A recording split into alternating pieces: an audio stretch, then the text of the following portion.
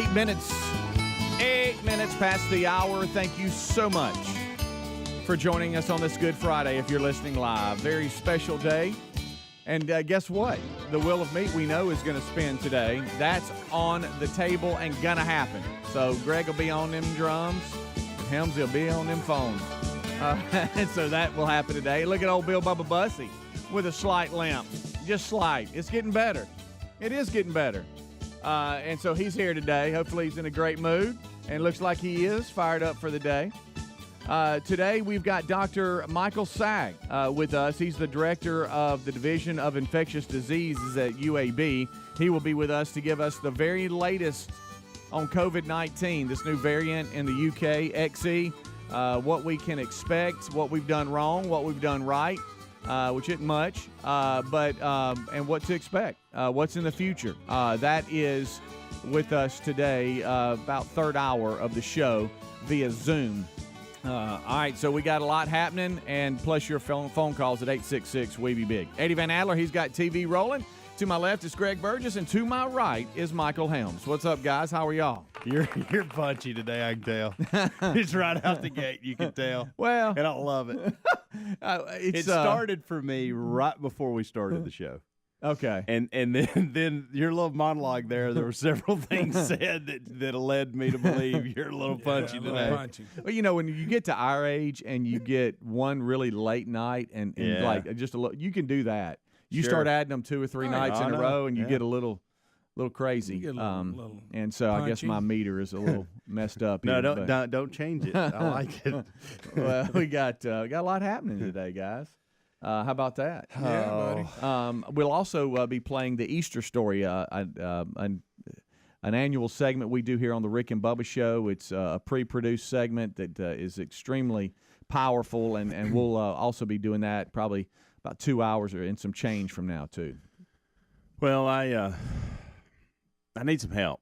I had a can't have nothing yesterday. Oh no! Went to visit my accountant yesterday, and I've had a few days where. Can't have nothing. Well, Yeah. here's the thing though. I felt the last few days I have been it has been crazy days, just like you're describing. And my last thing to check off the box was after the show. Well, really a little bit of time after the show, like 12:30, 1 o'clock. Run to my accountant's office for the first time in a really good mood. Because I did well this year. Oh, as far as what I'm having to pay out. okay. Because usually when I get there, I'm sticker shocked at what I'm gonna the check I'm gonna have to write. Okay. Back to the government. And yesterday I knew going into it that it was good news. So I was kind of I was listening to podcasts on the way, stopped and got me some lunch, and I'm just enjoying it. Yeah. Get there, everything goes smooth. There's no surprises. I'm like, okay, it has taken me 10 years to drive to my accountant's office. The last time that I drove to my accountant's office has been 10 years where I was like, okay, that's easy. I can handle that. That's easy. Easy. Then I get the phone call from Amanda. Oh no. Hey, our washing machine's broke. Oh, it's always something, isn't it? And I thought, what? Are you kidding just me? thought you were winning just Right. slightly. I was like, what are you talking about? And she goes, well, and it had gotten a little later in the day when she made that phone call. Matter of fact, at this point, I had already run carpool, dropped off tennis bags. The only thing I had left to do was take Maddie to her tennis lesson. Mm-hmm. And I thought, man, I got like an hour. And I get home and I don't really have a whole lot to do. And that's when I got the phone call. Golly. Hey, the washing machine is full of water, full of clothes, and will not spin and drain. And I'm like, Just sitting there. Oh no. what are we talking about? And I said, okay, so Maddie and I, she goes through a little clinic, and then we do a couple Did your things. podcast stop at that point? Yeah. Okay. The joy of listening to Okay. whatever I was listening to had kind of Right. because I remember grabbing underwear that morning from the laundry room and realizing, hey, we got a lot of laundry in here. We've had a busy few days. Yeah. Everybody has Grandma, so we're gonna have to Piled up in here. Yeah, and here's the thing. Smokestack. Leaving somewhere on Sunday afternoon to leave for a few days. So we got to get all this done. Yep. And so here's what I did. So I tried to run the spin cycle again.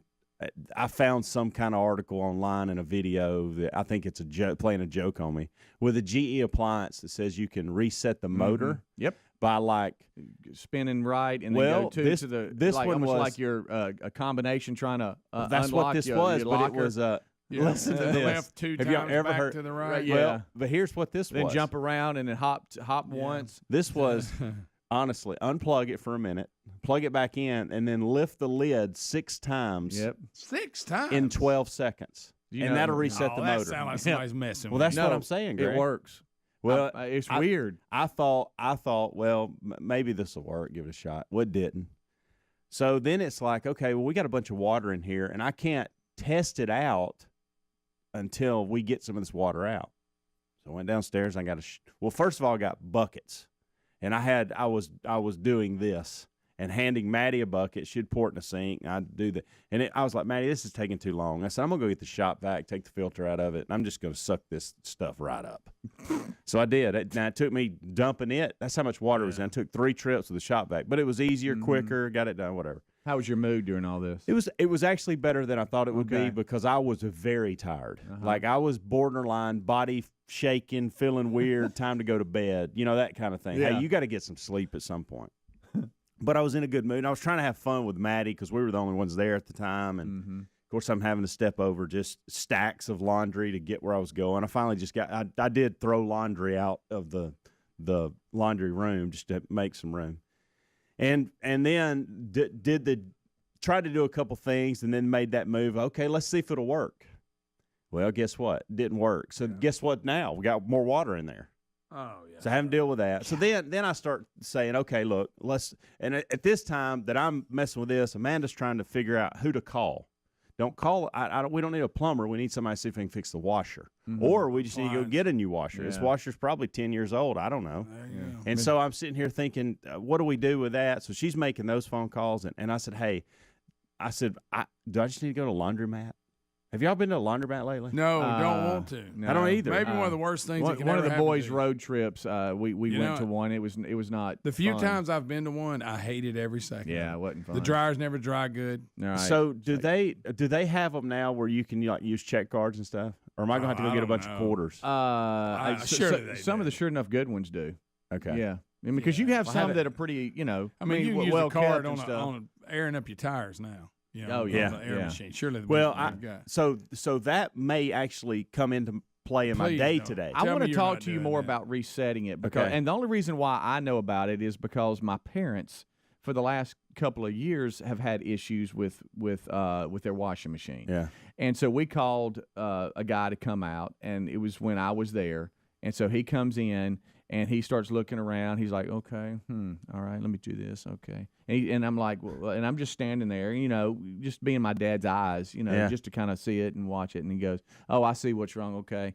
Here's what we're going to do. We're going to go toot, toot, click here. We're going to click her to the right, and we're going to click one back here, and then that. All right, let's. He just did the turning of the knob left twice, and then back to the right or whatever. It fixed it immediately. Really? And so I wrote that down, and he said, yeah, rather than calling me, I mean, this is what you could have do. done, yeah. But Well, it and may then not sure be enough, that it happened problem. about 2 months ago again, and Dad couldn't remember what to do, and so I had the notes, and he did it, and it worked. It got it out of its little fog. Let me ask y'all this. So I wonder if that's it. I don't know. Or maybe. Is the dry cleaning places these days, don't they have services where you can take your clothes and they'll wash them? Oh, and- yes, yeah. yeah. So that may be something I could do too. I don't know how to quick get you us get by. it back. I'm just trying to get us by because I know if it's broke, because somebody's coming out today to look at it, and we need a new one. Well, we're not going to get it today or tomorrow, the next day, and we Just got to go buy one and take it home. Yeah. Rick and Bubba.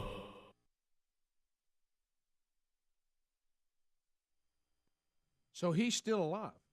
It looks like this. Now, I don't know why we all thought he was dead. Now, we go back to the moment on the show that we killed the man, and that was when I brought up that if this is a fake and now 2 people are dead looking for it, those family members are going to be very mad at this man, to which we just announced, and we don't know why. I did. I said, well, they can't get him. He's dead anyway, but there was something in that original story that made all of us think he was dead because we talked about it in the break. Yeah, we killed this guy off, but we don't know why we did. So if he's still alive, hell, man, 2 people are dead. Tell us where it is. And Hey, pal. I've had people email me saying that there is a place in Colorado called Browns Creek, Browns Creek Falls. So it has a waterfall, and it does have the name Brown. So that ought to be where it is, somewhere around there, if it exists, which I don't think it does. 2 days. You still think we can find it in 2 days Together. with the help of your dad, right? Right. Yeah. Okay. I got Well, it. he knows poetry. He so does. You're right. that's- You're right. Yeah, That's he's going to true. do that. That And comes in. That and- may be our guy back at Master Control because I don't think he could go with us. I don't know. We don't know the area good enough to know all these codes. we got it. We got to know who the field team is Right. and what everybody's role is. And if we work together, we can find it. Right. You know what it reminds me of is that great movie I love called Sneakers. You know, the group that broke into the banks and then they stumbled on something bigger than that. Do you remember that? Robert Redford and I remember the all of movie, them. but I don't remember Dan what it was about. Aykroyd was in it. Sidney Poitier. How do you say Watch his last out. name? You know who I'm Yeah. talking about. Portier. Can I bring up Portier. an obvious? Sidney Poitier. By the way, we've never laughed. We did not laugh. Sorry, Helms. We did not laugh enough back during the O.J. Simpson, American-made O.J. Simpson, and that time he tried to get a serious role about some jazz singer, and he didn't get it, and he claimed it was the only role that he didn't get, thinking there was some bias against him. And you know who got it? Sidney Poitier. And we think O.J. thought he was a better actor. Sidney Poitier. But You got ripped. But anyway, so the guy's alive. I hate to take a light and shed it right here. Yeah. Us five, we couldn't get out of an 18 by 18 foot room at Breakout. What tried- makes you that's think what I you're going said. to park Yeah, us in the but- wilderness in the Rockies and find the we're- treasure? In all fairness, we were right down to the wire getting that done. I mean, we were just a few seconds So was over. this guy, and he Yeah, died. but we don't have people yelling and hints at us on Yeah. this. The hints Yeah. were the only way we Word got out. it. Whoever's back at Getting a Master few- Control will be that person. Getting a Speedy's few dad. hints was part of the game. Speedy's dad. yeah. But let's go back. Yeah, because we were 2 blocks. Let's go back to this again. When did we become people who can handle treacherous hiking in the Rocky Mountains? Okay, Right. but listen to this. When did that happen? I'll give you Listen that. to There's this some things we gotta original overcome. story. In a post on mysteriouswritings.com last week, Finn, who's still alive, warned apprehensive hunters of the dangers. Please don't overextend yourself. I was 80 or so when I hid the treasure, and it was not a difficult task. I soon will be 87, and I could go back and get it if I were so inclined to. So he's saying you may not have to do all Now that. I'm over in the Helmsley camp. Somebody found it and they're shutting up about it because they don't want all that. They don't want anybody. They don't want the tax problem. They don't want any of that. This is typical of us. You said you kind of made a deal with everybody. If we can play that, if I'll allow you to play that, if we can play this other video, which I think we'll all agree is in our top 5, probably top 3. And that is the horse race. I don't know what horse race it is. When a naked guy decides he will run with the horses. Well, it's National In the mud. Naked Hike Day, so Yeah. I think it's Why not? Fitting. Loses his footing and goes face down in the mud completely naked. Yeah. It's absolutely, I mean, no way can any person who is somewhat normal watch that video and not laugh. I think it's impossible. Yeah. You know, and so we'll go McEnroe first. And I would like to make a special request. As the McEnroe thing is finishing up, I would like to hear him say, "Bubba, God bless you." Yeah, Okay. oh, Add yeah, to for it. sure. Oh, wow. That's good And stuff. Rick, what's so odd about this? God You know, bless you. tennis is supposed to be proper, and there's a lot of sanctimony to It's a it. gentleman's game. Sanctimony. and well, peace. You mean with everybody. ceremony? Pomp and circumstance. How Okay, about okay, that? right, okay. And Because there is some sanctimony with. I've been around these tennis people. They're quite sanctimonious. But anyway, but Wimbledon is even a cut above. This is Wimbledon? the granddaddy. Can we of them all. say Wimbledon correctly? Yeah, it's not. There's no T in it. is it Wimbledon? Speedy butchered it a minute ago, Wimbledon. and now Bubba has. Yeah, I You don't- did. Greg heard it. We both looked at each other, and I held off. Wimbledon, I and then held Rick off repeated until it Wimbledon was because he wouldn't know. Wimbledon. And by the way, I've got to make a call on something too. Bubba was asking yesterday if you had pink eye. I'm afraid you have a sty. Oh, Is it? The dreaded style. You remember you not were the saying there was something wrong with your. Pass the gravy, please. Ooh, it brings me to my knees. I can't start another day without him, brother. All right, we're rolling back 23 minutes past the hour. It is the Rick and Bubba Show's kickoff hour. The Wheel of Meat we know will spin today. We'll have the Easter story today as well. Plus, Dr. Sagg, the Director of Infectious Disease at UAB, will be with us on hour number 3 to give us the very latest on COVID-19 and what we did right, what we've done wrong, and what to expect. And so we'll reunite with Dr. Sagg. It's been a while for that. As we were talking to Helmsy last break on the You Can't Have Nothing list, he got a call from the wife yesterday that, hey, the washing machine's not working. He was Speedy made up some way to fix it. Yeah, so not only was he going to the accountant, but he also got that call. But it was a good trip to the accountant, but it changed pretty quickly, didn't it, Bud? It did. And so it seems to be locking up on the spin cycle and not doing anything. So the washing machine's full of water. He's trying to get it out. Just got a text from my dad that, hey, our washing machine did the same thing. We did the steps, and it unlocks it. Yeah. And I think he's having to do it more frequently. So I think we've got really big problems there that we're just trying to just get through. Just Band-Aiding it. Yeah. I'm sending you right now the video, and it's pretty easy to follow about the steps that he takes that we discovered works, and this is what the repairman that came out to his because at first we didn't know this is what I felt silly, to be honest with you, because the repairman came out and they have the fee just to come out, which I understand. I mean, they paying gas and time. not going to other places and time. And so you pay a fee for them to come out there, and he was literally there for 5 minutes because he said, "Oh, here's the problem," beep, beep, beep, beep, beep, and unlocked it. Yeah. And he said, "Dial that in, and you're not going to have to call me anymore." And so I did. And so hopefully that works. I don't know if it does or not. Now the opening and closing. Yeah, I'm reading articles on that too, and people say that works. Now you got to do it to the T though. I know. You can't skip a step. I tried it twice. Okay. And rub your head I'm pretty and scratch sure, your belly. but it does. When you read it, you think, okay, buddy, you're playing a joke on me. So there's two issues. One, if it is broke, then I got to get a new one. And it would be easy. Got a truck now. I can go get me a new one. But then I deal with the one that's sitting in there. Don't have to deal with that. That's why I like people delivering, because they can just take that one when they go. I know, but but I'm getting emails from people saying that's like weeks. Like to get something delivered right now. Oh, it's I like know. weeks. Oh no, you're gonna have to. So that's the first put it problem. in the truck. The second problem is, what do I do with all this laundry in the meantime? Yeah. Now I will say this: I think I have that problem solved because our audience is awesome. Mm-hmm. There's a place 3 minutes from my house. Okay. That Amanda actually called last. I think she called the same place. That's the one she was supposed to call. The manager of that particular store has emailed me and said, yes, we do that, and we can take care of it. Okay. So I think that problem is resolved. We can take all that this morning to him and say, whenever y'all get finished with it, we'll come get it. But we still have to resolve the washer. And I don't think lifting the lid 6 times in 12 seconds in a 30-second period after a power and off and on is not working. Seems to be a more severe problem. So I don't know. Well, buddy, I'm sorry. And of course, it's the washer, not the dryer, which means it's heavier. Oh yeah. Oh, so that's sure. that's a block bit. in it. Yep. Yeah. Of course, the dryer won't be far behind it if you bought them in the same Well, time. the good news is we just replaced the dryer probably 6 months ago. Well, there you so go. I hope we're good there. Yeah. But isn't it just the way life goes? Yep. You never get excited about something money-wise when you think, oh, man, I've really done something here. Yeah, this is there's always something something else. sliding Yeah. Man, I mean, guys, it wasn't hours. Hours of joy, thinking, hey, you know what? And Gary Vines, he's got the line of the century, can't have nothing. Not a thing.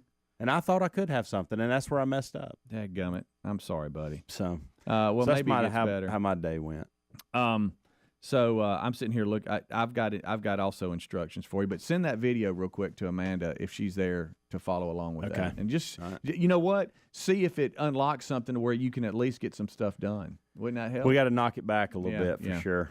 So yesterday, I found myself in Decatur, Alabama, and Hey, Decatur. and I like Decatur, by the way. yeah, Been there many times. Yep. And boy, it was windy. Yeah, it was. And I don't know what's up with the wind, but it's been around for a while. In windy afternoons, and I was passing. Have you ever been on the interstate and you look over to the other? Let's say you're going northbound like I was, and you look over to the southbound lane and it's backed up for miles, and you're like, "Phew, man, I'm glad I'm not over there." Me. And then I cross the Tennessee River, and it's a pretty good little bridge there, and I saw it over on the southbound lane of 65. I saw, well, boy, it's all down to one lane, and I see what's going on. They had guys that were hanging on the bridge, looks like doing some repair and some maintenance on the bridge, and it had everything down to one lane. Yeah, and they do that on my way home on Riverside all the time. It was backed up all the way to the 565 junction, and it wasn't moving. I'm talking about it wasn't moving. And I'm like, phew, well, I hope when JC's doubleheader's over, that'll be fixed. Oh, it'll be fixed by then. That's hours. I mean, that'll be clear. Yeah. What do you think it was clear? No. And as I'm coming home, I'm trying to get back up on 65, and I mean, you're just sitting there. I mean, you're not even moving. Of course, nobody has the ability to learn how to merge. If we would just go 1 1 1 1 1 1, we would just keep on it down. And nobody is willing to budge. And the amount of 18-wheelers, you truckers out there, I don't know how you do it, but there were so many of you. But eventually, I think after about 35 minutes, I got through it. But for a while there, I thought, well, am I just going to be here all night? But we don't have the ability to merge and work with each other. Rick and Bubba.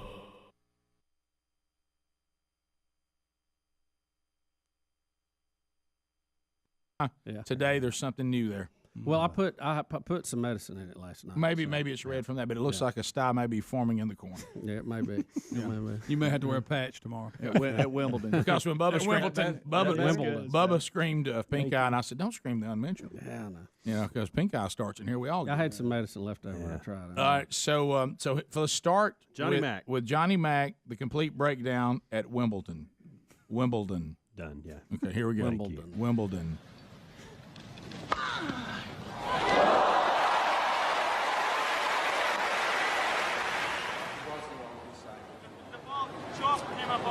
No, it was a bit of a spread, Mr. McEnroe.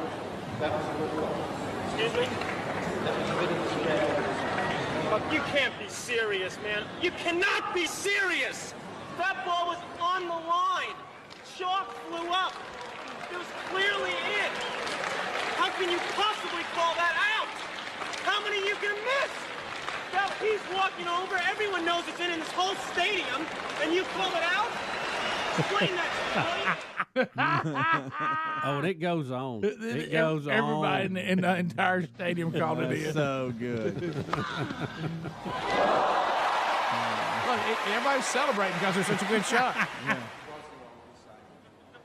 Chalk came up all over. No, it was a bit of a spread, Mr. McEnroe. That was a good call. What's he saying? Difficult what? That was a bit of a spread. Look, you can't be serious, man. You cannot be serious! That ball was on the line. Chalk flew up. It was clearly in. How can you possibly call that out? How many are you gonna miss? Now he's walking over. Everyone knows it's in this whole stadium, and you call it out? Explain that to me. Explain that to me, But the umpire ends up getting on the phone, and he calls down the tournament guy. I mean, it went on for a long time. So what did they finally decide? Out? I don't know. I think you have to stand by it, yeah. Yeah, but all right, let me Because ask there you. was no replay, Hawkeye, none of that back then. So Let me ask you this: like in other sports, you know, even though I understand he thought he was right, and he probably was, Yeah. and I understand that frustration dealing with, you know, flawed people that make decisions that can cost you games and matches. What's the repercussion for the official? Because in football, baseball, they code you. They can throw you out. Yeah. They can say you're out. You're penalized. You get warnings, and you get but points what happens? taken Oh, away. they do then take you points get, away. you can get all kinds of. Yeah, he can go to the point that he forfeits the match. Yeah. Oh, really? Yeah. Okay. All right, so It now must take a lot. all right, now let's get to now let's get to naked guy running with a horse. All right. Because that's what we're all waiting. Yeah, for. here we go, Rick. Here's the call. He's down to the 150. He is well clear, Morecambe. He's coming away from them. Born to See under the big weight. Oh, Morecambe put in a bad stride. He lost balance. And now Born to See raced up on the outside and got the money. Born to See got up to beat Morecambe, who looked home for the world and put big weight. Oh, Morecambe put in a bad stride. He lost balance. And now Born to See raced up on the outside. I don't know who Carl Ravitch is, do you? Oh, yeah. Which one's he? I don't watch ESPN You would much. know if you saw him. Would I? Yeah. I used to watch ESPN too. I felt like I was watching MSNBC. He's taking over. He's taking over Chris Berman's duties as home run derby guy. which means we won't have to hear back to a nauseum. It was fun for a while. It was. You work it in every once in a while. You don't have to do it with every home run. Yeah, it just for a while when I felt like I was going over to ESPN, it would be what it was like if Rachel Maddow did sports. You know what I mean? So I kinda Greg's retired. got that. What's that one thing he does? He's got that down for the NFL. Yeah, the guy on the NFL channel. When I was Don't away, bring this up. y'all. Stop.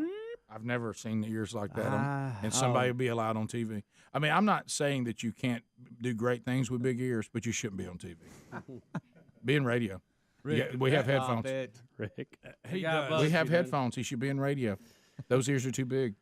Those ears. He are- looks like a character on Chris Kattan. Yeah. I mean, what was that little character Chris Kattan did? That's what Mr. he looked like. Peepers. He looks like Mr. Peepers. Or Chaka on Land of the Lost. Oh, Greg. Okay. No, you went too And far. we went too far. That Too far with it. There it This is. is why I didn't want you to bring it up. Well, that was Carl a weird Ravitch will show. be. I'm happy about that. Yeah. Do you like the bigger guy on the NFL channel? No, Rick. I'm trying to get away from talking about. What it. about the Did you see that NBA picture I guy? sent you when I was in line? Yes. What about the big chunky NBA expert? See, this is he where looks. this goes I mean, to. he looks like a lawyer or something. You know what I'm talking about? Got the big head, big face. The hockey guy too. Slicks his hair back. And it's all long in the back, Melrose. and it's long in the back. Melrose. Yeah. Barry Melrose. The chunky NBA guy. I mean, he just doesn't look like an NBA guy. Yeah, it's kind of like when they had that NFL guy that looked like he was sickly. Oh, he he's got still fired. around? No, He's he still got around? fired. Thank I think goodness. he got caught up in the. I'm glad he got ESPN fired. God, that was an fired. odd looking fellow. I was trying to get him fired. I'm done with my segment. That one. Yeah, Oh, you talking about when Yeah, that the was a funny commercial. commercial, Yeah. but funny commercial. I did.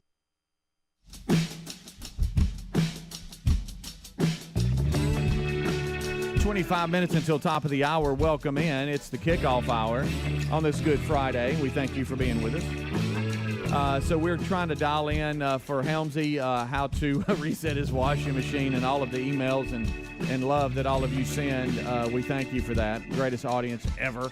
And we appreciate you helping him coming alongside. Hopefully the instructions I sent will help Amanda. If not, you've exhausted all efforts and then you get a repair person there or you go get a new one. One of the things I've learned, and if you're listening live, we do get up early in the morning. Oh, yeah. The laundry people do too. If they run laundry businesses, they Get are on up, they're get up it and done. after it. How about if they're doing next day turnaround and Yeah. stuff? I mean, they got to get after it. They don't do. They? They do. ancient Chinese secret. Remember that commercial? Yeah, I do, but I wasn't expecting you to throw that out there. Yeah. Chinese were known for their laundry. Yeah, they were. Yeah, back in the day. Okay. That was Just the like way you say that and then look just at me. saying. I know. It is when he says something like that. It does make you want to just stop and go, "Should he say that?" Well, y'all need to right. research it. I know. Oh, really? Yeah, that was known, that business. That business.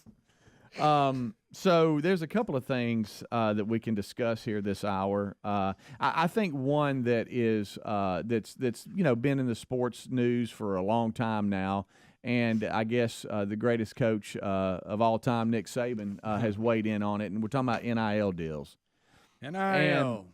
What was the biggest thing Who that thought we that'd get out of discussed? We discussed when it was the NILs. What did we say? Hey guys, there's no boundaries. There's no you governor can legally on this. buy players. Yeah, and he basically said, "Well, look, the NIL needs to change a little bit because the situation is where you can basically buy players." Yeah.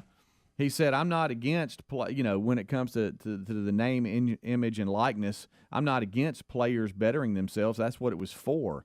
He said, matter of fact, some of the athletes at Alabama did extremely well. He said he supports players being compensated, but added there is an issue with players free to move from school to school without repercussion And what's going on now is you've got this transfer portal, and it's allowing schools to purchase players with incentives to come here, and you're going to get some moolah. You're going to get some money. Texas, if you're a lineman, they had a little deal of $50-something thousand a year. Mm-hmm. He said on our team last year, the guys probably made as much or more than anybody in the country. Well, and so he said, so I'm not against the kids making money. He said Heisman Trophy winner Bryce Young had an endorsement deal with the BMW dealer. He also had a deal with Bose and Kool-Aid. And so, I mean, we're not against that, but what we got to be careful of is that we're not just buying players and they're hopping all over the place because of money. You know, for 20 years now, we have been talking. There's no boundaries. There's no rules. Right. They never, the NCAA ignored it. And for 20 years, we've been the paying college athletes something a little more than they're getting outside of their scholarship has always been discussed, and really so over the last 20 years. And we have all said the same thing. Good idea, probably deserve a little more, but you got to have standards. You got to have policies. Yeah. Everybody's not going to benefit from it. Right. You've got to have some procedures in place. You got to police it a little bit. And at no point in this NIL deal, no pun intended, have they done any of that. Mm-hmm. It has just been the wild, wild west.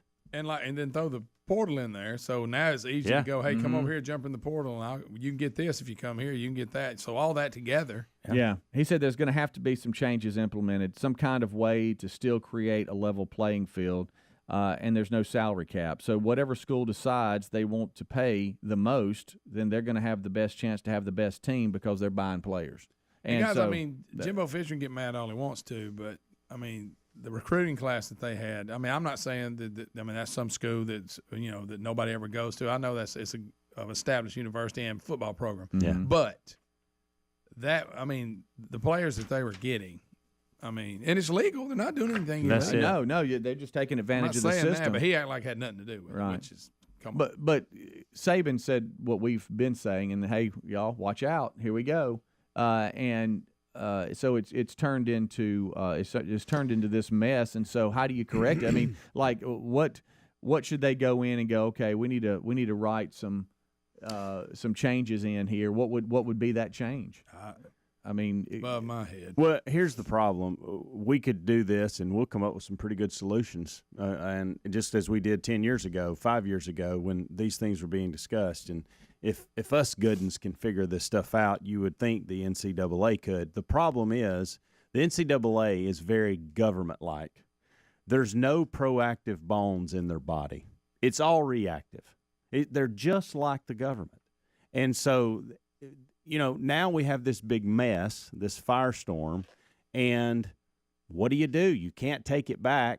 You can't not do the portal. On it. Mm-hmm. I mean, this is the way they always do, and they always have done this. And this is why I personally wish I would see that these conferences are so big now and so much money involved.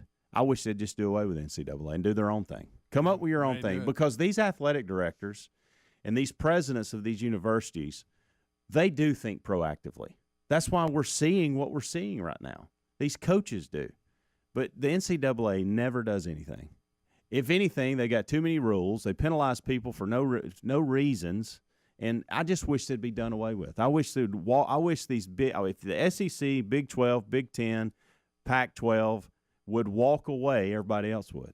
And I will say this, as far as the portal, at least they streamlined that. Before, if you transferred, some may be eligible, some may not. They had the rule. Yeah. Now you can go. You get in there, you can go. We don't have you're eligible. Mm-hmm. Because remember, before that, you'd have to apply. Hey, I want to transfer, and do I have to sit a year out or not? Well, let me tell you why I'm leaving, and then they would decide. Well, if he's leaving for that, he can play immediately. But if he's not, now unless you've graduated, you can play. That was fine. But that was that's still the deal. But at least with the portal, they have got a little more consistent for everybody. If you want to go. And to your point, Greg, because we had this question the other day, because we didn't know, I didn't know, but we talk about this in football because that's where most of the big money is, and then it bleeds into basketball. This is going on with every sport. There's a transfer portal with every single collegiate sport. Right. And so this is affecting so many people. But again, they're not going to do anything. They never do. No, and one of his big concerns is player development. You can't. It's hard to get a kid in your system, and develop that player to better himself. Great point. Because it could be that in a year or two he's gone because he's gotten better money somewhere else, and he's out. So it's tough to.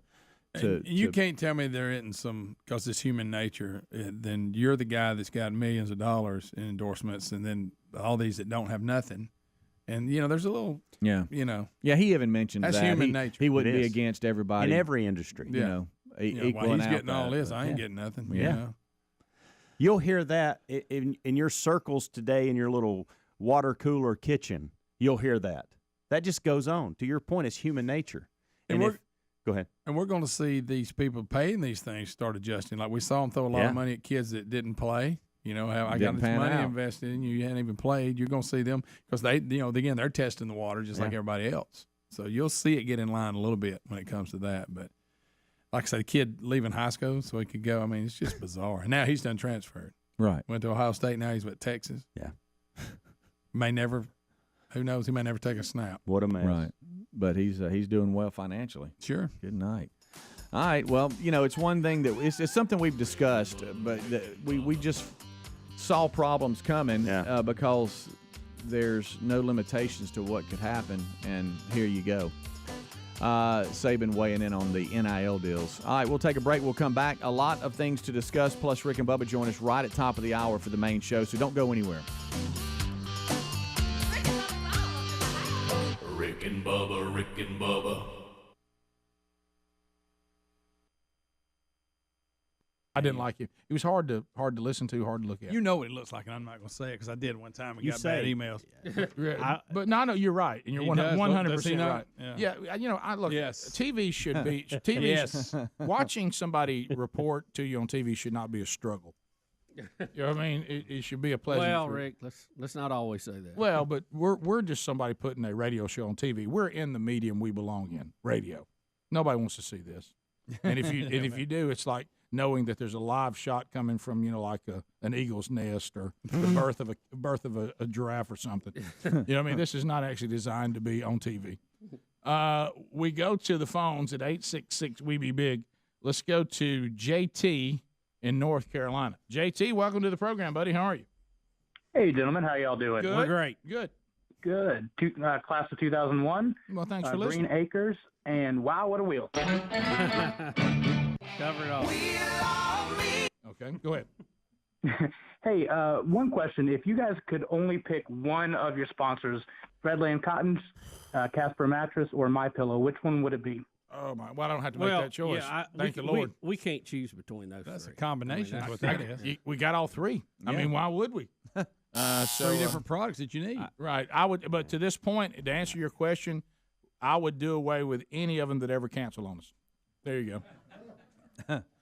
We continue. 866. As long as they're current, we're good. Lizzie in Missouri. Lizzie, welcome to the program. How are you? Hey, monkey grass. Hey, thanks for the call. If you have the name Lizzie, do you feel overly pressured to stay thin? Thin Lizzie. All right, go ahead. Hey. Go ahead. We're currently in Arkansas traveling back to Mississippi. But what is your best vacation advice or suggestion? Best vacation advice? Well, Yes. Is there a particular area you're wanting to go, Well, or is it a budgetary issue? Well, we just went to Branson, but just anything. Don't go to the coast right now. Yeah, next Give it a week will day. be much better. Yeah, another one. Don't pick up hitchhikers. Right. That's a good one. Plant early. Right. So I would look out for Anthony Weiner if you stop at a rest stop. That's a good advice. Don't give him your cell number. Right, and try to Tell you that. Yeah. Just I don't know. As far I'd have to have more specifics on like where you were going. Like if you were going to Disney World, I would give you the do's and the don'ts. If you were going to a water park, Or does she just want to know a place to go that you we want, like? are you trying to go somewhere?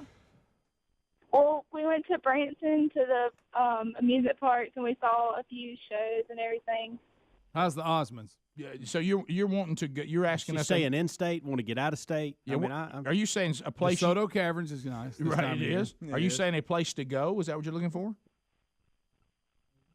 Wow. It doesn't matter. Just anything you got. Well, I will highly recommend Hawaii. Yeah, I mean, if everything's open to us, right? I'm gonna say Yellowstone, but the stay on Bahamas the is pretty nice. Yeah, Of course, you know what I want to know? What's the budget? Right, of Well, course you do. that was one of the questions. Are we I mean, unlimited? budget is everything. Are we unlimited budget? Are we kind of minor budget? What are we on? Just forget about it. Never mind. Never mind. God love her. She seemed really How many nice, people but are she's terrible on going? the phone. Yeah, I was about to say go to Cape Girardeau and try to find the Rush Limbaugh statue. I was trying to help him out. I mean, I know. when you're You in think the Missouri, radio was on messing with him? I Either think that or so. She was just coming in and out of consciousness. yeah, I didn't know if they meant I'm going to this place. What's the do's and don'ts? Right. Have you ever been? Yeah. We needed a little more to work with. She said anything. Is it beach? Are we going Yeah. skiing? What do we want to do? Don't take Greg. I didn't know Right. what we were looking for. I say go to Lake Cheney. We go to Amy in Athens. Amy, welcome to the program. Go ahead. Hey, you guys are really big stars and everything. But I just can't believe you're like picking on some other media guy for the size of his ears. Isn't that really small? What y'all do? Don't make fun of that guy's Really ears. small of us to make fun of the guy's ears, is what she said. Y'all pick on fat people too? Yes, No, we do. absolutely. All the time. More than we do Every day. big-eared people, because there's more That's fat ugly. people than big-eared people. Yeah, and ourselves. We make fun of ourselves all the time. I mean, it's My Okay. nose is Yeah. humongous. if you think we don't Ski make fun, slope. we don't make fun of ourselves. Okay. You must not listen. I'm very That well. man chose I to be don't on listen television. very much. I don't. I'm Well, but you sorry. took time I to don't. call. That makes sense. It was just look. It was a mix. Well, now I do. I want to say this. I did hear one guy try to stop you. Don't go there. Don't. Who is that? That's probably me. That was, now it was actually Helmsy because he knew that he would chime in because it bothers him too. Yeah. He didn't want to be. Good on you for trying to stop him, because that's just ugly. Well, look, the ears are Thank big. you. I mean, it would be like you seeing me and having nothing to say about my extremely long face and weight issue. I mean, it would come to mind.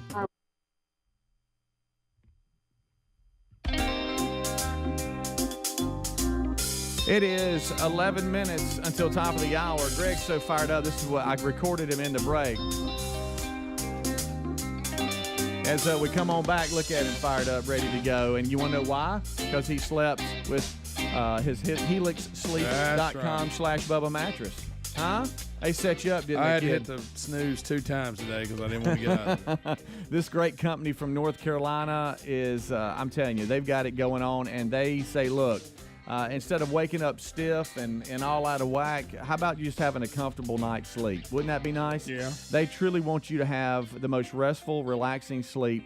And you can do that with Helix. And right now you can save $200 on your new mattress, so don't be putting this off any longer. And they are the best mattress you'll find out there, and it's affordable while being all about you. So what they do is they have the soft, medium, and firm mattresses that will keep you cool this summer. And even if you, are one of those that maybe need a little extra size mattress, they have the Helix Plus for you. They were the #1 best overall mattress pick by GQ and Wired magazine. You take a 2-minute online quiz to match your body type and sleep preferences to the perfect mattress that is just for you, and then they will send that right to your door. So you go to helixsleep.com/Bubba. You're going to save $200 when you do, plus get a 10-year warranty and a 100-day free trial, so you have nothing to lose. Helix Sleep, it ships right to your door, and you'll save $200 in the process and get all the other things I mentioned. helixsleep.com/Bubba for a truly amazing night's sleep, or you can go to rickandbubba.com under the sponsors button. All right, so I understand you're getting a lot of emails with some suggestions. I have, and I got it. Let me just tell you something. Our audience is super awesome, and this one got me. All right. And I was so intent about reading it, and it's Thought just you had so, something. You were dialed in. Hey, we got the answer here. By the way, I do think that that I'm gonna be able to take all of our stuff to a cleaners, and they're gonna take care of us this morning. And Don't take your drawers that's got the rear end tore out of it. Just a couple of holes. That's it. But please let me read this. This is so what's been going on the last few days. Hey, Hams, my name is Josh. Been listening to the kickoff hour this morning, and I have something you may want to look into before spending money on a new washing machine. I had the same exact problem earlier this week. This is when he got me. Okay. I had the same exact problem He earlier went the this week, distance. and there's one thing that I had to do that actually fixed my problem. Have you thought about Topaz? He had you. It's a little procedure called. Yeah. I was so in. What about Topaz? I mean, hey, here's me. Mm-hmm. Intently. You thought Just he had pulling it. I Got pulled the you. laptop in. Yeah. He got Got me. you. If I He had got me. thin skin, Well done, you Josh. kind of hurt my feelings today. Do what? Yeah. Yeah. Well, you think you got this magic cure. And I really did. Hey, by the way, look at me. Won't even read it. And he ain't giving you Speedy, much that at is all. not. Won't even read You know what he it. did? He looked at him and went, Psh, That, Greg, that is not true. that's a bunch of crap. I'd rather just try told you- Topaz. I just He told looked you. at me and said, I just told That's you a in bunch the of- break Yeah. that I was thankful for No, it. look, What do buddy, you want me to look, when you heart? saw You want me it- to heart the look at me. text and give you a Huh? thumbs up? When you saw it, admitted it was kind of long. What? No, it is Why- long, why and I long? thought, no I'm way not- Amanda I'm- gets through I'm not this. Ah, charity is charge. that the text? Hey, I'm not charity charge over here. Look at Okay. that. All right. So quit giving me Please charity. look. I want you to I'm look at sorry, that. I got to go with Helms on this. No, Guys, he's not gonna- that's what you That's do to too fix much. it. I'd rather just and buy a Speedy. new All one. right, y'all listen to I'd this. just buy and a I new am one. going, Speedy. I am going to try this, but Amanda will not. I'm going to she call won't Amanda. get through that. What, give your wife more credit. She can read. Yeah, All right. but One of the ways you can reset your washer is by rotating the main dial There in it a goes. specific order. Okay? To do that, you have to first make sure that the main dial is at its standard or normal position. Then turn the dial counterclockwise, making one full rotation and coming back to the normal position. After that, turn the dial clockwise for only 3 settings so that the dial is now at the 3 o'clock position. That's too much. Turn it clockwise once and then counterclockwise once, bringing me the dial too. back to 3 o'clock. If you've done this Well, what if I right, need it the before 3 lights at the o'clock? bottom of the dial will start blinking. If they don't, then you repeat the whole process again at a variety of speeds. So at 3 after o'clock this today- after this step, you need to turn the dial counterclockwise 4 times or till the only the light indicating rinse is lit. After that, you press start and the machine will start recalibrating.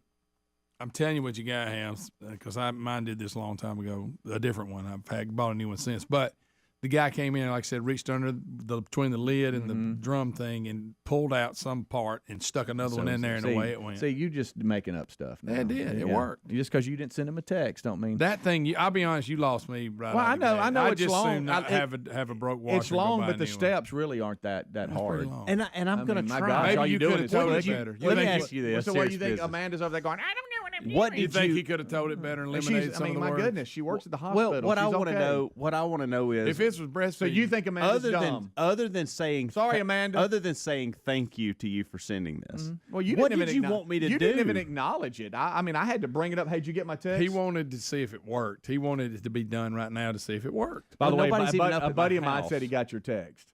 What? Yes, he said you texted him and said that you that I just told you to do the dumbest thing ever. Yeah. What are you talking A about? buddy of mine just said, "Hey, Helmsy, I did just not texted me and text said that anybody. what you told Some him was the DA. dumbest thing ever." That's not. I'm going to look at it, and I'm going to edit it. I'm going to take out unnecessary words and then send it back to him. Yeah. Right. Here, I'm on right here. He said Here's you what let. I'm He gonna said you left him a voicemail. I'm- Hold on. I'm, That's about the dumbest thing I heard any fool say ever. I'm hearting it. I'm thumbs upping it. No, he wanted it. And I get it. You Yeah. want to see if it worked. Right. He wanted to be the hero, But- but you're but- not letting him. But I Yeah. can't. I can't wow. right now. Another buddy of mine said you left him a voicemail. What you've just said is one of the most insanely idiotic things I have ever heard. At no point were you even close to anything that could be considered a rational thought. Everyone in this room is now dumber for having listened to it. Yeah. Thanks, buddy. Yeah, that's how he feels about it. Yeah. I do not. I'm very appreciative of it, and I'm He going looked to at it try and it. said, And I will send it to her. I'm sending it to Amanda right when now. she has time to sit down and read 30 I'm minutes, wanting 30 her- minutes worth of instructions. I'm Wait a wanting- minute. Another buddy of mine said you left him a voicemail. I can't remember the last time I had a ding dong. You calling everybody this morning? Hey, I didn't know what you're going. great choice. Oh gosh, I just wish the people on TuneIn could hear it. Here's the thing. I want you to go out because I know you wealthy. You live over the mountain. And Oh, stuff. don't start that. My W-2 looks much different than most everybody else in Vestavia. Hey, you go buy you a new one. You can afford it. Don't read my I'm not text. worried. I'll tell you what. Don't read my text part I'm talking because about. I know you don't think your wife's smart enough to follow the instructions and go buy a new one. I'm sorry, Amanda. I think you're brilliant. Oh, she is a brilliant, but she's. Let me ask you this: when they make First these of all, things, she's got to wake up. If this is if this is supposedly the cure, that's step one. There you go. How about this is from the factory? Why don't they make it like 2 steps? They built it. Why you got to make it if this happens? You got to daggum. That's a great decode. I understand if you're trying to do some cheat I know code you in a can get mad game. about it. Like you remember the up, down, left, right that we used to do Yeah, in Good on night. whatever play system it was. It's okay, I don't remember. But I don't remember that game was so much fun that I used that code on. Right. But yeah, I'm to your point, Greg. It shouldn't be difficult. I shouldn't have to lift a lid 6 times in Somebody 12 goes, seconds "Here's how after you fix that. unplugging it, or go through these wonderful instructions that Speedy gave me. Yeah. Well, I mean, it's like the Da probably hadn't Vinci, even the Da read it. Vinci Code. You got to break I it to know. get it to work. I mean, how about this? Unplug it and plug it back up. That ought to do it. Yeah. What's wrong with that? I'm telling you, he's going to reach right under the lid and he's going to pull that little part out, and stick it other than like it did on Hearing mine. a lot of lid talk. Yeah. A lot of That's lid what it talk. is. It's the little sensor that tells it whether the lid's closed or not. I think I may have made that up. Wow. The first order of It's not business. going to do all that with the lid up. The first order of business is get Amanda up. Right. And That's then, step one. Step one. And then I'm going to get her to do this. But at the same time, she's got to go. We got to do something with this She stack does of not laundry want we you to have, send her which that. which is resolved if I can just get her to get it there. Ancient Chinese secret. Another voicemail. That's who's going to I handle woke up to go get me a cold pop. Then I thought somebody was barbecuing. I said, "Oh Lord Jesus, it's a fire." Then I ran out. I didn't grab no shoes or nothing, Jesus. I ran for my life. And then the smoke got me. I got bronchitis. Ain't nobody got time for that. I forgot about that I one. did too. That was Amanda. I got time for that. Oh. All right, we'll take a break. We'll come back. Go Thank home y'all and for try the that. help. Y'all don't care. Hey, look, Helmsy's not going to read much of anything. That's that y'all not send. true. So just let him go to his little dry cleaners that loves us, and then go buy a new washer. Forget the clicking. Don't you dare click. I'm trying. I'm going But to turn first, and like you click all said, day long. Amanda does need to I get do up. need to get her up first. Rick and Bubba. I mean, there's no way. Right. And like Well, he decided to be on television. Right. If he was just walking down the street, I wouldn't have said right. that. And Yeah, you would have. Yeah, you would have. I lied.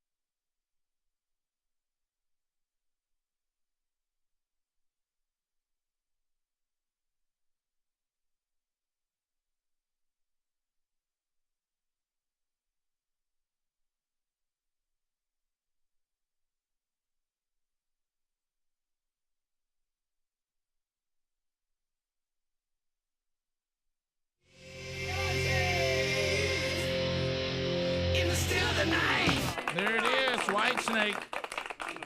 Still of the night, Bubba. How are you? So, are you continuing the theme from yesterday? Or are you going to play You never know. little known 80 hits? Is that it? Yeah, that was. You know what's funny about that? You go back and that was the one. I remember when that band came out. They'd been out a while, but then they got popular, and then they became the bands.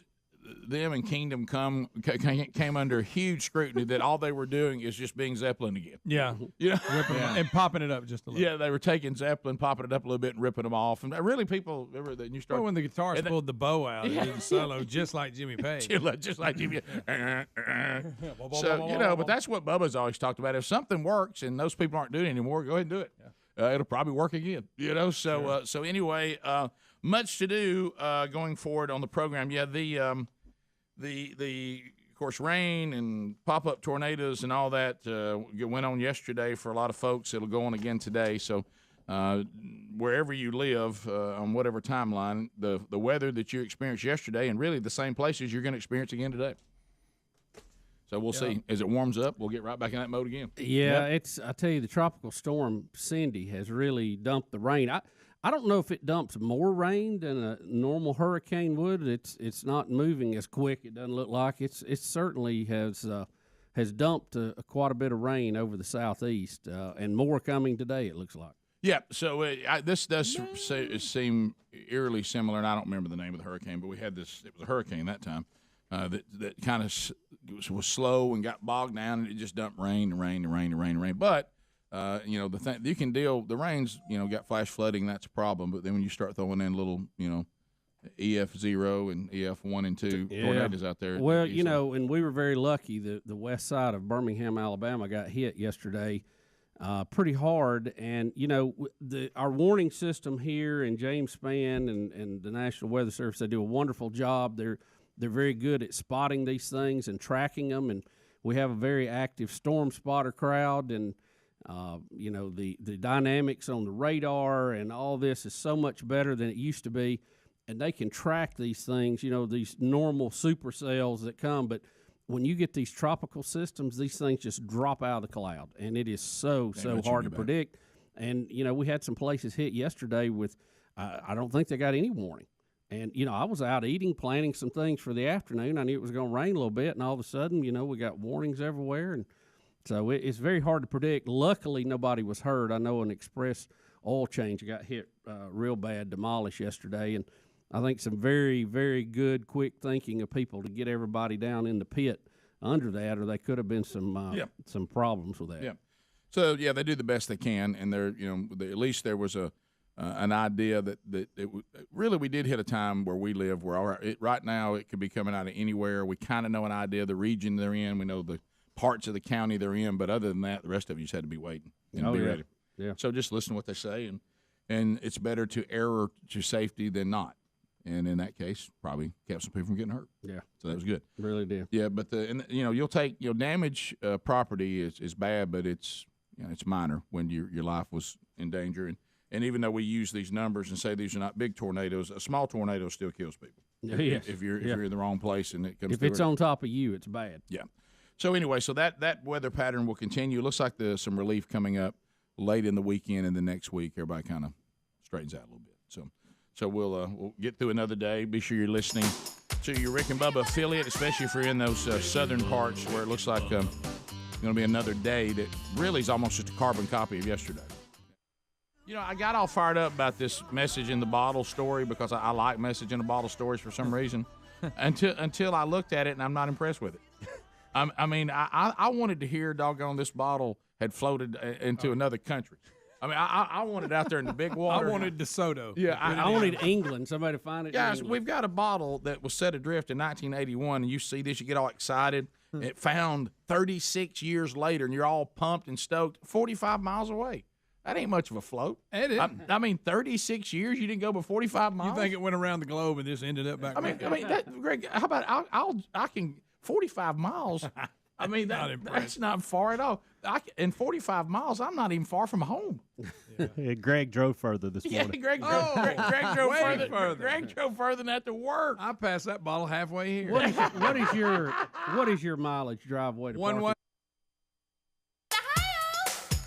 Rick and Bubba. Pass the gravy, please. Rick and Bubba. Ooh, it brings me to my knees. Rick and Bubba. I can't start another. Hello there. 6 minutes past the hour. The Rick and Bubba Show. Glad you're here.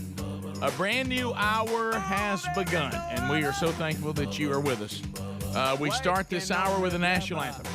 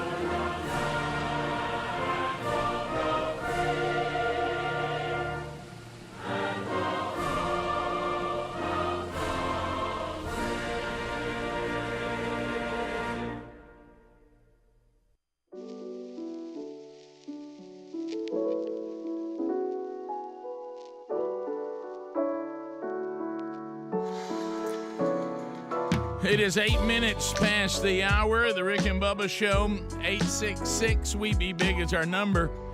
Excited to move forward with you. It is Good Friday, the day that everything changed for those of us dead in sin. Speedy, the real Greg Burgess, Helmsy, and Eddie Van Adler, all here for this hour, and we're thankful that you are here today. We've got a lot to unpack. We know we got Will of Meat. We know we got that. So we got that spinning on the program today. So you'll need to be paying attention on your opportunity to win. Let's bring him in here. The pride of Cedar Springs, Alabama. Most of you probably know him best as the Silver-Tongued One, the man with a golden voice, Professional Lunch Eaters Man of the Year, the inventor of Pizza in a Cup, Shakespeare's Worst Nightmare, and the master of the King's English. Ladies and gentlemen, let's put our hands together for Bill Bubba Bussey!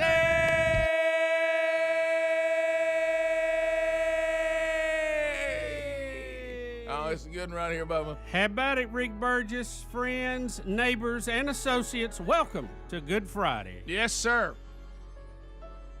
Let's worship a little bit here.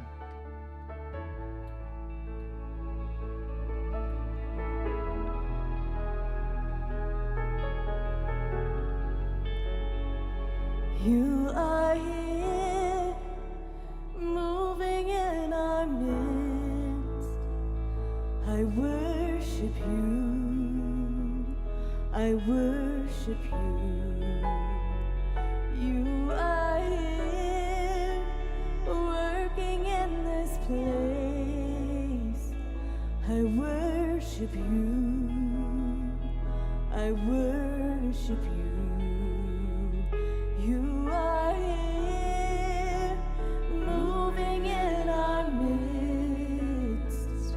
I worship you, I worship you.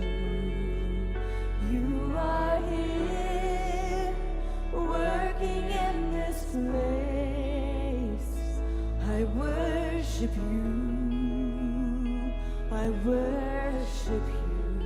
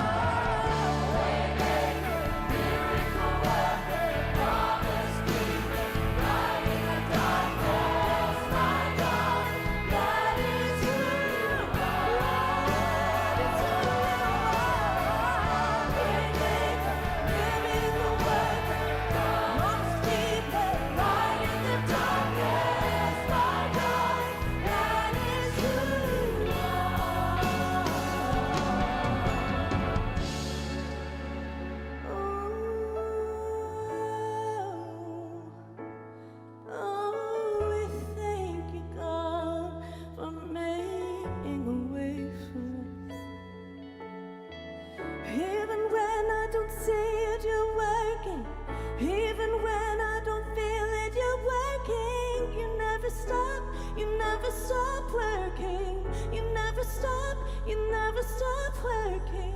Even when I don't see it, you're working. Even when I don't feel it, you're working. You never stop working. You never stop working.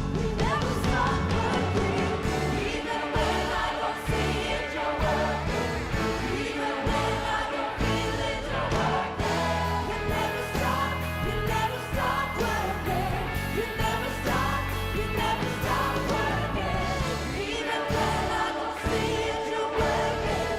Even when I don't feel it, you're working. You never stop working. You never stop working. Waymaker, miracle worker, promise keeper, light in the darkness, my God, that is who you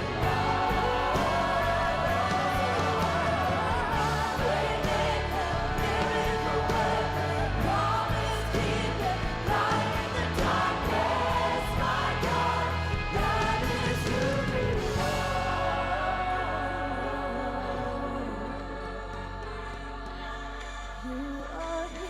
That.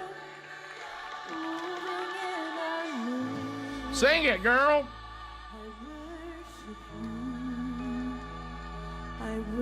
Much to celebrate, Bubba. Unto the Lamb. Man, Good Friday. That's a good one right there. Let me give credit where credit is due. I think it's the First Presbyterian Choir somewhere in Texas. I was looking for different versions of that. We actually sang that at church last week, and I got so fired up about it. I thought we got to have that this week on Good Friday. So anyway, that's an incredible song, and it is much to celebrate. As we even this weekend on Rick and Bubba University, the podcast, Bubba and I just sit around and talk about it. Yeah. We just sit around and talk about the gospel, why it is good news, what God did, and why we believe what we believe. What did we end up calling it?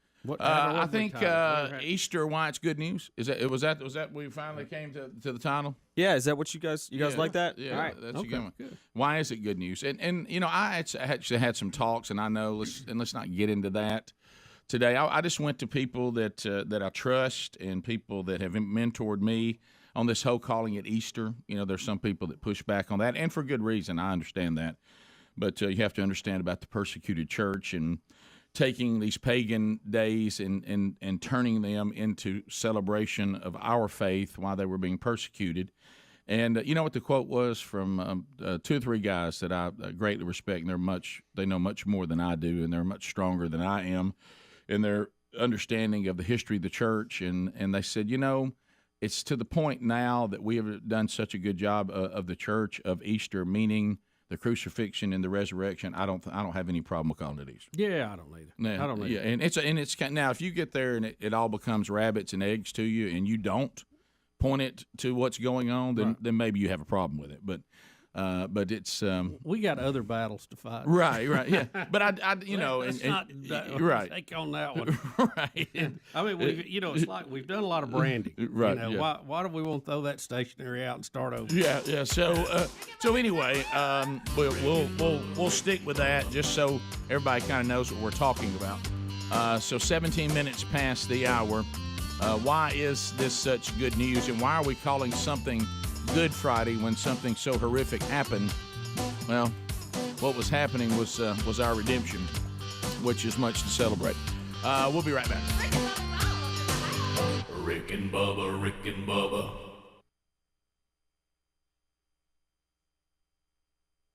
Spot, yeah. 75, maybe. Goodness. I thought it'd be. I had it a little more than that. You realize, I thought it'd be Greg? about 80. No, I'm guessing. Greg, no, I think I'm right. I figure it because I have to. For my Greg, time. I mean, like I say, it was a little further than halfway, but really, not 3/4 of the way. 30-something years it took. 36 years. Well, now, like you say, Rick, maybe it went across the ocean and back. We don't know. Well, Greg, I'm just not impressed. You got it going across and back. Hey, how about that? I don't like hearing that somebody let go in 1981 a message in a bottle and they found it in Georgia. I'm sorry. What city was it released in? Fernandina Beach. Fernandina Beach, Florida. I don't even know where that is. Yeah, that's not a very. Surely it went somewhere out there and came back. Greg, they're saying it, Little St. Simmons Island, Georgia, 45. I like how they do the story. More than 45 miles away. It was 36 years. That ain't far. No. Yeah, but they're building this story up like it's some big thing. I feel like it washed up and then washed back out. Maybe I think washed up. the big part for me is the guy gets the phone call or the letter saying it had been found that long ago, and he was 20 when he put it in. I know. If get all I'm the that. guy that's 20 and now I'm 41, is that what it says? And I get a call. But you know, when he dropped that bottle, he was hoping the call would come from overseas. Oh, sure. Oh, yeah. He didn't expect it to come from Georgia. He wanted an accent to be calling him. I get it. Well, if it's 36 years later, you 56. I don't know. Yeah, or maybe it was a 41-year-old that found it. I don't know. Yeah. I'm confused. I haven't read it. Did it would have had to go upriver to go from Florida to Georgia, wouldn't it? Was it? I haven't looked I don't at the know. map I don't where know these what places water. are. Upriver.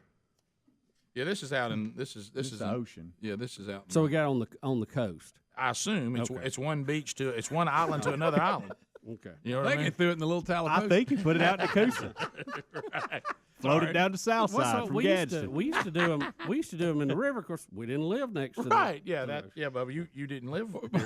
You 3 years in, they found it in center. You know, in the river. That's what this would be like. This is what they say. I let it go in Gadsden 36 years ago. Where'd they find it? Center. Yeah. In the Coosa. I mean, that ain't no good. I know. I don't even like this story. That's not far enough. I'm telling you, the guy was disappointed. There's no doubt. When he got a call from Georgia, he's like, golly, I waited all these years. The one thing that is amazing about it is it lasted 36 years. I was going to say, do you think the guy what else do you forgot know he will even last did that it? long? Do you think the guy even forgot he did it? I and would when think. when he got the call, he was like, "What in the world's Who this?" are you? Look, Probably screened it first. Yeah. It's an interesting story. Yeah. But I mean, it's not stop the clock. The Bubba's I on mean, record for doing this. Did y'all ever do the message in the bottle? No. Oh, I did, and I still every now and then will launch a Mylar balloon with something on it. You know. Now, kind of like I threw one in Ohatchee Creek and ended up in Neely Henry Dam. I mean, I want somebody to call with an accent. I know. Yeah, You know what I mean? yeah, speaking I know. Swahili or Yeah, something. we found your bottle. You know, Oh, my really? gosh, where You got is this? challenges? Yeah. no, it's Arnold Schwarzenegger. Oh, okay. Yeah. Get down. Yeah. Oh, Rick, you got to go all the way to Austria. Yeah, I mean, I want something big. And I don't like his message either. Yeah, he could have been a little more. I don't like his message either. You like nothing No, about there's this. no romance in it. There's You like nothing. No, we ain't looking for anybody. Yeah. You know, It is a boring story. Nobody's It is. found it All right. that you dated in high school. I mean, this is crap. Let me ask you this. How Then. about Rick, this? The 36 years is the only thing that saves it at all. This is a crap time in a bottle. all right, let me ask you this, okay? I know you wouldn't do it, but what would be your letter inside, Rick? I just don't. What would you say? I mean, I would say if it's not more than 45 miles away, don't call me. I don't care how long it's been. Yeah. P.S. If you're calling from the next state over, don't buzz me. Waste my time or yours. Right. Yeah. I'm not going to be. This bottle was set adrift off, and I wish it was a beach we could pronounce better. Yeah. Fernandina Beach, Fernandina. Florida, on the 10th of June, 81. To the finder, I'd appreciate it if you would respond as to where, when, and found by whom. My permanent address is as follows on the back. Thanks, Douglas. Well, Douglas, you know what? That's a boring letter. Your bottle didn't go what else far. are you gonna say? Your bottle didn't go anywhere. I mean, do something. He was 20. He's immature. I mean, what is this? Do a balloon. Do something. I mean, 36 years. I only ended up in Georgia. That ain't far. Well, it was an experiment, Rick, and you find out that the water doesn't move very far. No, it doesn't. But you realize 36 years, how far you could have It's a gotten. long time. That's a long time. Yeah. what probably happened, because I had the same question that one of our callers is on hold about, is, you know, did he have the same phone number? What he had his address on the back, and I'm sure they looked him up. Yeah, no way. No, it was the same phone number. None of us have the same phone number we had 36 years ago.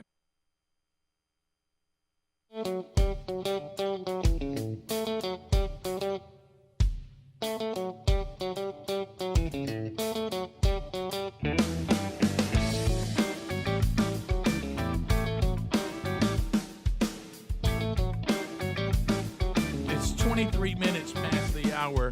The Rick and Bubba Show. Yeah, come on. Come to Jesus and find your peace. So as we make our way back, Boy Bubba, and you talking about running into one. I was trying to look down the way these online Apple Music things work, and I kept trying to see the name of the choir that did Unto the Lamb, and all I could see was PRES, and it wouldn't. I never could make it show me the whole thing while it was playing. But I've you don't want to get into the Calvinist versus the Baptist, so I don't. And of course, the good news is the Calvinists knew that it was predestined that I would get it wrong. But that was the Prestonwood Baptist Church Choir of Dallas, Texas. So just one, and of course very good job. yeah, because our audience is connected to everybody. Oh yeah. Here is a listener in Meridian listening to the Buzz that said the soloist is actually a good friend of mine. The one that you were saying, go ahead and sing. Girl. Yeah. Oh, really? Holly Knight on lead vocals. Yeah. Well, how about that? So anyway, so that our audience is connected to everything. I know. I mean, I mean, whatever. I love it. So like I said, I don't want the Baptist to be called the Presbyterian choir, so I apologize for that. So Biden is at it again. Are we? So we're. I guess. So what y'all tell me? I heard y'all discussing this when I came in, and I don't really know what's going on. So what's happening? Well, we have the president. He's out making a speech again, and couple of notes from this speech. He makes a claim during the speech that he was a full professor at the University of Pennsylvania. Okay. And that immediately drew the fact checkers out. And well, it will. And if you're the president. And they said, well, we know where Joe's been for 40 years. He's never been a professor there. Right. Then, as they continued to research this, they found out that he was actually paid by the university $1 million, but never taught a single class. Well, even better. Well, that looks a little shady. That must be where Hunter learns how to do these kind of deals. Yeah, let me tell you. How the university, what they got in return, but I bet they got something. I tell big guy, he can make it happen, Ken. Big guy. Then, but a full professor, I don't know how you label a full professor, but wouldn't that be one teaching classes? I think. I don't know. Apparently, you don't have to. Well, for $1 million, I don't know if any of the others are making that. I doubt it. I took the term full professor to mean I have all the education that is required to be called a full professor, meaning I have all the diplomas, I have all the degrees, which I don't think he does he? I mean, it's or is it a period of time he has to teach to be not tenured, but would we agree? Called the full time. Would we agree that if you're a full professor and someone gives you $1 million, you would expect to have taught a class? Is that fair? You think you should have done something for the university, at least run a lawnmower. And apparently you did something, but we just can't figure out what it was. Right. So we have that. And teaching class is not the answer. We have that. We have two clips. And then at the end of the speech, Biden turns around and what looks like apparently trying to shake hands with someone who is not there. We'll debate, is he asking for help from the side on which way you want me to go, or does he think there's somebody there to shake hands with that he can't find? And after shaking thin air, he does turn and does that hands out like, where do I go? Yeah, now that happens a lot. To do. So let's begin with the fact that he was a full professor at the University of Pennsylvania. Yeah. All right, here, Adler, that's 4A. I've been on a lot of university campuses. Matter of fact, for 4 years, I was a full professor at the University of Pennsylvania. Oh, he says for 4 years. 4 years. He was a full professor for 4 years at Pennsylvania. Mm-hmm. No one can seem to find when that was.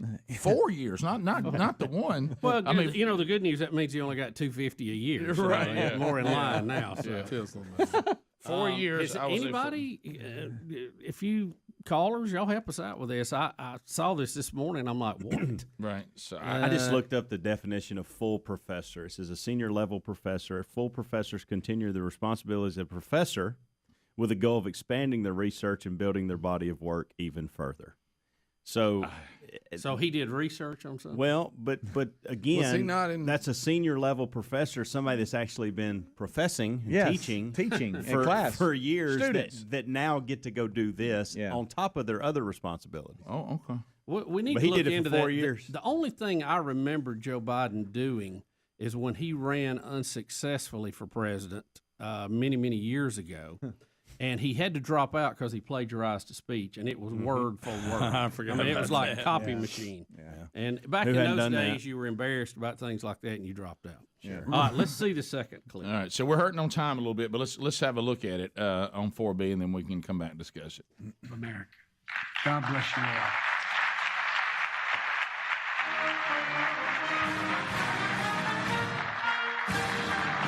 Oh, it's much worse. Oh, my Look what goodness. he's doing. He's just. Oh, my goodness. Oh, my goodness. All right. I thought it wasn't going to be that bad. I'm with you, Rick. Yeah. Yes. Wow. Then he got hung up.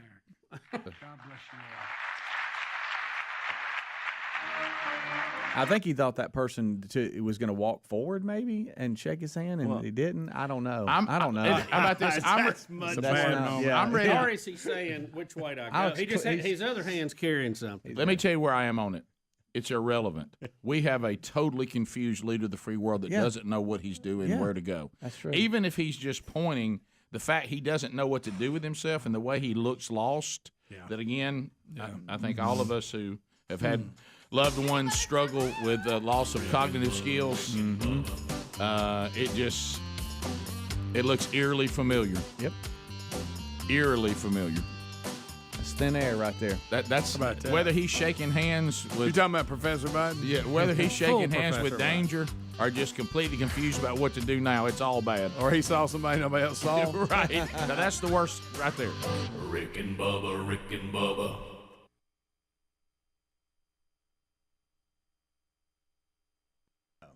But you're right. This was all you got to do is Google the address and the name. Well, think about this. When he put that out, I mean, he had no idea cell phones would be what they were. Right. The internet didn't exist. I mean, Now, it if was he'd a had different that in the world. note, I know we'll have cell phones by then and probably the internet. Right. Now, that would have been a good note. Right. Email me. Yeah. Trump's president by now. Yeah. Stuff like that. Yeah. He said he used his Celebrities brother's want to kill him. Series. He said he used his brother's beer bottle. They'd gone out and said that he never really thought about it again. Back to your Yeah. That explains a little of it. He does. look, Explains the guys. letter. Yeah. This show he did good to handwriting. get that written. You That's talk- pretty good now that I heard that.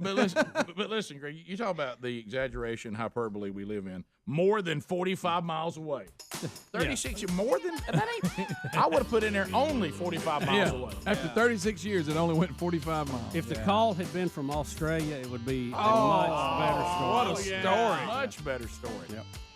So Kidding me? yeah, that PS needed. Hey, look, if this is Georgia, don't bother. Yeah. I'd like to think in my mind and went further than that. You know, there's a lot of membership privileges that come with being Rick and Bubba Extreme, including moments like this. We had another Masterbuilt smoker, and we gave that away in a random drawing, pulled from all those who are Extreme Club members, and you got a winner of another smoker. Rick from Phoenix City, Alabama, Brandy Judah. Brandy Judah, Phoenix City, Alabama. Brandy, thank you so much for being an Extreme Club member, and because of your support of the program, it got you in line to get yourself a Masterbuilt smoker today. How about that? So congratulations on that. Membership. Do you know what I learned through her random drawing there? I didn't think that's the way you spelled Phoenix City. I thought she'd put it in there wrong and had to Google it. No, that's right. I know, but I didn't know that. I thought there was an O in there. That's the way Jeremiah Castile spells it. Good enough for me. Yeah, the O is the city in Arizona. Right, I got that. That's The why E I thought is the that- one in Alabama. I just assumed that they had an O in the one here in Alabama. You know what happens when you assume, don't you, son? Yep. Education. Mac Daddy has told me that quite a bit. I bet he has. Yeah. Yeah. That So I came, learned something. That came from the same guys who would say you can't have I no. always thought you had the O in it, Phoenix City. Sorry. Yeah, that's educational right what, here. And you know what's funny? The reason why I said Jeremiah Castile, who is from there, the reason why I said that, you know, the famous football player, is because when I was a boy, and Paul Bear Bryant would be doing his show, and he would be drinking Coca-Cola and eating Golden Flake potato chips, and they'd pop up different players. Yeah. And my favorite's when he got really old and he couldn't remember who anybody was. But when they'd pop up different players, and I told Jeremiah Castile from Phoenix City, Alabama, and they'd have it underneath there. Yeah, I remember that. Good, right? I remember that. That and Robbie Jones from Demopolis seemed to come up all the time when I was a kid. Do you remember that? Yeah. Jeremiah Castile all the time. All the time, yeah. 019? 019. All right, so now, Bubba, here you go again. These weird shows you keep bringing. Actually, there was 2 shows last night. First time I had seen them, and I think probably first night they'd been on, that caught me a little off guard, but I ended up watching them and staying with it. One, boy band. Have you seen I saw the the promos previews for this? because it's got the guy from the Backstreet Boys. Yeah, Nick Carter. Yeah. Isn't that his name? It's Yep. got Baby Spice on there, which that sold it for Well, me there you immediately. are. There it is. And Timberlake is on there. Justin? No. Timberline. Timberline's boots. Yeah, wait a minute. Timberline's a golf course. Timberland. You sound so old right now. I don't really know who Timberland I was watching the show about some young whippersnappers. Timberline. One of them called Timberline. I think he's a singer. And they just several times they just called him Tim for short. Well, I like that better. That Spice Girl's fine. So they have all these guys trying out to be in a boy band, and they're putting them through the competition, and they're gonna weed it down, and it's just interesting. Oh, so to see it's another kind of talent show thing. Yeah. Okay. But they're gonna end up with a band out of it. But it was interesting to see some of the things they were going through, and I just thought it was kind of interesting. I stayed with it. I'll probably catch it again. All right, well, I go back to this again to Greg's point, and this even makes it more correct. All right, if we've got yet another singing deal and dancing and all that, America's Got Talent, you can only do things that don't apply to singing and dancing. We got too many other shows that are looking for dancers and singers. On America's Got Talent, we just need the bellow kind of stuff, and that's it. Magicians, stunt people. On this show, what was interesting is, have all these people trying out, and they show some background stories about them and how they started singing, and a lot of them were in church and all that. But it also showed, like with Nick Carter, he talks a lot about when Backstreet started and what they went through and the things that he had to work on because he was not as good as some of the other guys. He says, I was.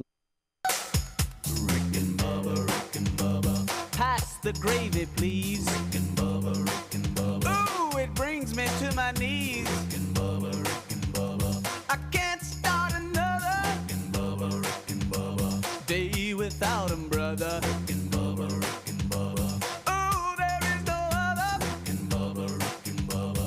Waking on their blubber. Rick and Bubba. It is 35 minutes past the hour. All right, so let's talk to you, audience.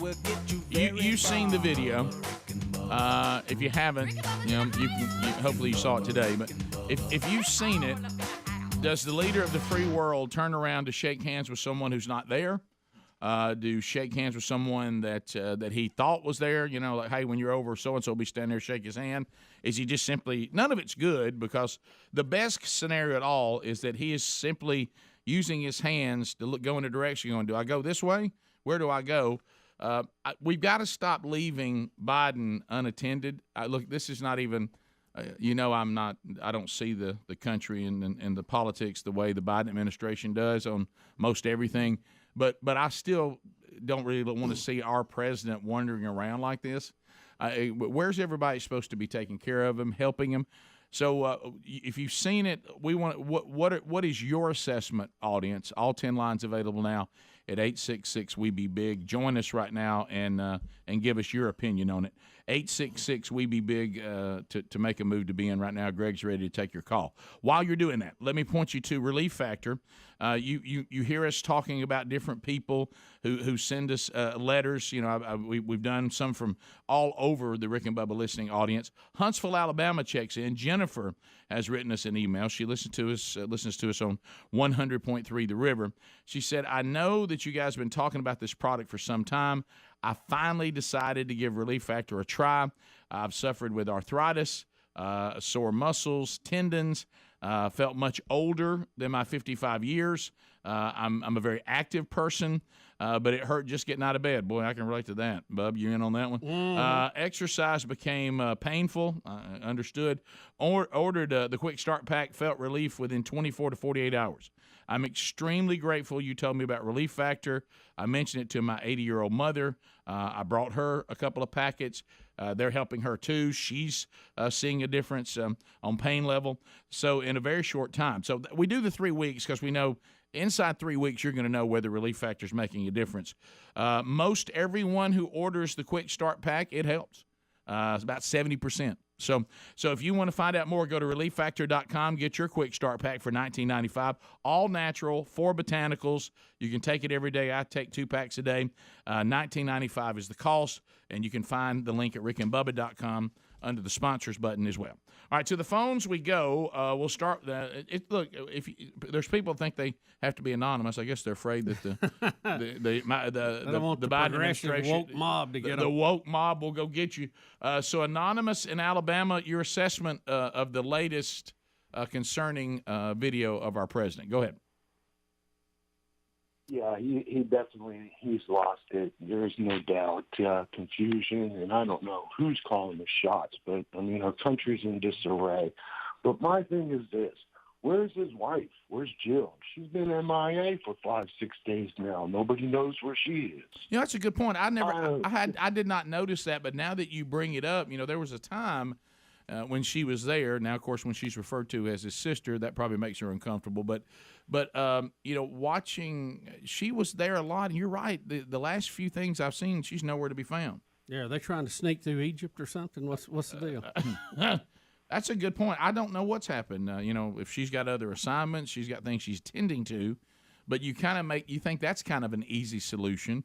Let's just have his wife with him so she can at least help and say, all right, Joe, to your left, Rick, and how old is he now? 77, 6, late 70s. If you had, let's just say they were not the president of the United States. Let's say they were our dads or whatever, and they were struggling with this. You wouldn't leave them up there by themselves. No. I mean, I would be there to to back the stage, try to catch your mom or dad, whoever was dealing with this. 79. But if you're the president, you think there would be tons of people there to kind of take care of that. So what will he be, 80 in November this year? Yeah, November 20th. Wow. We do have a story today from a former Clinton pollster, hired DNC, said that Biden's spectacularly low approval ratings makes re-election virtually impossible. That's coming from Clintonville. Mike in Alabama. Mike, go ahead. Yeah, I was just want to give him the benefit of the doubt, to be honest with you. I'm hoping it's just because of the COVID protocol. Everybody around him really don't know what's going on. If they need to approach him, if they don't, I'm not sure. But who knows? I mean, I know he's in a sad state, but maybe with all the COVID protocol, maybe they just don't understand what to do, how to do, when to do.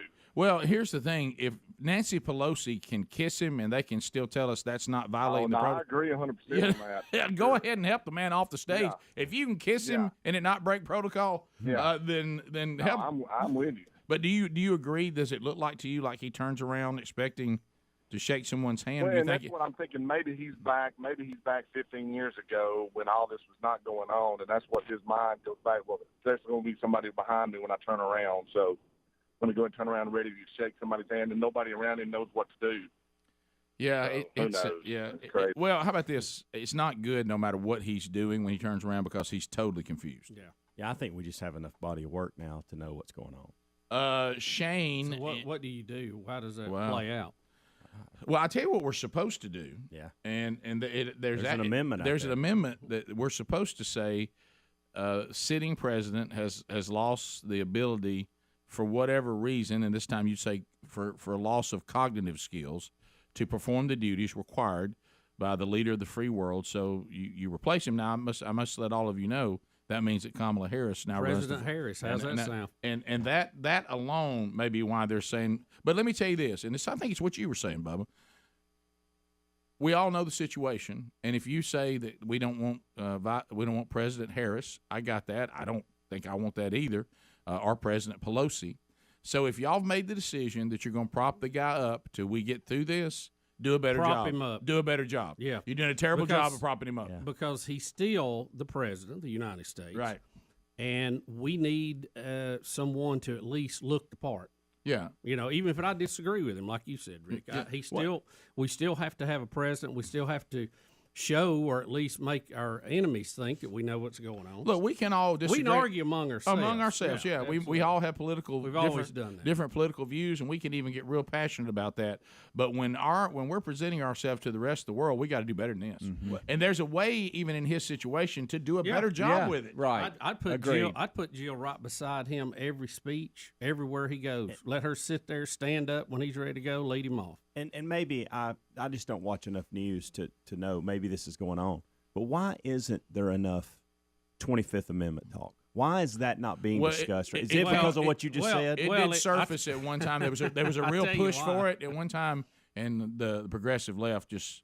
I mean, you were just vilified if you said something. No, the last time you heard a push for it was when Donald Trump was in. Right, exactly. So it, like everything else in our country, is highly political. Right. And when you have a cabinet who's been appointed by this president, which they're the ones that have to make the call. Correct, yeah. To start the ball rolling. Yeah. And that's not going to happen. They're not going to do that because, I mean, I'm sure they're whispering at the water cooler. But until it is, till you have him walk off the stage and do a Castro head first or completely start talking about something like it's 1960.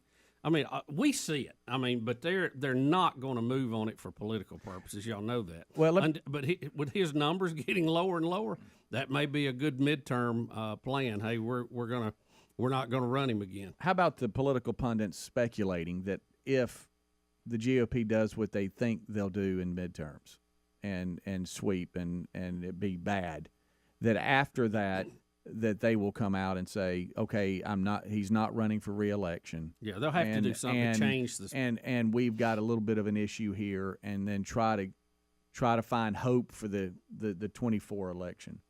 That's all you can do. I mean, is that you can't run him again? No way. No. You can't. But I think they're waiting till after the midterms to announce that. Shane in Alabama. Shane, go ahead. Hey guys, yeah, I mean I agree with everybody. It's starting to look bad. I mean, whether you're Republican or Democrat or whatever, you know, at some point, when do they give this guy some help? I mean, it's starting to look like it's elder abuse. Yeah, I mean, just do a better job at it. That was the term that was coming to my mind. Just do better at it. Yeah. You know what I mean? Right. Look, put Jill up there by his side. She can handle that. It'll look totally normal. Yeah. And just let her be there all the time. Look, she may be calling for this, too. She may be seeing things that we're not even seeing, and that may be why you don't see her. Hey, I'm not going to be a part of this. Listen. Like, I've tried and tried and tried, and you're not listening to me. Do you realize what's happening See, we don't right truly know what's going on behind closed doors. He may be fighting any attempt to do Yeah. that. Right. Look what's happening to us right now. We really, honestly, are now trying to save this presentation of a president that we don't even like. Yeah. We're hung right now, Rick, for 3 more years. It's just we just got to do a better job. And we've got the most unstable situation in the world we've ever had. We got stories out today. They think the Russians had 2 nukes on that ship that went down. We got Broken Arrow, man, right off the coast of the Ukraine. Are you calling it Broken Arrow? Wow, so you went that far with it. That's what they're saying. That's what the headline says. Well, it is sad when Middle Eastern countries are making fun of you. Australia is calling you the free world and look at their leader right now. We saw that yesterday. Yeah. It is sad. It's a global joke. It is. That's a great way to put it. And I find myself wanting to get in there and help. I mean, and I'm talking about. And not a former president, the sitting president. Yeah. We're not talking about somebody that has served and that has a long time.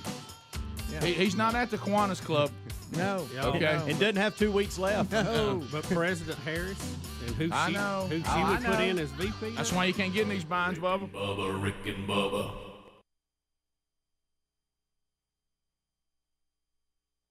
A good dancer. I had to just work on it.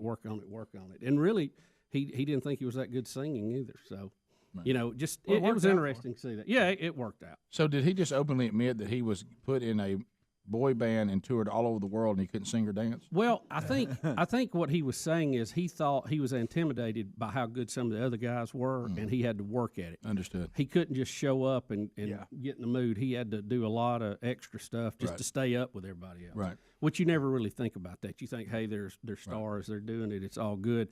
And Rick, after that, the return of the Gong Show. You know, I saw the previews. The Gong Show. Disappointment or not? You know, I wanted to turn forgot off about that of it, because I but was gone. I couldn't get off the channel. Is it the same format? It's kind of the same format, but the host of it. Do you know who the host is? Mm-mm. when I first saw it, I It ain't thought Chuck Barris. I thought it was either him or one of those old guys that were with it before. It's Mike Myers dressed up as the old guy that used to do it. Chuck Barris. He's dressing up Yeah. as. Is he doing that where he claps and then he'll fake you off with his clap? Well, he's. I don't know if he's trying to be that wait character. A minute. Who's Gene the Dancing Machine? They got him? Well, not yet. I don't know Bubba, if he's you'd be trying to great be for that character or he's.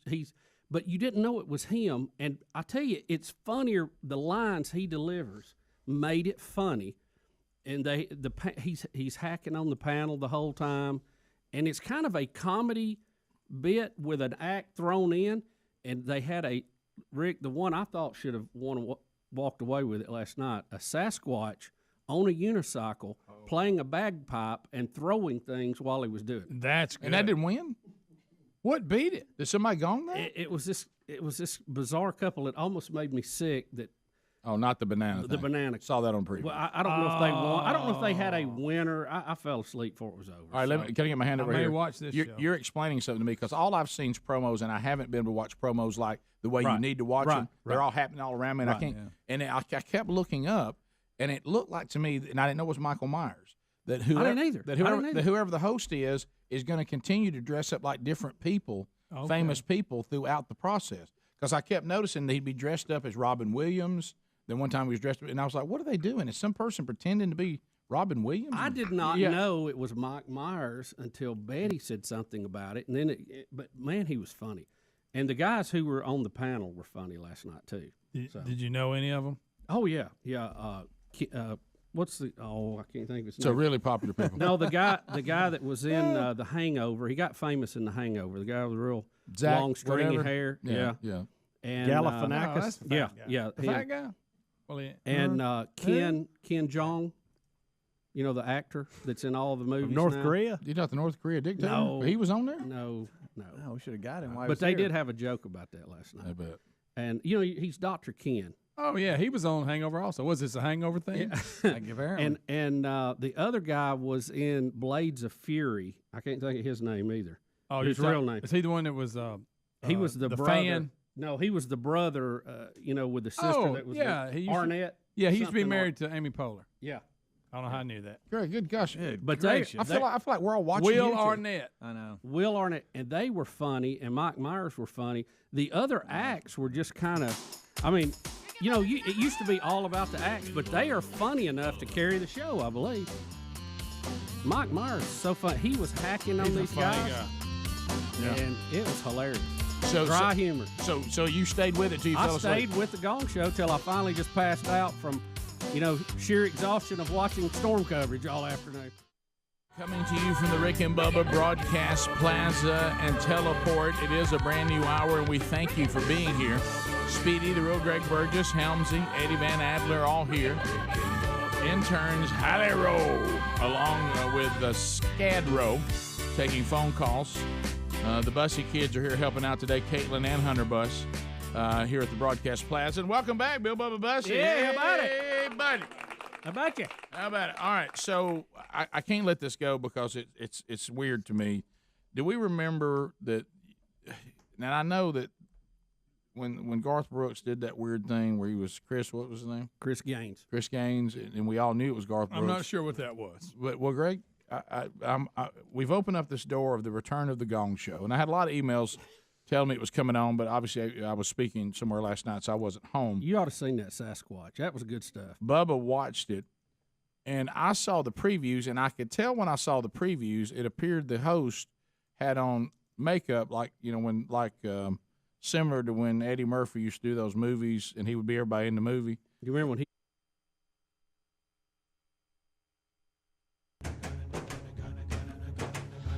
It is 9 minutes to the top of the hour.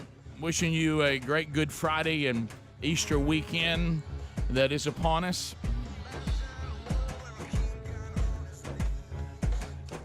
And we will be next hour playing something for you as we stop and pause and remember what God did for us. And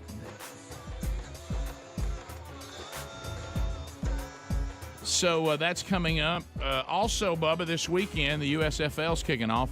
we got a contest going on at the contest button that your team can be on the field and have a VIP day at a USFL game. All 10 regular season games will be played in the city of Birmingham, our home city. So don't register your team, then win and not realize, it's in Birmingham? Yeah, so now but if you can get here and do it, then you certainly can win. Our first winner this week for the big kickoff weekend, Bubba, will be the Calera Eagles. How about you, Eagles? And they will be there this weekend for the big kickoff game, and they'll get to have a great time, get on the field, and do some cool stuff. So thanks to the USFL for including our audience in that opportunity, and may the Calera Eagles 12U have a great time this weekend as the USFL kicks off. And congratulations on winning the contest. Fix Mama's Mouth, we got to have that in by the 21st. Same contest button at rickandbubba.com. Follow the instructions. Speedy went to get his teeth cleaned. What did they say? Some of y'all not sending them pictures. You might as well take Mama and just throw her in the trash heap. We can't consider. We got to see Mama's teeth. We got to have a picture of Mama. That's right. So follow the instructions there at the contest button at rickandbubba.com. The 21st of April, which is coming up next week, that is the cutoff. So make plans to get that done if you want your Mama to be considered. We were talking about sports. Adler video 5. Have you seen the wind in Chicago? I saw just a brief clip of this, but I wanted to see more because the Windy City? It looked like it was impossible. You talk about the Windy City earning their nickname. I mean, the wind is blowing so hard that the greatest baseball players in the world can't even judge fly balls because it's adjusting where it is. There's so many variations on where the ball's going on just simple pop-ups, right? Which they really could be the worst. Yeah, well, there's a saying. When you hit a pop-up in baseball, you'll be benched if you don't run it out. Like, don't assume they're going to catch it. And in this game, you definitely couldn't do it. Please watch this, Bubba. I mean, this is just a simple. It's up in the infield. It's a high pop, and there was a couple of them. This is one of the ones that. All right, so it's up. So you better run. Keep coming.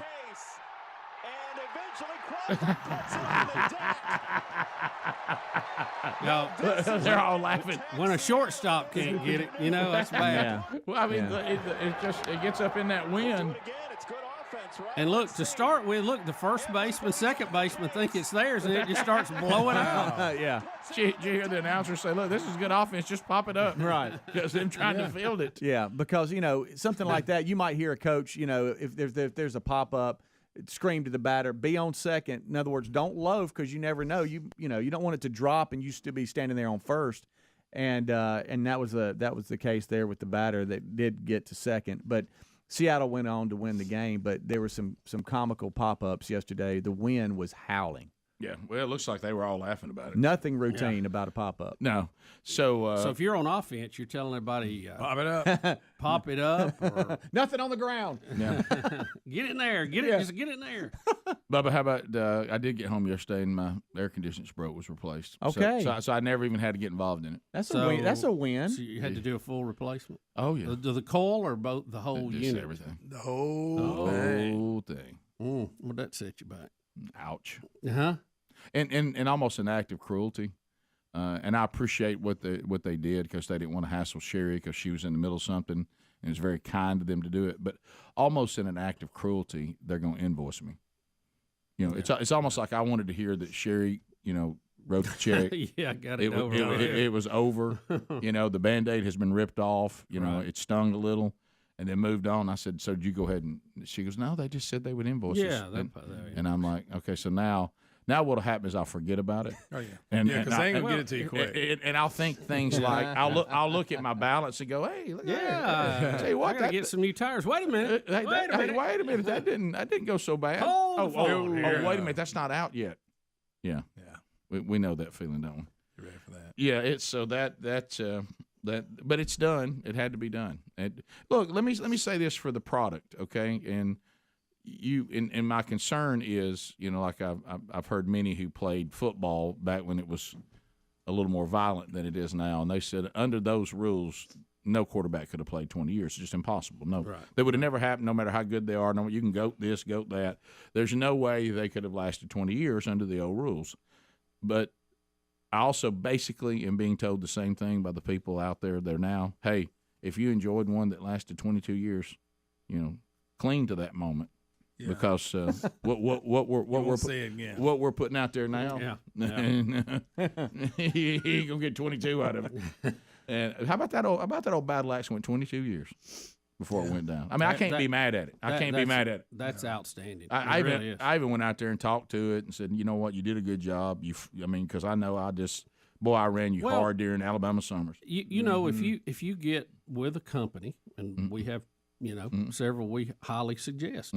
And they clean it and keep the maintenance up on. I'm assuming you did that. I did, yeah. And it'll extend it. You get lucky, not get a lightning strike run in on it. Have it grounded good. And so I couldn't be mad at it. A little bit of luck goes a long way with some of that. Look, you've had products you get mad at because you think they didn't do their job. Yeah. I can't be mad at it. No. If I was an air conditioned Hall of Fame, I'd put it in it. Yeah.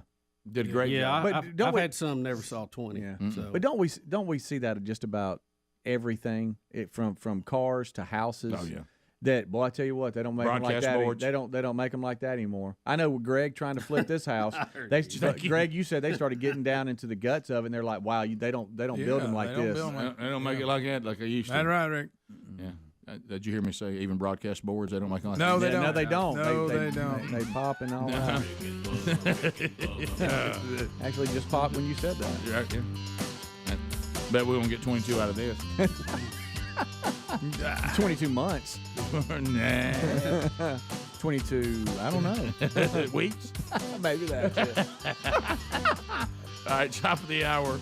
More Rick and Bubba coming up right after this. Rick and Bubba, Rick and Bubba.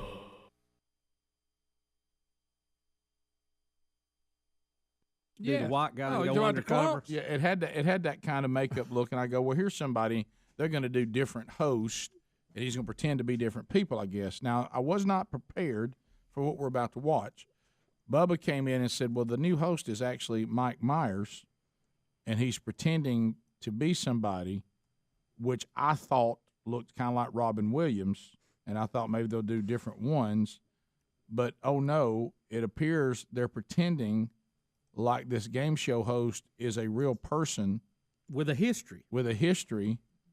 But it's really Mike Myers pretending to be a person. So they wanting. It gets a little stranger. Will Arnett is actually one of the producers of the show. He was a celebrity judge last night. And there's a whole backstory of how he saw this guy doing stand-up comedy in the UK as a kid and knew he would be perfect to host the Gong Show. So Mike Myers is trying to find a way to do – what was the movies he did where he was that character? Austin Powers. He's trying to be Austin Powers, but on network TV with a different look, like a different person. So he's playing a character that hey, it ain't Mike Myers. Greg, I know this is going to infuriate you, but I think yes, because I know you got a real issue with this kind of stuff. Yeah, but he's got a very dry sense of humor on the show. Right, and he makes fun of everybody. And it's kind of funny. Well, I got that. Can't Mike Myers just do that? I know. All right, yeah, Mike Myers is really good at that. I don't have a problem with Mike Myers making fun, being funny. He could be Sprockets. I don't even have a problem with. I don't have a. Hey, Bubba, those three people you mentioned plus Mike Myers, if they want to have their own little show and we throw in an actor every now and then, I'm fine with that. They would you don't have to funny. pretend. You don't have to make up some game show host that doesn't.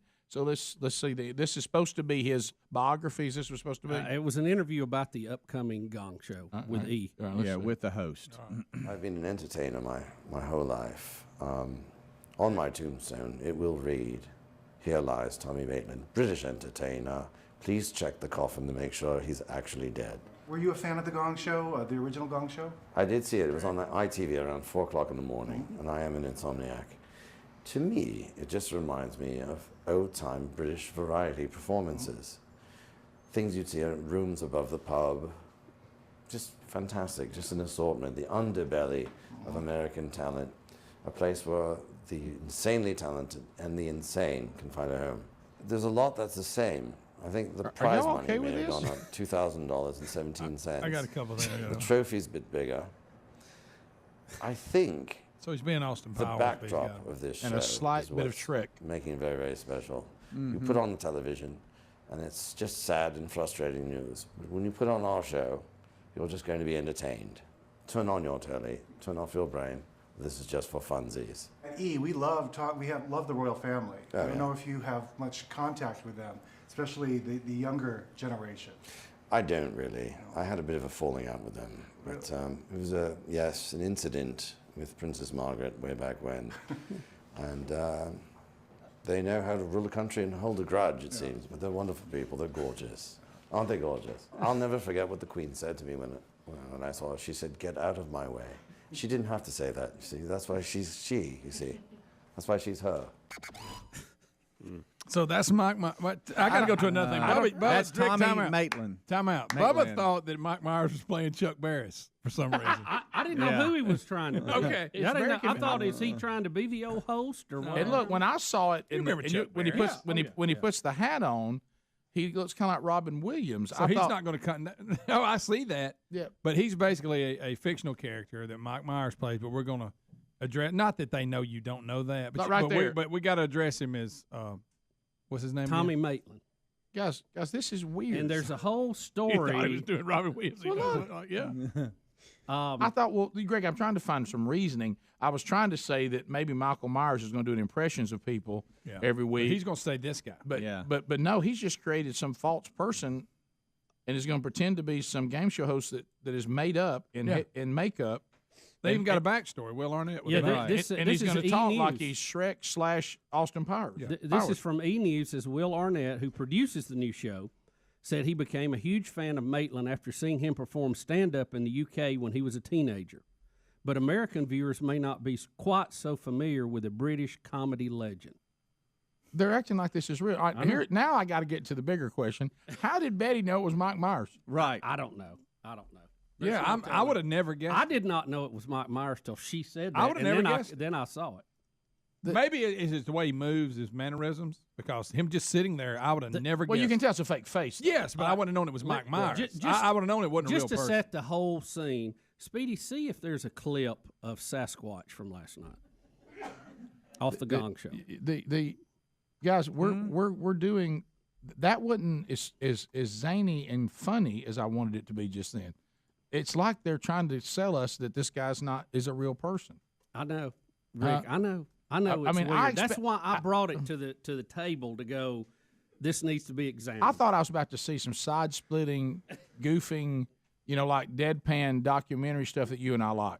And there was a touch of that with the royal family, but that's about it. The rest of it was a legit. I mean, makes me feel better because the whole time over here going, man, I must not be getting this. It was odd. Yeah. Doesn't that all feel odd to us? Mm-hmm. That because I thought, well, if you're going to pretend to be a character, then it needs to be just. I'm talking about it's all just almost zany. You know what I mean? And this is like he's sitting there like they're just pretending. It's like he's trying to be like a serious. Yeah. Like I don't know. Yeah. It just. Now, I will say this: they upgraded the gong. They got a big one.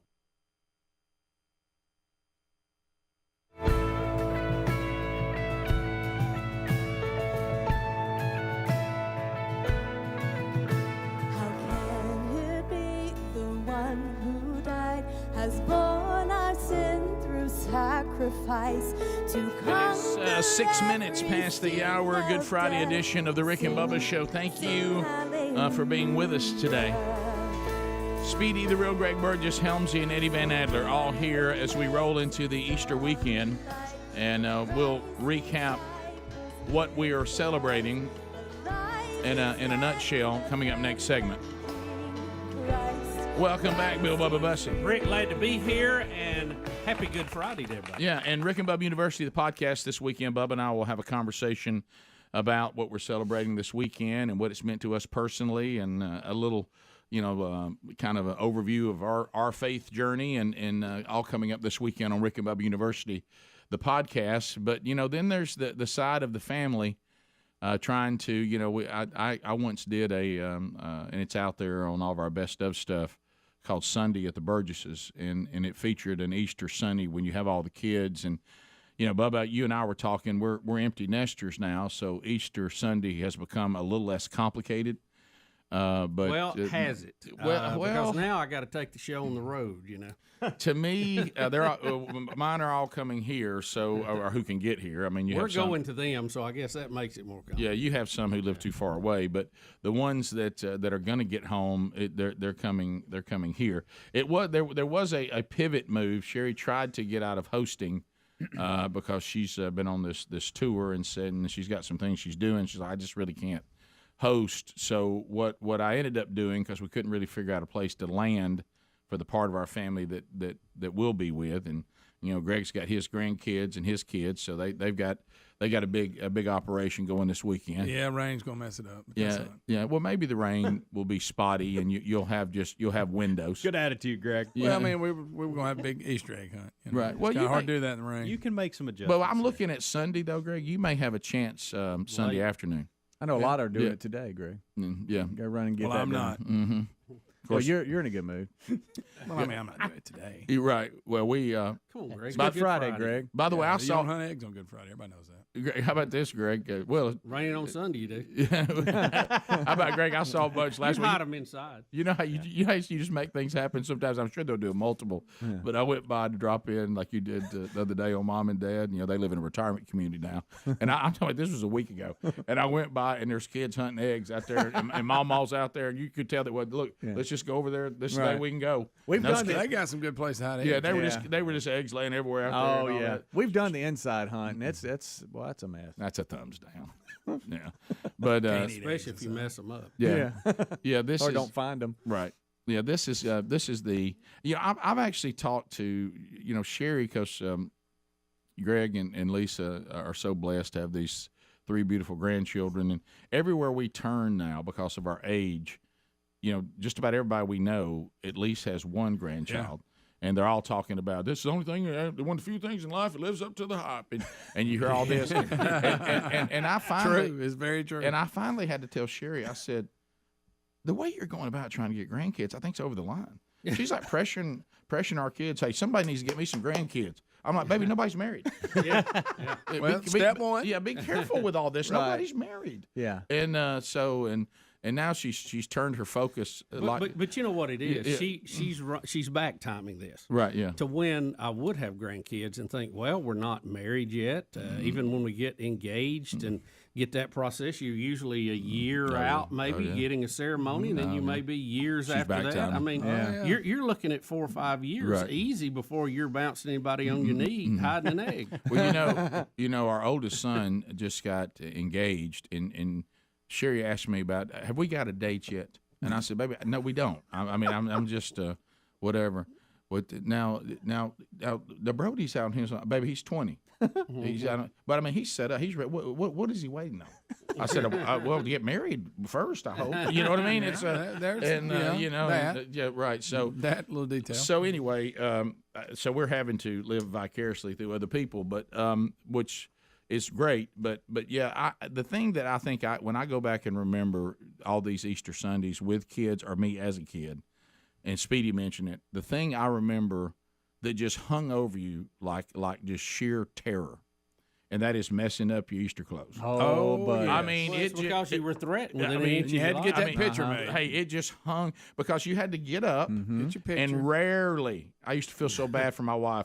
Let's go ahead and try to get the Easter picture before we go to church, baby. Yeah, baby, us getting to church on time and everybody dressed. That is such a high mountain to throw in the perfect picture before we leave. Right. Well,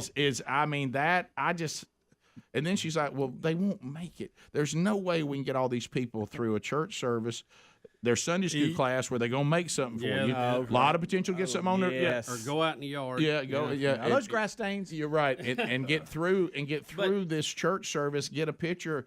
Well, you certainly can't go to lunch. No. If you go to lunch before the picture, it's over. Well, you probably ain't going to go to lunch on Sunday. No, but, Rick, the problem, I think, is we're non-sympathetic to people who can't get up and get their picture made, because we all leave the house before the sun comes up every day. So we figure, what is the big deal to getting out there at 8 o'clock to get your picture made? But everybody else, it appears to be you've asked them to get up at midnight. And yeah, right. Well, you got to get dressed. And to me, here's the thing that gets me. Get your hair right. I don't know about y'all's kids, and I have this problem myself, and I guess all my kids got it from me.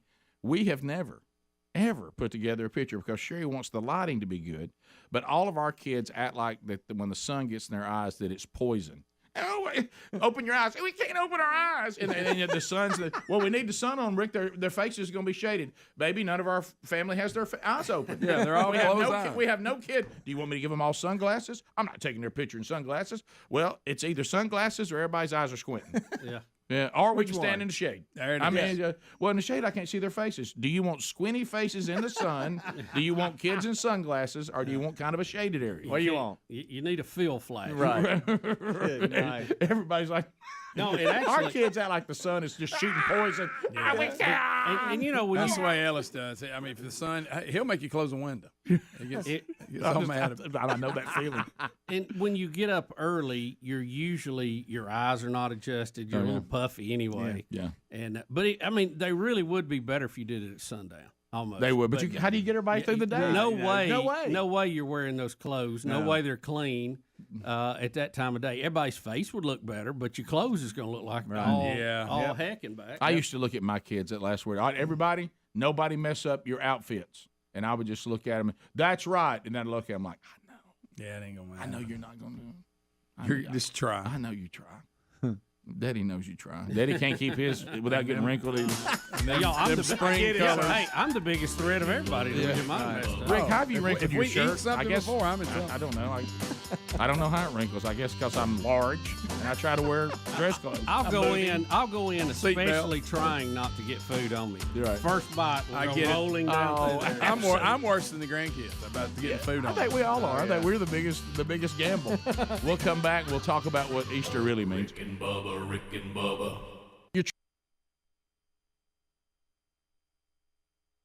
Right. Yeah. I mean, he talked about like watching the Gong Show when he was a kid, and if we don't get the royal family in there, we don't get anything funny. Yeah. You know, I mean, it's other than the fact, are we supposed to think it's funny that Mike Myers is pretending to be the British comedian who is the new host of the Gong Show reboot? I'm trying to help me, y'all. I'm out here struggling. You're getting nothing from me. I know. I'm sorry, Rick. Yeah, I mean, it just feels bizarre, and now I really wish that this hadn't happened because I think this is going to taint me on the show. It is. Yeah. Because I'm going to be locked in on that. I won't be able to get off of it. Right. Can we not just have somebody host it? Do we?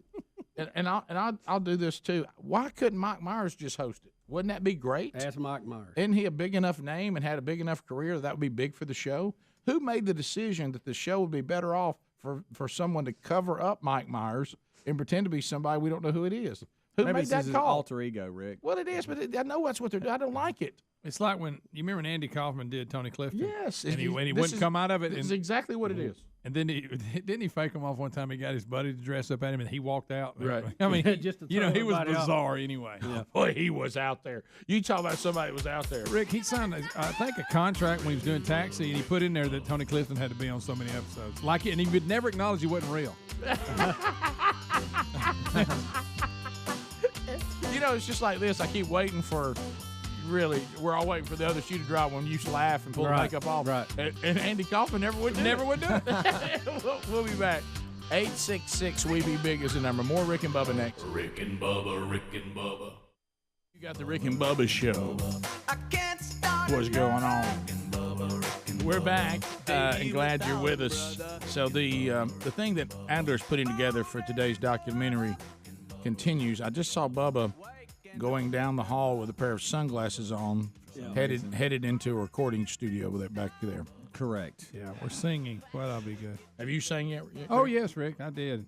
Have bad. you? It was Speedy, real I know bad. you have, and Yes, Hamza, I you have. were the first one in, right? Mm-hmm. And let me just You apologize okay, buddy? to everybody. I'm fine. Yeah, please, everyone understand. I really know I can't sing. I know that. You don't have to tell me. We all know we can't. I probably won't watch today's documentary. Yeah. Now, as Helmsy said, you know, if he could have recorded me in the shower, but I know that'd have been uncomfortable for him to have been in there with me. Mm-hmm. But I can really. Now we're back to the frying pan dance. Yeah. But I can really. I can really sing in there. I can't too. I'm on stage in there. Yeah. Yes. Especially when nobody's watching. I am rocking it. Yeah. Yeah. Well, and what's Can so sing anything. Naked. Yeah. With the Thank you, Greg. Bubba's. What you got there, man? Grinning. No, I didn't hear it. I just saw what was happening, and I've Yeah. heard these three said they've already been asked to come in and sing something. And There's no telling what Adler's cooking up in there.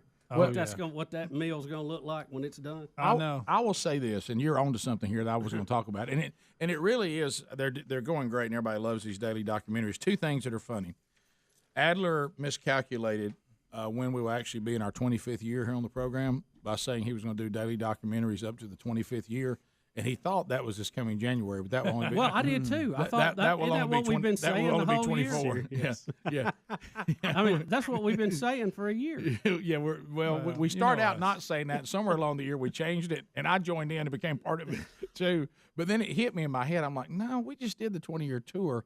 It hasn't been 4 years ago, and now about to be year 5. That's going to kill all those congratulations on 25 years drops. Yeah. Well, the thing that got me, if you remember when everybody started this garbage when we did the 20 years, hey, ain't really your 20 years, and I said we have to treat it like a birthday. When the day that you were born, you started at 0. They didn't say that you had to go a whole year to be 1, and then after that 1, 2, 3. It's math. I was born in 1964, so that makes me 52 right now. Okay, so if the show started in '94, then 2014, was 20 years. Okay, so and we started rolling with that, and so at 20. Let's see. What's your math there? You see what I'm talking about. It would have to be. It won't be coming up when we turn over to 2018. That wouldn't be it. It would be 2019. Yeah. So bottom line is 2018 would be us starting our 24th year. We are in our 23rd, about to end 23 years. How about it's been a lot. We'll start year 24. Correct. Next January. And Adler thought that was going to be the start of year 25. He has 365.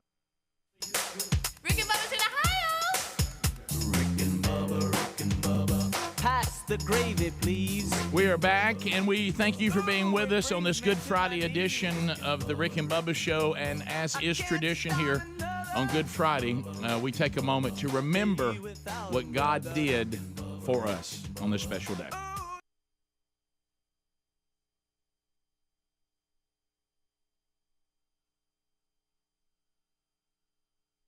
Night, and will strike all the firstborn in the land of Egypt, both man and beast.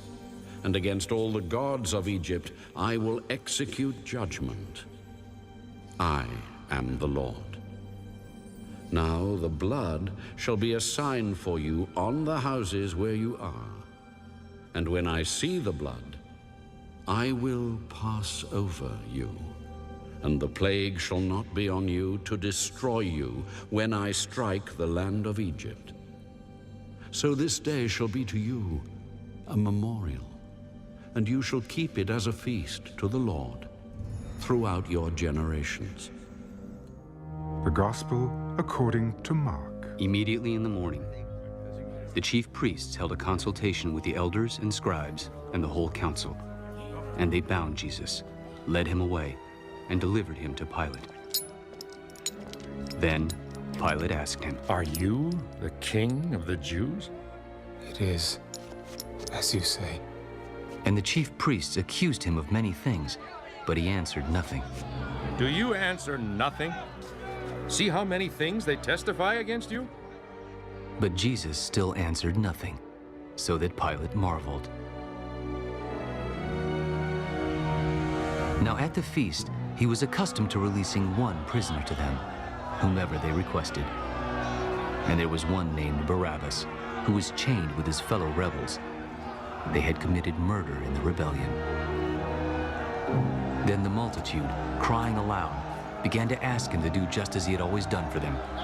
But Pilate answered them, "Do you want me to release to you the king of the Jews?" For he knew that the chief priests had handed him over because of envy. But the chief priests stirred up the crowd, so that he should rather release Barabbas to them. "What then do you want me to do with him whom you call the king of the Jews?" So they cried out again. "Why? What evil has he done?" But they cried out all the more.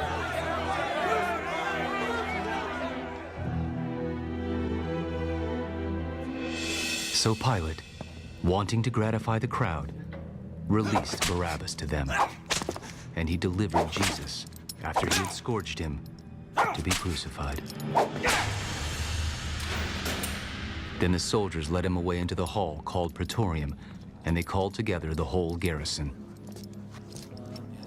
And they clothed him with purple, and they twisted a crown of thorns, put it on his head, and began to salute him. Hail, King of the Jews! Hail, King of the Jews! Then they struck him on the head with a reed and spat on him. And bowing the knee, they worshipped him. And when they had mocked him, they took the purple off him, put his own clothes on him, and led him out to crucify him.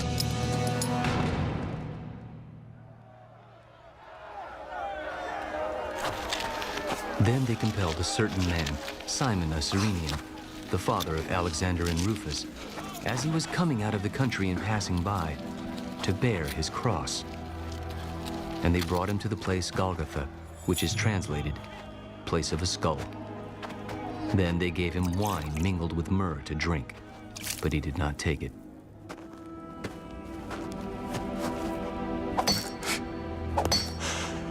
And when they crucified him, they divided his garments, casting lots for them to determine what every man should take. Now it was the 3rd hour, and they crucified him. And the inscription of his accusation was written above, "The King of the Jews."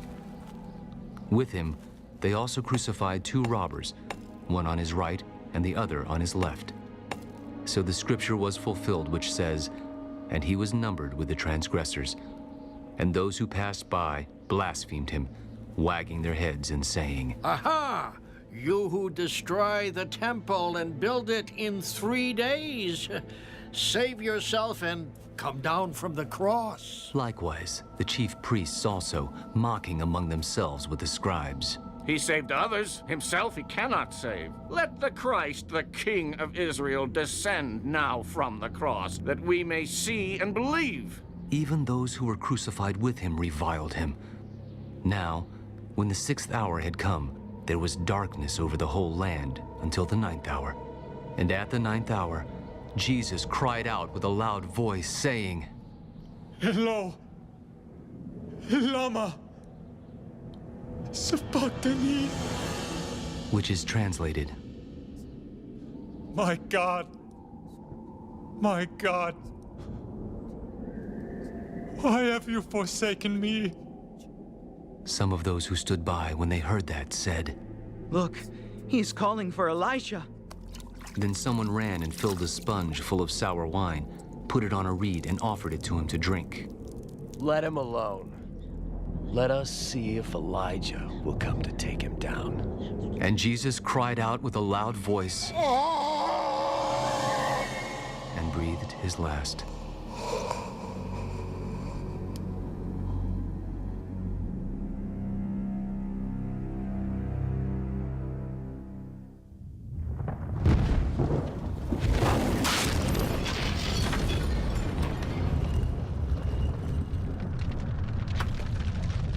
Then the veil of the temple was torn in two from top to bottom. So when the centurion who stood opposite him saw that he cried out like this and breathed his last, he said, Truly this man was the Son of God.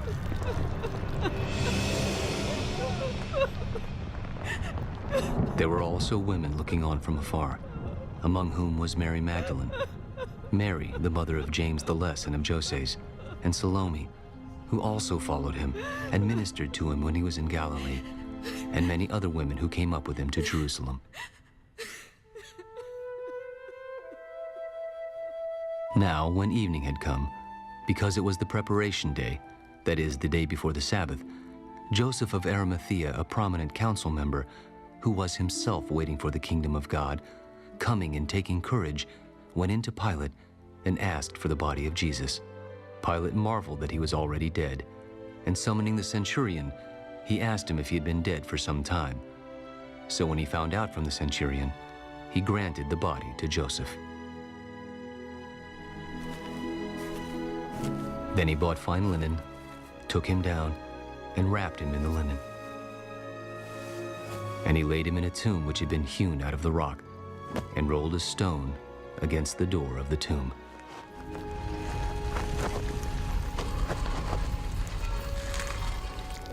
And Mary Magdalene and Mary, the mother of Joses, observed where he was laid. Now when the Sabbath was past, Mary Magdalene, Mary, the mother of James, and Salome bought spices that they might come and anoint him. Very early in the morning, on the first day of the week, they came to the tomb when the sun had risen, and they said among themselves, Who will roll away the stone from the door of the tomb for us?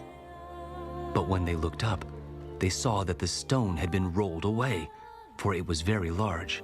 And entering the tomb, they saw a young man clothed in a long white robe sitting on the right side, and they were alarmed. Do not be alarmed.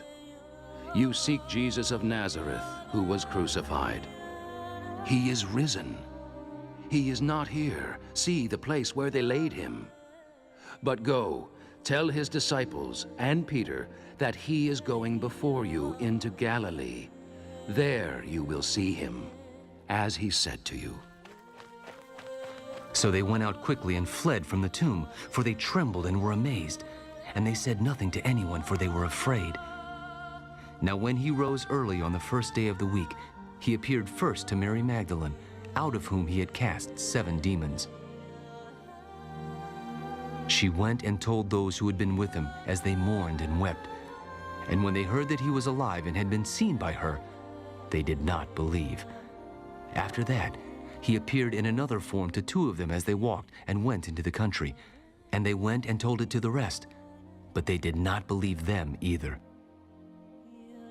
Later, he appeared to the 11 as they sat at the table, and he rebuked their unbelief and hardness of heart, because they did not believe those who had seen him after he had risen. Go into all the world and preach the gospel to every creature. He who believes and is baptized will be saved, but he who does not believe will be condemned. So then, after the Lord had spoken to them, he was received up into heaven and sat down at the right hand of God. And they went out and preached everywhere, the Lord working with them and confirming the word through the accompanying signs. Amen. Bottom of the hour. We'll be right back. Rick and Bubba, Rick and Bubba.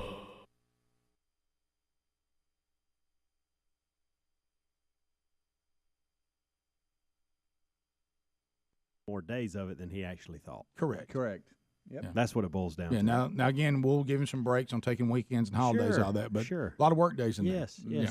Well, I say this, at least 250. But back to Bubba's point, what we've done is it's almost like there's a mad scientist that's working here. Yeah. You know what I mean? And the mad scientist none of us ever know what he's doing until suddenly everybody starts watching the documentary later in the day. We have no idea what's on it. No, we really don't. You know, and we'll just go in there and sing and not know. I'm sure it will bite us in the court case eventually.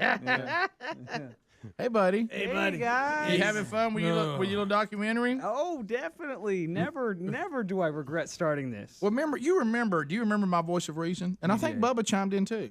We said, look, you can do one a week. I know. I was like a week into doing it every day, and you were like, when are you going to burn out, buddy? And I was like a week in. I was like, that's a good question, Rick. Right, and I love it. I've got some ideas how you can temper it a little bit. I don't want you to think you have to do one every day for the next year and a half. Right, that's a long time. That's a long time. You thought it was just 6 months. So... yeah, I did. I thought it was just 6 months. Just to kind of let people know where my head is at when I piece this thing together all the time. Right. Rick and Bubba are on the air for 4 hours every single day. So they're having to bring a lot to the table every single day. So a lot of times I'm not trying to lean on everybody really hard. I'm trying to kind of see who has the most behind-the-scenes energy and kind of pull from them that day, whoever that may be. Right. I'm trying to have a little bit of comedy, a little bit of politics, a little bit of faith, a little bit of maybe sports Kinda or like the show. Quick news. It's exactly like the show, totally. So that's kind of my thought process as I piece this thing together every day.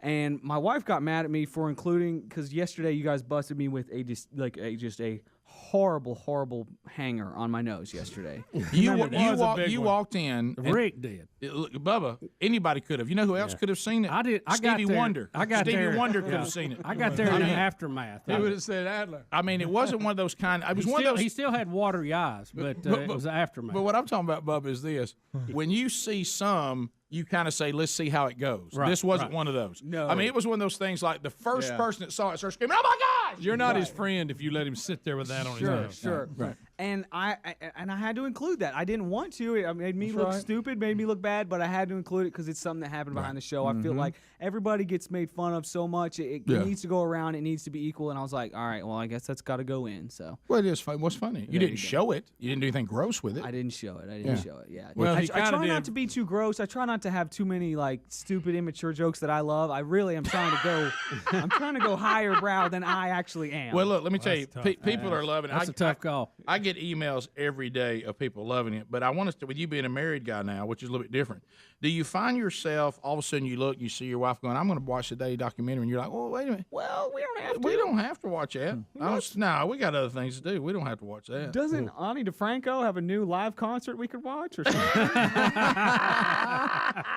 I think she just released something. That's funny. Somewhere. Yeah, mine's even worse. Like I'll hear it going on over, and I'll see my wife watch it, and I start thinking, "What do we do today?" Because I honestly can't remember the show by 2 o'clock. Tell me about it. Right. You know, you ever had somebody walk up to you and they're not asking you something that you did in 1997? No. They're trying to ask you about something on the show 3 hours ago. that day, and you're like, Yeah. "What now?" Yeah. Yeah, I got. And then I've noticed that people who like listen to the show, when you do that, they really do look like you. Are you crazy? know. You don't remember? That was today's show. Oh yeah, that's right. Yeah. It helps me remember what actually happened every single day, but only because we have a video record of it. If like because the filming, I like the first 3 days in, I like remembered every single thing that I shot, and I was like, cool, that's a joke. I'll use that. Oh, I'll remember that. I'll piece that together. Ooh, Helm said something funny. I'll tag that on at the end.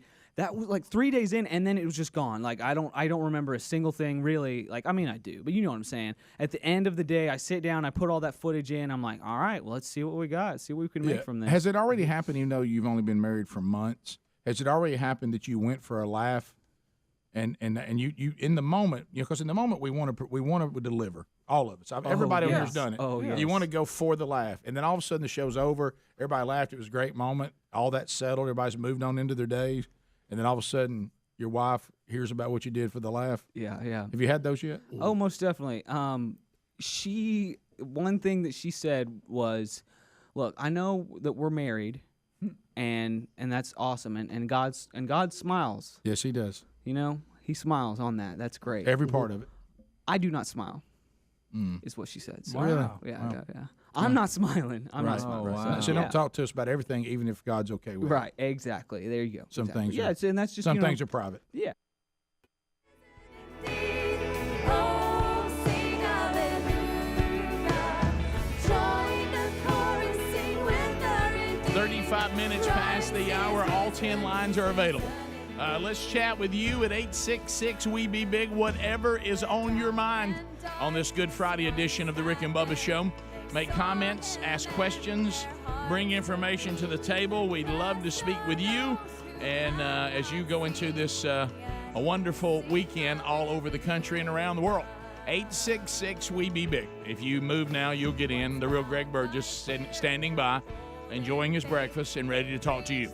866-WE-BE-BIG. While your calls are coming in, let me point you to boxofawesome.com. Boxofawesome.com is free to sign up. You can skip a month. You can cancel anytime you want to. It is designed to send you every however you set it up. You'll get these boxes. Inside the boxes will be things that you have indicated that you're interested in, or that someone else that you want to send it to as a gift is interested in. Little things like if they're a big griller, there's some hot sauces and some barbecue rubs that'll come in their box of awesome. Or maybe that's you. Or maybe you like to go outdoors, and you told them that when you fill out that little quiz at the beginning that lets them know the kind of stuff you like. Maybe you like camping. Camping gear essentials would be in there. You see what we're saying? And these are really cool, hard-to-find items, cool collectibles, things like that. Boxofawesome.com. Enter the code BUBBA, and your first box, you'll get 20% off. You also can find the link there at rickandbubba.com under the sponsors. So 866-WE-BE-BIG is our number if you want to join us as we phone troll today, and you can talk about any topic you want to. 30 seconds, the buzzer will sound. Your time on the program will come to a close. Then we'll work our way to the next caller. So even if you move to call now, you get in quick, and then you get in the line, and we kind of move through that line quick so you don't have to stay in line very long. So 866-WE-BE-BIG if you want to join us now. Also, remind you, coming up a little bit later on in the program, we will be talking to Dr. Sagg, who is part of UAB, and we're just going to try if we can't do a, hey, where are we on the pandemic and, these variants and all that? What are the things that we've learned that we did right? What are some things that we did wrong?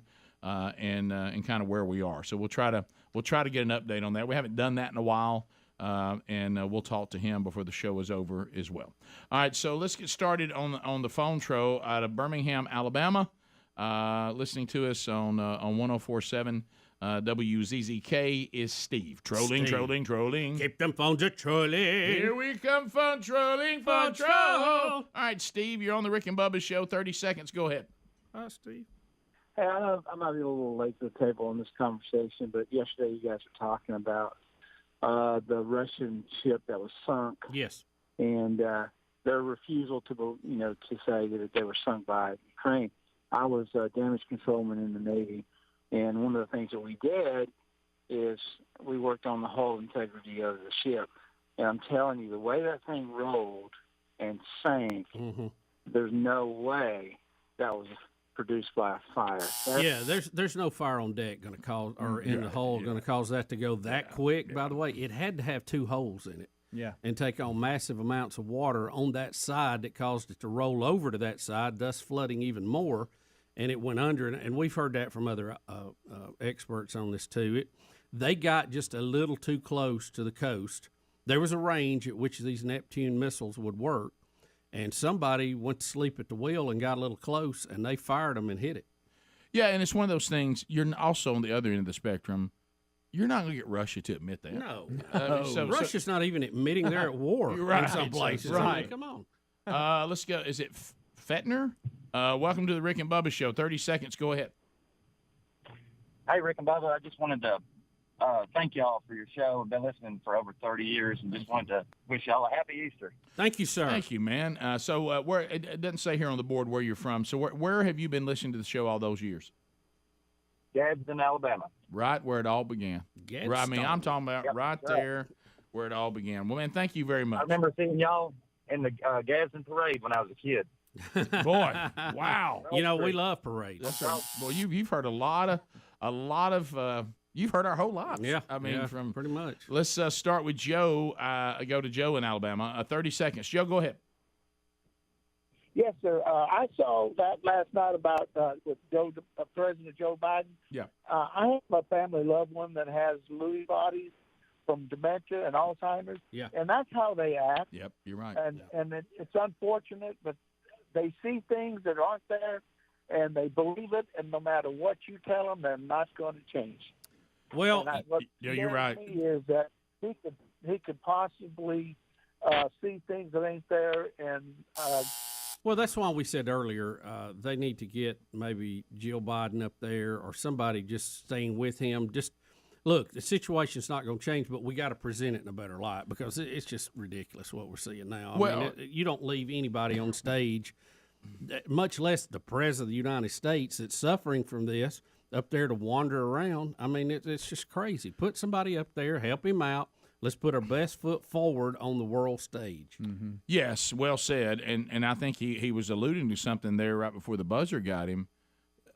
I mean, we have loved ones and we've had loved ones that have gone through this, and I see things or I live in a time that isn't real. If you're in the position he's in, that can be very dangerous. And at what point does everybody swallow all the political disagreements and save face and pride and say for the good of the country? Now, do I want President Kamala Harris? I don't. Do I want President Nancy Pelosi? I don't. But when you look at the good of the country and the world, if someone's lost their cognitive skills, it can be very dangerous to have them in that position leading the free world. Now, the good news is we have breakers set up. So it's not like he's a king. But it's at some point you've got to say this isn't good for the country and the world, and we got to make a change. And I don't know if that, or at least cover it up better. Yeah, or just do a better job with it, like we said last hour. Brian in Huntsville, 100.3 The River. Brian, go ahead. Yeah, I don't know. Have y'all seen that new video about Biden that shows what he is that came out this morning? I don't know what you mean. Can you be more specific? Yeah, it shows he's doo-doo. Okay, buddy. Real good. Yeah. I thought he was going to say that he shows he's got toe pads. You notice he's screening phone calls. Yeah. Well, I go back to now. Got to the top of the list. Now I say what I said to the Biden cabinet. I'll say to myself, we got to do a better job. Yeah. All right. So all right. Let's go to Freddie. Freddie in Missouri. Fred, go ahead. Guys, this is awesome. I'm across the street from Memorial Baptist Church in Poplar Bluff, Missouri, and there's people standing out here with crosses and waving at everybody. And I left Sykeston, Missouri a while ago, and there's people scattered all the way across Highway 60 waving at everybody, and they're holding up a cross. It's pretty awesome. Yeah, it's good to see that compared to the things you normally see out there. Yeah, amen. I agree with you. Trevor Hoover, 104.7 WZZK. Trevor, go ahead. Hey guys, this is the Spain Park freshman, the batter in that walk-up song video. Hey, Trevor, how about that? Next up, Trevor, did your mom embarrass you with that move?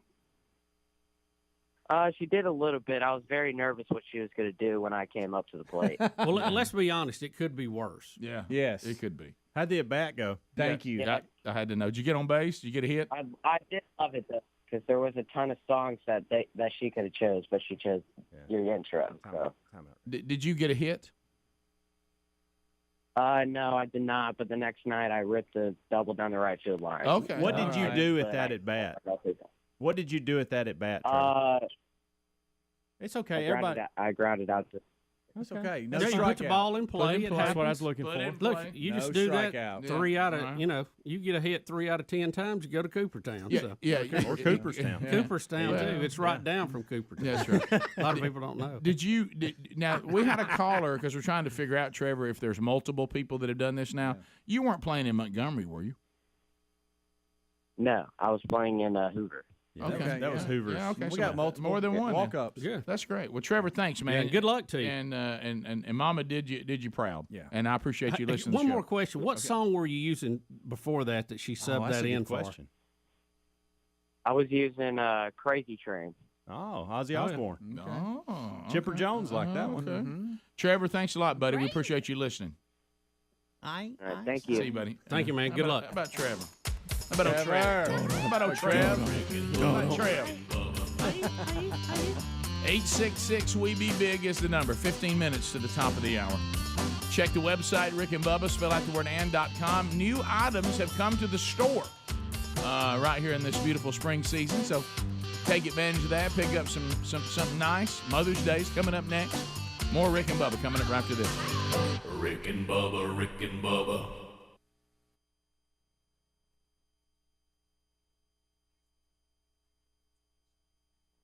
It's important to remember. You'll that. find those lines over the years. Sure. But then there'll be those So she's not smiling on that. She's just not smiling on us referring to Exactly. Right. Okay, I just Yes. wanted to be sure. Well, what you're saying is, but no matter how much you learn those lines, you'll feel a show dragging and a show not going anywhere, and you know you've got something that would really be big for the show, and you know you're going to pay a price. Yep. And you think the show needs this today. For the show. And then after it's over, is that terrible feeling of, I don't know if I should have done it. I don't know if I... Then everybody laughs, because sooner or later, everybody goes on back to their lives. Yeah. Yep. And then leaves you. So you're doing a music video today? Yeah, yeah. Are you getting back at us for something? No, it's gonna be awesome. Rick and Bubba, Rick and Bubba. When the lines you drew begin to blur.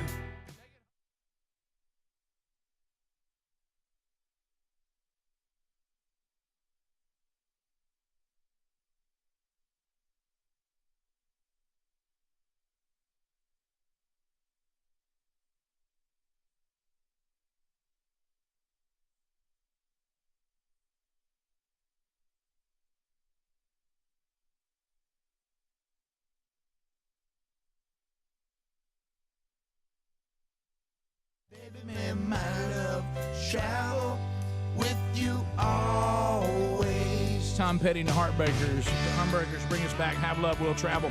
Speedy, the Road, Greg Burgess, Helmsy, Adler, all here today. Got RBTV for Extreme Club members. You can watch live.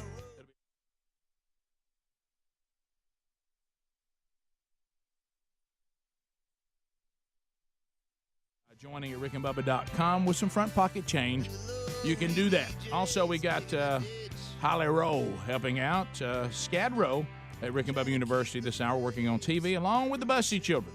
Hunter Buss and Caitlin, and there's Daddy, Bill Bubba Bussy. Hey, how about it? Hey, Daddy! Bussy's accounted for. How about this wacky world?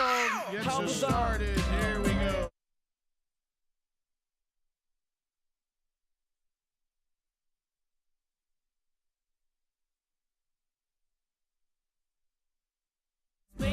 Every time. That wacky world. I feel good. Bubba, Illinois, we just told you the state has gone broke, and maybe this led to frustration. Look, if you're in a state where they can't even pay the lottery winners or fund the things the lottery's supposed to be doing, and your entire government is collapsing on top of itself, probably not a good time to be cheating with somebody's woman. We have this in the news today. We believe there was a love triangle gone bad. Jose Chamez, 27, sat outside his wife's employment building. This is in Arlington Heights, Illinois. He was very upset after seeing her leave with a man that was not him. He crashed his car into the partner's vehicle, then chased down the other man with a chainsaw. Witnesses say it was like a scene from a horror movie. When he got to the guy, the boyfriend of his wife, as that man was stumbling and falling backward, he got him with the chainsaw. They said it was so bad, at one point the man's arm is hanging on by skin and tendon. Ooh. In front of a horrified group of witnesses. Jimenez has been charged with first-degree attempt of murder and aggravated battery with a chainsaw. His bond, $2.5 million. Yeah, that's bad. It also says, Rick, it says up here in the paragraph before, it was his estranged wife, but still wife, it looks like, nevertheless. Yeah, estranged does not mean divorced and now on your way. Those of you who tamper with other people's marriage, it's always best to let the paperwork be done. Now, Rick, also it says that the victim here had surgery. He's likely to survive. They don't know about use of his arm. Probably not. The police said that he would have killed the boyfriend if the boyfriend had not kicked the suspect in the private parts while being attacked. So really, I was just scaring you with the chainsaw till you hit me. No, I think he said he was in the process of cutting him up, and the boyfriend kicked him off of I him. got you. He's saying, and he just got most of his arm. I got you. He said the arm ain't nothing, and I would have finished the job if I hadn't been unable to. Got you. The guy who did it had no prior criminal record. Well, he's just mad. Snap. A woman make you crazy. Oh, yeah. And he said, look, not wanting to be shot by authorities who arrived, he stripped down to his underwear, saying, "I do not have any more weapons on me." That was it. Stripped down, huh, Rick? That's what it says. Down to his underwear. Pass the gravy, please. Rick and Bubba. Ooh, it brings It is 10 minutes to the top of the hour. The Rick and Bubba Show. We're back. 866-WE-BE-BIG. All right, so we'll do Where Are We on COVID coming up next hour with Dr. Michael Sagg, Director of the Division of Infectious Disease at UAB. That'll be coming up. Will a Meet can still happen before, and it will happen before the show is out today. USFL is opening up this weekend. If you want to come to our fine city of Birmingham or be watching that on NBC or Fox, the New Jersey Generals take on the Birmingham Stallions to kick off the USFL's spring season. And then there'll be 3 games on Easter Sunday. If you got family together and you're coming to Birmingham and you want to go over and see a game, you can go to theusfl.com for all that information. And, of course, you can be watching anywhere you get NBC or Fox over the weekend, too. You can go to the stadium, hide Easter egg. You can. You could. Yeah. So, Elon Musk, Bubba, he went, there was a TED Talk. It's not an official thing. I'm just giving you some ideas. Right. TED Talk 2022. Gene, regretting being with us again. TED Talk 2022, Vancouver, Canada. Elon Musk is there, and there's been some audio clips from him being there after saying he was going to attempt to take over Twitter for $43 billion. Take it private. Own it all. Own it all. Take it private. And here's one of the cuts from that. He seems to be having a little fun at the expense of Mark Zuckerberg. Here we go. As for media sort of ownership, I mean, you've got, Mark Zuckerberg owning Facebook and Instagram and WhatsApp, and with a share ownership structure that will have Mark Zuckerberg the 14th still controlling those entities. Like literally.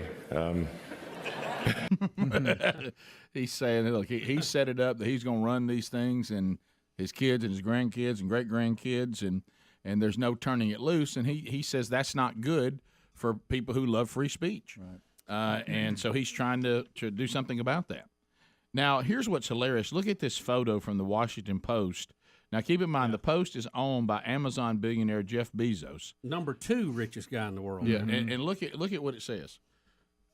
So this is Elon Musk. They're being critical. This is an editorial out of the Washington Post that Bezos owns. Yeah, and here's what this editorial that Amazon creator, billionaire, right, Jeff Bezos owns. He owns this newspaper. I want to say that again.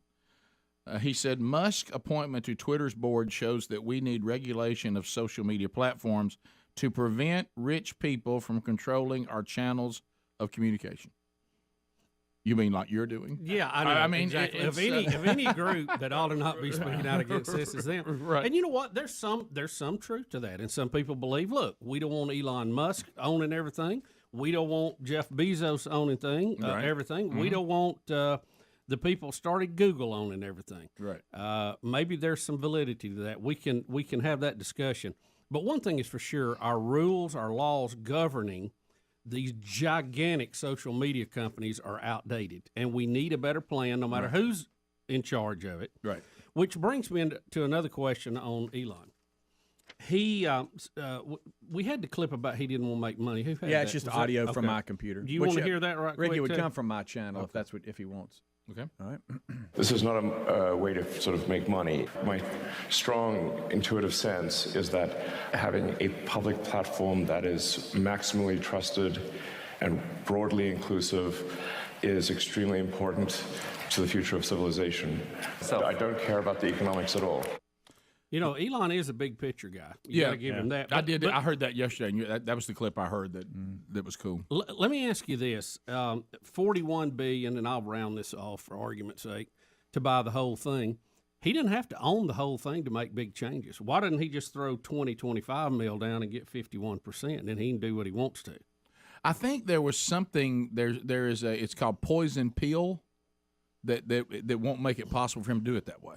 The only way he can really have the influence he wants is to buy the whole thing. Well, it's a good answer. I mean, that may be true. Yeah, because they have something that won't allow you to do that. Well, let me ask you this then: for $41 billion, could you not start your own platform? Well, that comes to my question: what happened to Trump's? Well, I never got on it because I was in the queue so long. I forgot I had it. Did that ever turn into anything? Because we know that Parler never could be a real player. And then Trump said he was going to be a real player. There was this big buildup to it. Whatever happened to that? To answer your question, it doesn't appear like it's easy to do that. I was just watching our comments on YouTube, and somebody on YouTube just mentioned that Truth Social is the name of his app, that he doesn't post very much on Truth Social, and they were wondering about that. So maybe they're going Who doesn't post? Trump doesn't post very much. You don't see him very much on his own social app, Truth Social. So maybe he's doing a slow roll, or maybe he's taking his time trying to grow the thing. But Twitter's definitely the global town square now, guys. So that's what Musk is saying. It's what I've tried to say. He's not wanting to build it up. He's wanting to go ahead and make an impact. Now. Change it. Yeah. When people started this saying, "Hey man, you don't need to be on Twitter," and I'm like, well, that's where all the people are, and they cross their eyes like that. Yeah, and when you're saying something, talking that voice, I mean, you're not doing anything. I think what Elon Musk is saying, it'd be like me saying, we did it. It'd be like us saying, we're going to do Rick and Bubba's hamburger place. Just buy McDonald's.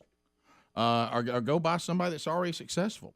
You know, I mean, what he's saying is, look at what Trump's trying to do. Look at what Parler's trying to do. Can't get off the ground. Yeah, and he says, why not just go get the one that everybody's already using, and it's being used worldwide. The things that I can say, I want to speak to the largest number of people possible, and that's kind of the way that I look at it, and we look at it too. All we're doing is promoting what we do. Now, if you look and all of a sudden I'm starting to talk like people that are in conflict with what I claim I believe, well, yeah, then that's different. But if you're going in there standing up for, well, you're just going to get canceled, well, no, there's a lot of things that we're saying right now and things I've seen and fruit that's being produced, especially spiritually, that's not getting canceled. So wouldn't I rather go if somebody said, Rick, today you can go and speak to 1,000 people, or you can go speak to 10, but you only got one day. You can't do both. I'm gonna pick the one that I'm gonna get to speak to the most people. Well, I think part of the problem with opposing views coming to light on social media has been servers. And where this is hosted, which, by the way, Amazon owns more in the world than anybody in the world. Right. But, in broadcast, we have some pretty big companies that own a lot of stations, and they use synergy between those markets, and that's fine. But you don't let anybody have all of them. Right. There is some regulation. Look, free market, love it, capitalist, but for the broadcast media, we don't want anybody owning every single station. Right. We want some diversity in that. Is it too much? Is it not enough? We can debate that. But we also need it in social media. Yeah, no doubt. And the law is not up to speed with what's going on. They wanted these industries to get going. Hey, they got going. Now they're the largest companies in the world. Look, if I could buy... It's time that you get a hold of this. Adler, running out of time. Go ahead. I think the key to Elon Musk following through on his free speech promise is his proposal to open source the Twitter algorithm, meaning show people how the information is filtered, what gets pushed to the top, open source that algorithm, and that truly would kind of really level the playing field. Because they keep blaming that. We're not canceling people, it's the algorithms. But let us see what it is. If the liberals have control of it, they don't want to lose that. Yeah, right. Oh, no. No, you're right. 100%. Rick and Bubba, Rick and Bubba.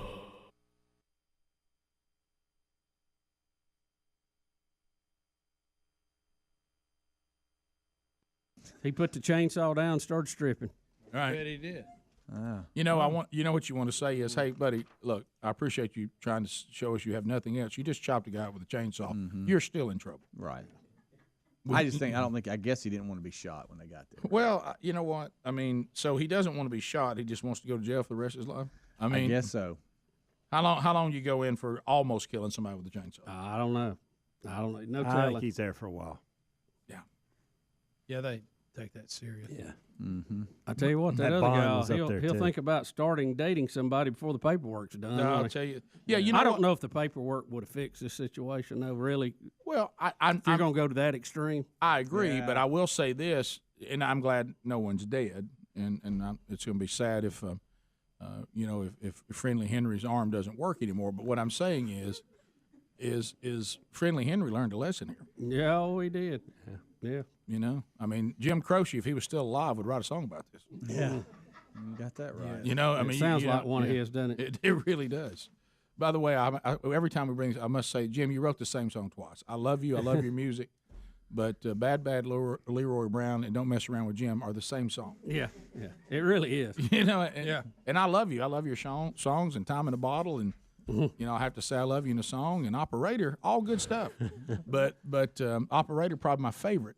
Second, Bad Leroy Brown. And for some reason, I don't like Don't Mess Around with Jim as much as Bad Leroy Brown. Do you agree? Yeah, because it had already been done. Because it's the same song. I'm not sure which came first. Yeah. In my mind, Bad Leroy Brown did. Now, I don't know if that's true. Right. I wouldn't have I'm the same way, Greg. I don't know factually, but I feel like that one came first. And then he tugged on Superman's cape a little later. I believe you're right. Every now and then, I think you're not supposed to tug on Superman's cape when you mess around with Leroy Brown. But I know that's not right. No. It all kind of runs together. I could see how you would think that. Yeah, what was Jim trying to do? What's next? Another phone song, too? Instead of Operator? Talk to the operator. Yeah. This time, front desk. Say, could you help me reach this room? It's still the same song, Jim. You know what I mean? Different villain, same ending. The bully gets it in the end in both of them. Right. It's it. And seemed to be a running thing. Alabama did make it in Don't Mess Around with Jim song, because Slim was from South Alabama. who carved old Jim up. Right? Who got carved up? Leroy Brown or Jim? Leroy Brown got cut up so bad he looked like a jigsaw puzzle with a few pieces missing. I think with a few pieces missing. Didn't Jim get cut too?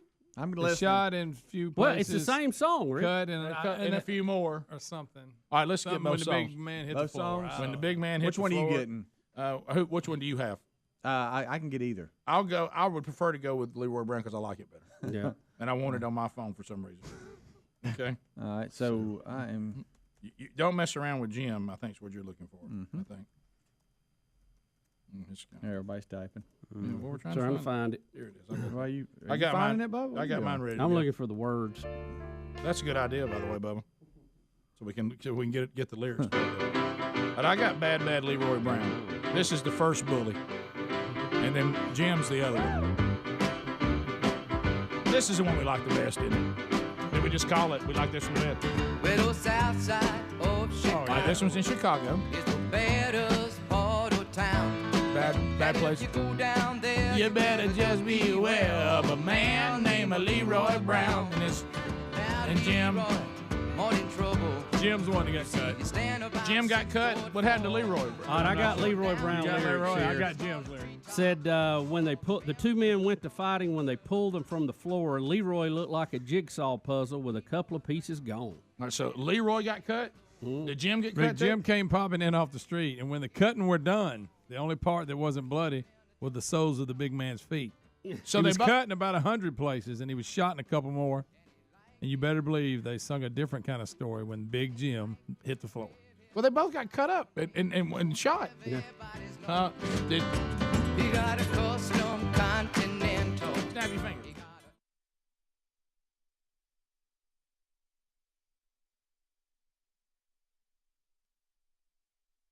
Have you seen these crossbows, toy crossbows, with the ability to fire out needles, nails, toothpicks?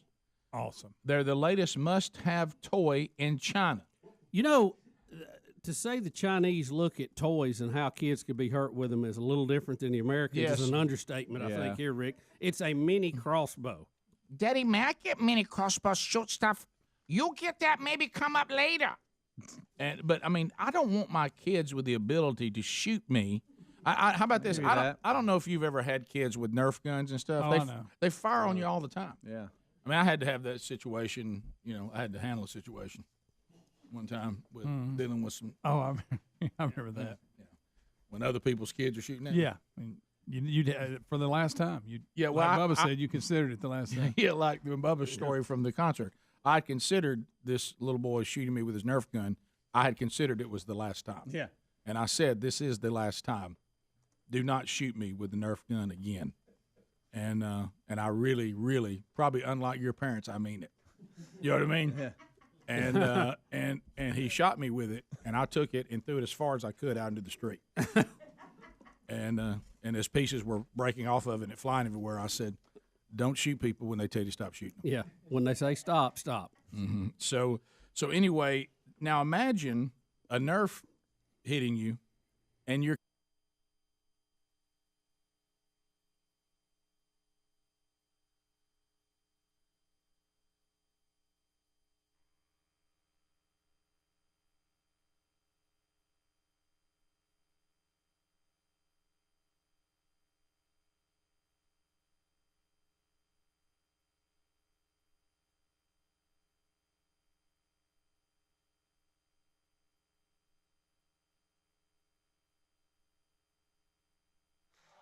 It is 6.5 minutes past the hour.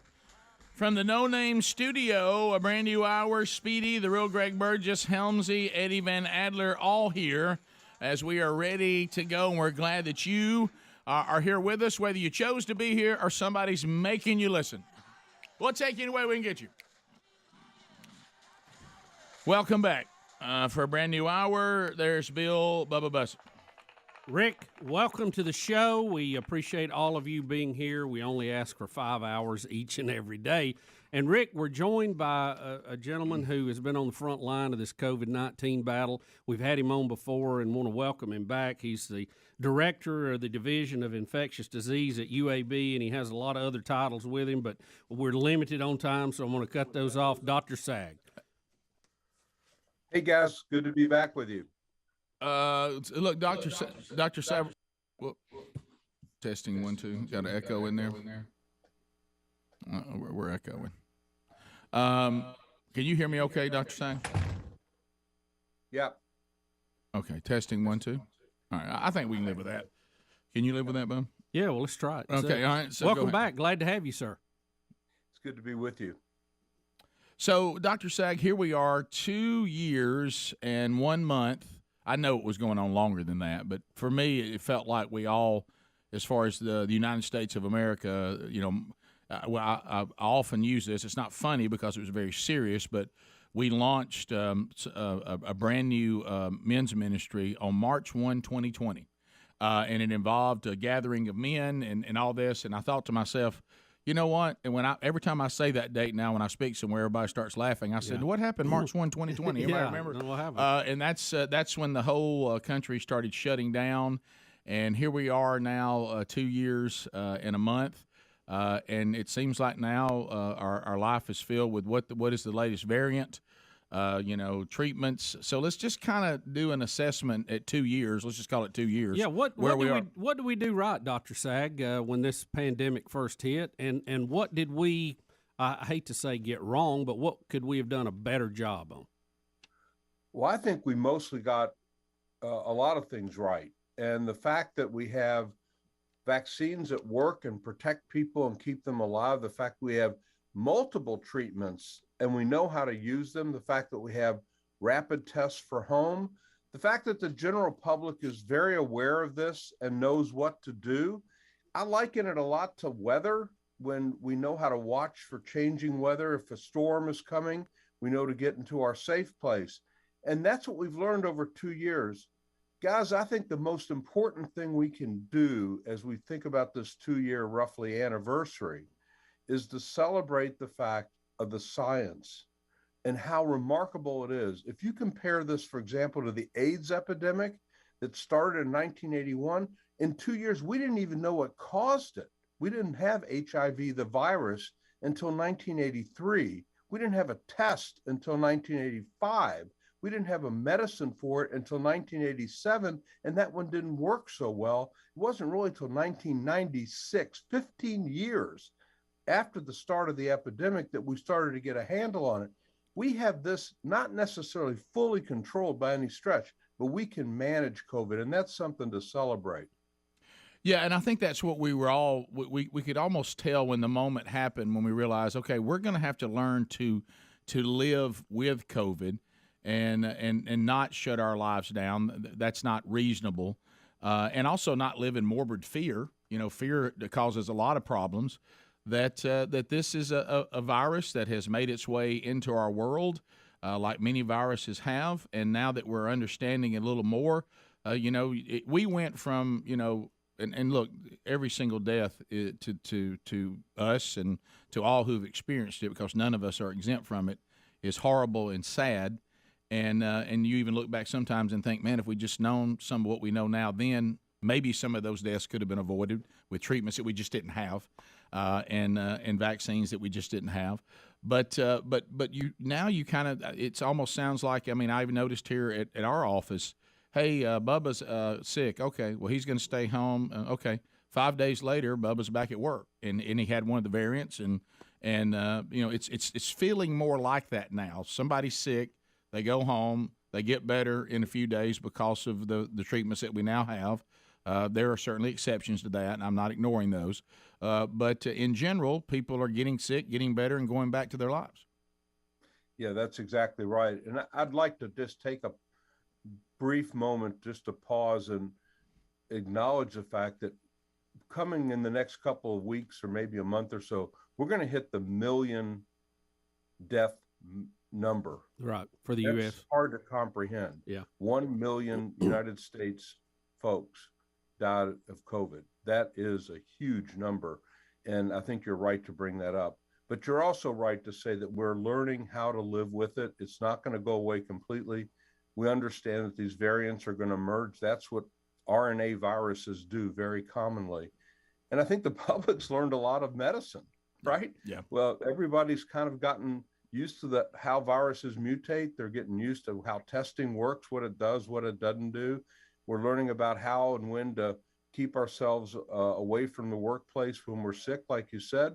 So again, I think as far as what we've learned, that's something to celebrate, but it is sad along the way as well. Dr. Sagg, it absolutely is. As a matter of fact, I'm going to a funeral today of someone whose father was lost to that. We've had several. Dr. Sagg, when this first came out, first hit, we didn't know what we were up against. What are the numbers now far as survivability for getting this? We've heard various numbers. Of course, there's a certain distrust in the public right now about who's putting out the numbers. But in real figures, for every 100 people who get this, how many are we talking about that they're not going to make it? We're going to have to segregate it into those who have been vaccinated and those who haven't. So those who have been vaccinated and boosted, and their immune system is relatively normal, their chance of dying from COVID is extraordinarily low, very, very low. If somebody has not been vaccinated, and especially if they're in an older age group, even older than 40, their chance of dying if they get this depends on the variant, but it can be as much as 1 in 100. And while that doesn't sound like a huge number, that's tenfold higher than someone their same age who has been vaccinated. And I think hopefully now that the dust is settled, guys, maybe we can pause and take a deep breath and put all the noise away and start looking at the raw facts that the vaccines indeed work and they protect people from getting really sick and dying. And that's all they were really meant to do in the first place. One of the lessons we learned along the way, at first we thought, oh, okay, the vaccine will prevent me from getting sick. Well, not so much, especially with the newer variants, but it will keep us very safe in terms of getting very sick, going in the hospital and dying. Will the vaccination process just continue forever, or is there a point where our immune systems are going to be built up to a point we won't have to do this? And I'm just telling you what I hear from people. They're like, yeah, I got the shot, I got a booster, but I'm done. I'm not going to keep getting these things every year. So, but what is the real science of that? We don't know. I mean, think about it for a minute. We're talking about 2 years, right? Right. With most every other disease that we deal with, we've got decades of experience that inform us. Right. What's hard for everybody to get their head around is that this thing's only 2 years into it. And so we can't predict the future that well because we don't have the experience with this particular coronavirus. So we're learning as we go. And I think to go back to your original question, what's bad? I think what's bad is that the public got all in a tizzy and turmoil because of some stuff that's misinformation on social media, a lot of emotion around this, which on one hand is understandable, but on the other hand made it difficult for a lot of us in public health, a lot of us in the medical field on the front lines. It made it harder for us to do our job because there was so much noise and so much energy, so much misinformation, so much stuff that was out there's wrong. And at the same time, we really are, by definition, building the airplane as we're flying it because we had to. This thing was exploding in our face, and we had to do something and use the best information. But we knew as scientists and as doctors that we were learning as we go. And to your question just now, we're still learning. We don't know how often we're going to have to get a vaccine. What we know now is that we do ideally need that fourth booster. Maybe that'll be it. I kind of don't think that'll be enough because we know that coronavirus immunology doesn't protect for a long, long period of time. We know that from the common cold. How many times have you had a cold? Well, a lot of times those are coronaviruses, and the immunity protects for maybe a year or so, and then it wanes. So we'll have to learn and figure this out as we go, and everybody's got to be patient with that. All right, we come back more with Dr. Michael Sagg, and we'll ask some more questions. And again, as he's saying, and some things we can answer now that we've learned, and others are still in the process of learning. So we'll be back. 17 minutes past the hour. 866-WE-BE-BIG is our number. More with Dr. Michael Sagg when the show continues. Rick and Bubba, Rick and Bubba.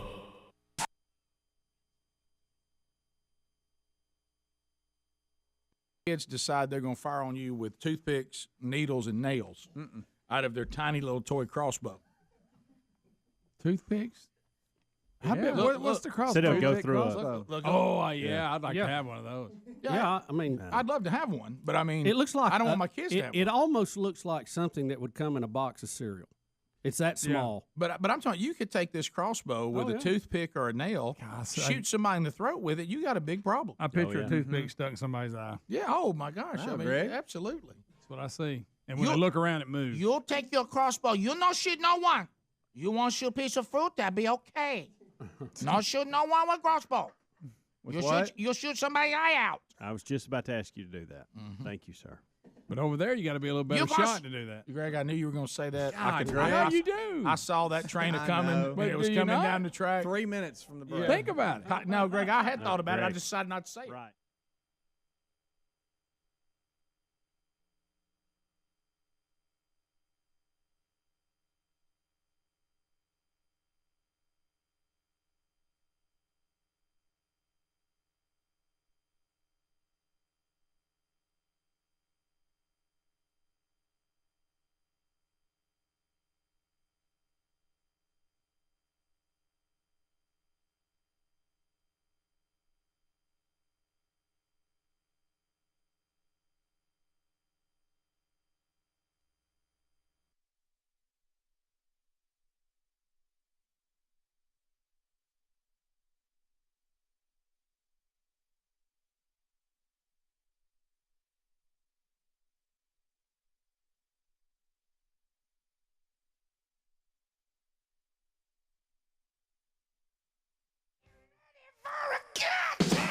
There it is.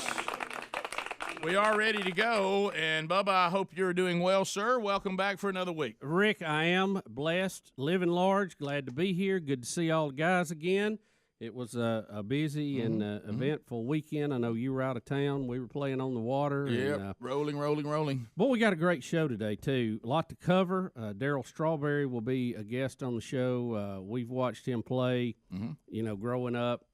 Unbelievable baseball talent. And looking forward to talking to him today. He's had a colorful and somewhat controversial career. Yep.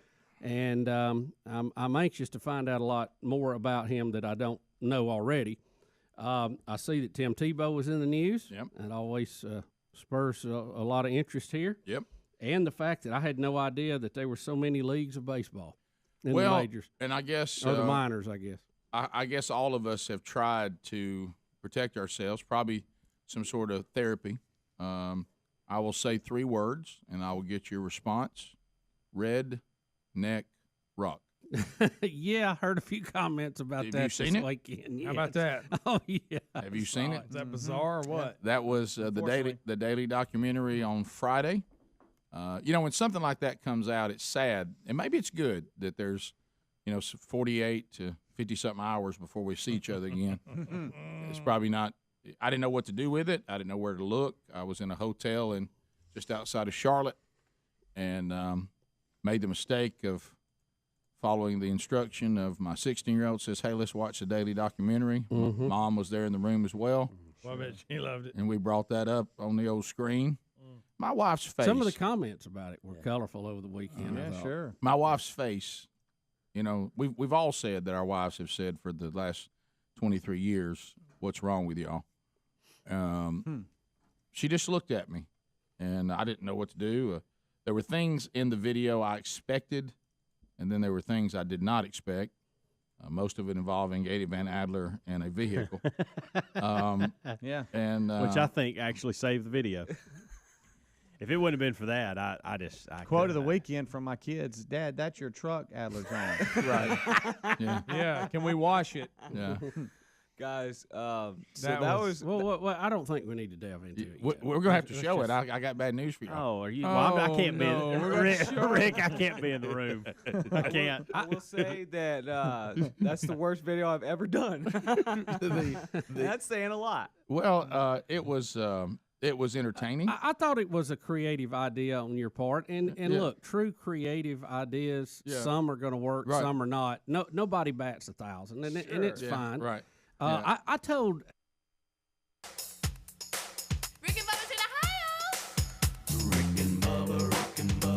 Pass the gravy, please. All right, we're back. Dr. Michael Sagg from UAB, the director of the Division of Infectious Disease. 2 years later, the pandemic. Where are we? And we got about 8 minutes to ask a few more questions. Doctor, thank you for being with us, and thank you for your very candid answers on this. I wanted to ask you about monoclonal antibodies. I know that was one of the first things, even pre-vaccine in some areas, that got out that we had some real success with. I know by the Omicron variant, the doctors and the medical community kind of stopped using that because the virus had mutated outside the effective range of that treatment, or for the most part. Do you see the same thing? We're talking about 3 new variants now that's out. Do you feel like we're going to have to reformulate our vaccine? Are we ready for vaccine 2.0? Well, we don't have to reformulate the vaccine yet, but the monoclonal antibodies do matter. It does matter which variant we're dealing with. So briefly, an antibody is what our immune system makes to fight a vaccine. It's one of the fight a virus. That's one of the arms of the immune system. And in this case, they make an antibody that's solely targeting a certain part of the coronavirus, so that if the virus mutates, then one of those antibodies, those monoclonal products, loses its effectiveness. And we've seen that. But what remarkably, we've just been able to roll from one type of monoclonal antibody to another. And we have one that's active against the new variant, the BA2 Omicron, that's different than the original BA1 Omicron that we had in January. So we have a monoclonal antibody. But what's really important to keep in mind is that we have a direct antiviral, a couple of them that are oral, right? Yes. And those are available pretty widely in pharmacies. So the thing for everybody to do at this point, ideally, get vaccinated.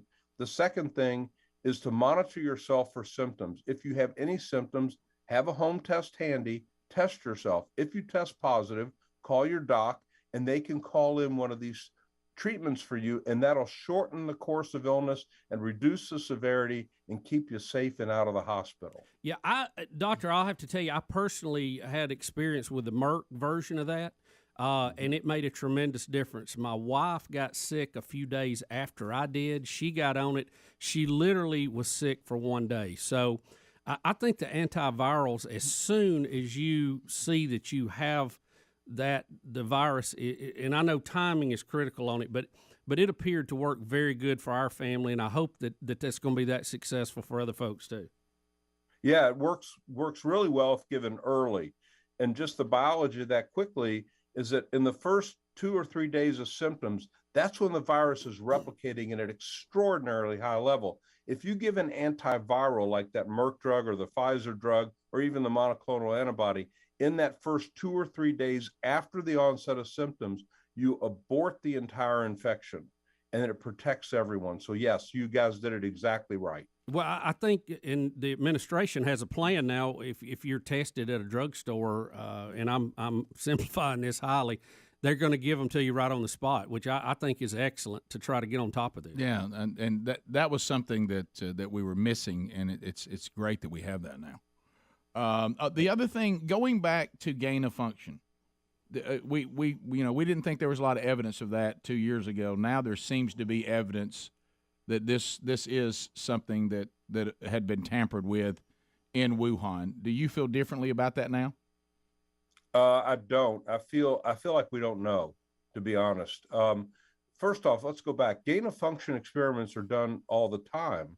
with all types of things because we want to be able to see Understood. how something works in a laboratory under controlled conditions.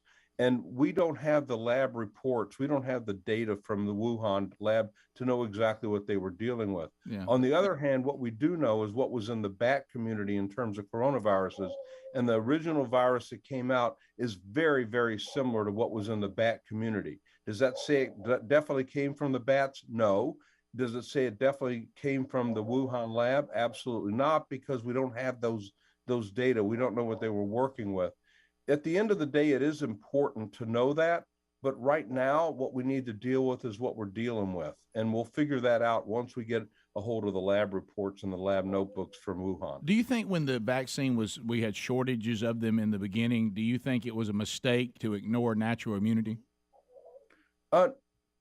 We did the best we could, right? We weren't ignoring natural immunity.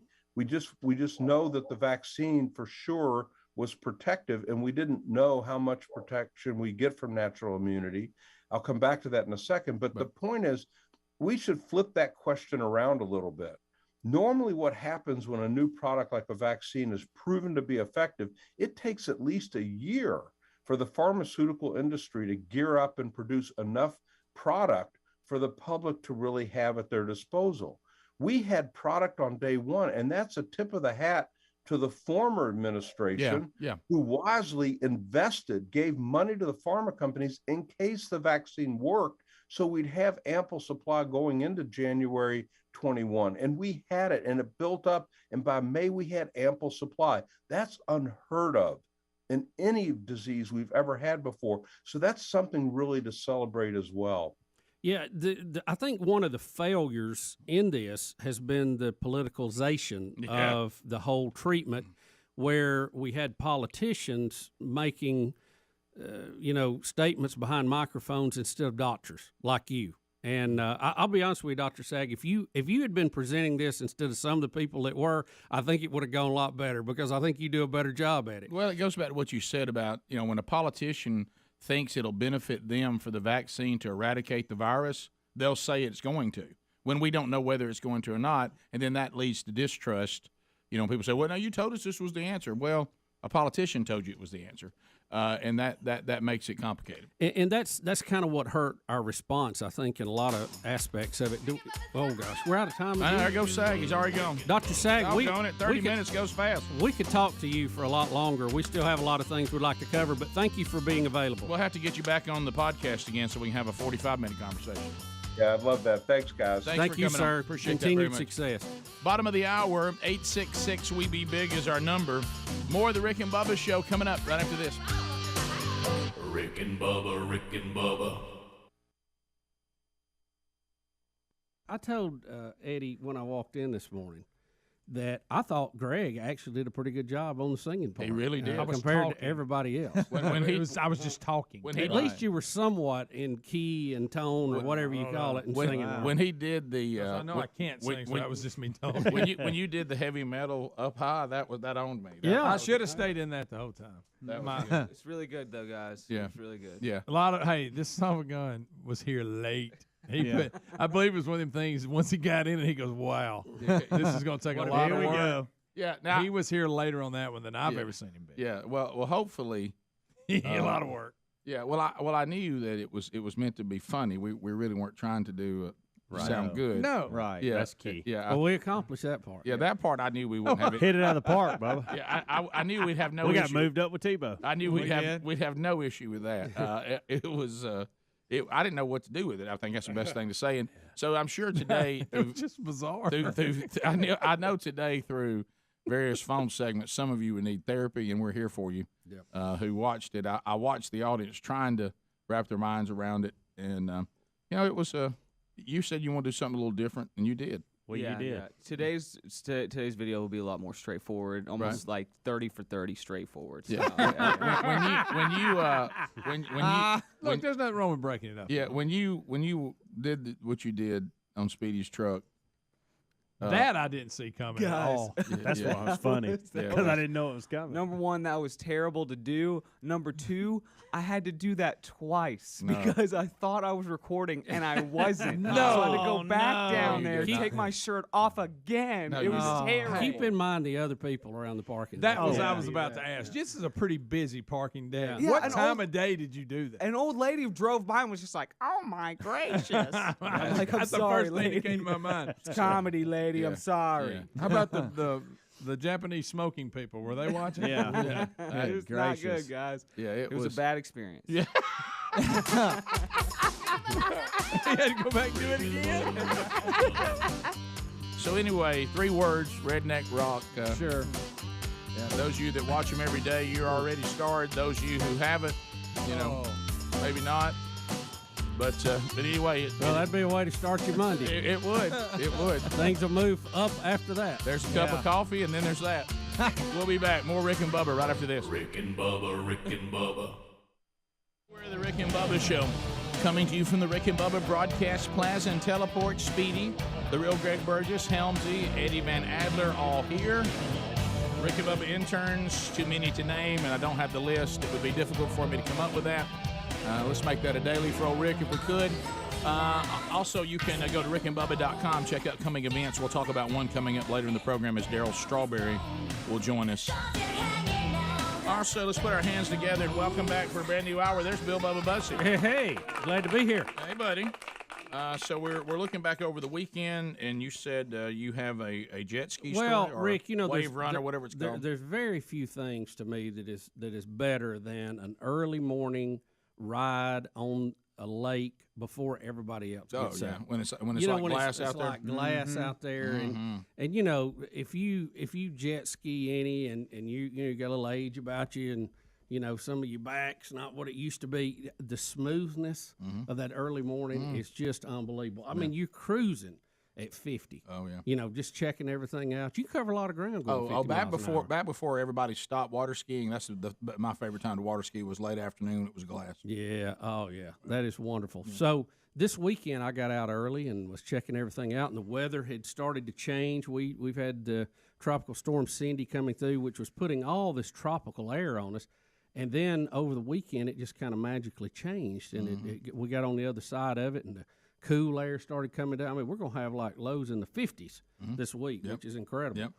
So we're out there. I'm out there riding, and it's just me and God, and the sunrise, has just come up. And, of course, you can't legally ride before the sun comes up. No. So we're out there. I'm out there and just enjoying it, and I'm coming back in, and I know that the family will be getting up before long, and we'll eat breakfast and all that. I have to get out and do something because I wake up early, so I don't wake everybody up. Is the bottom line. But I'm coming in on the jet ski, and I come in, and I have to make kind of like a turn like a J to line up to get on the easy porch, the little lily pad looking thing you hop up on. And as I'm making that turn to come around, I notice the other jet ski there, Sea-Doo in this case. The kids had been riding them, and I thought, the kids have left a rope on that thing. I see it dangling off the back of it. And as I keep looking,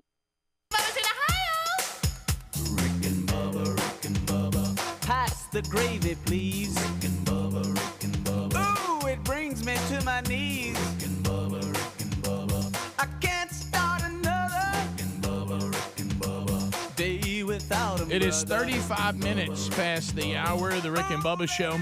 866 We Be Big is our number. We'll get to some of your phone calls coming up here shortly.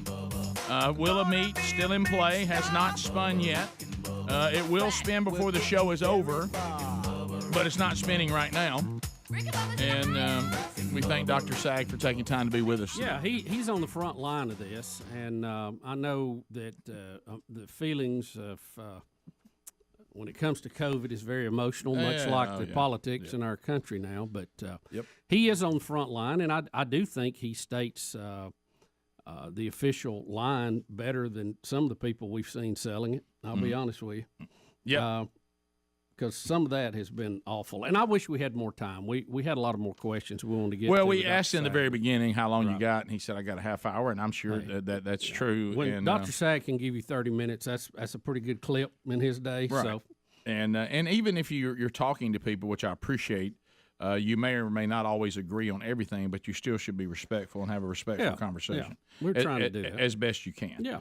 And also not come across like homers that all we ever do is talk to people that agree with us on everything. Right. That can lead to not you don't grow when you do that. Well, yeah, it can lead to easier emails, but I don't know that you grow in a circle, which is not good. Right. Yeah, it's I always want to hear certain things and find out where we are. It's part of critical thinking is hearing opposing views. I know it's not staying in the same pond. I think some people forget that. You got to get back. We got to get back to that. That we used to be a great country when we knew how to debate and talk and listen and ponder and say, well, That's okay. Right. You don't have to agree, but just hear what's going on and be able to shore up your position on things. Allforum.com/Bubba. And do this. Don't be afraid to go and say, well, I'll get all my information from this source. Spread it out. Go listen to different sources and weigh that against this and weigh that against. Don't always stay in one little bubble where everybody says what you agree with. Allforum.com/Bubba. And then you sound like Twitter. So allforum.com/Bubba. Right now you can get handmade, I'm talking about top quality furniture delivered directly to your door. From out of the great state of North Carolina, and man, they do a great job. You customize the furniture. They give you the different fabrics, the different leg types, and how you want it done. And it could be something as simple as I need a chair, all the way up to I need a big time sectional sofa. And everything in between for your office, for your home. Maybe you're fortunate enough to have a lake house or a cabin or something like that, a beach house. So go now to allforum.com/Bubba. We're going to get you now 20% off, and we're going to get you this shipped to you free, and we're also going to get you a forever warranty, and we're also going to get you a 100-day free trial. All of that at allforum.com/Bubba. Put them to work for you now at 20% off the entire site. Also, the link available at rickandbubba.com under the sponsors button. To the phones we go. If you want to join us, you can right now at 866-WE-BE-BIG. Philip is standing by. Philip, welcome to Rick and Bubba. Go ahead. Hey, Rick and Bubba. Thank you all for taking my call. My name is Dr. Philip Triantis. I'm a member of Concerned Doctors here in Alabama, and I was really hoping to get to speak to Dr. Sagg. Unfortunately, I didn't get to hear the whole interview, but I had several calls while y'all were doing it. I'm at work, so I couldn't be listening to you guys. But I would really like, because our group is a group that treats early for COVID from day one, and we've had a huge success of early treatment and survival and keeping folks out of the hospital. And we come from a different mindset with the university and the elite institutions are teaching. And so we would like to have a debate or just an open conversation with physicians that are doing things differently within the hospital once you get to the hospital, but they will not grant us that debate. They will not grant us to sit down at the table and discuss our treatments. And I'm in a network with thousands of physicians throughout the country as well as the world. And if y'all are very powerful, and if y'all could arrange some kind of discussion between the two different opinions of treatment, that would be wonderful, because I even have one colleague that's offering $1 million.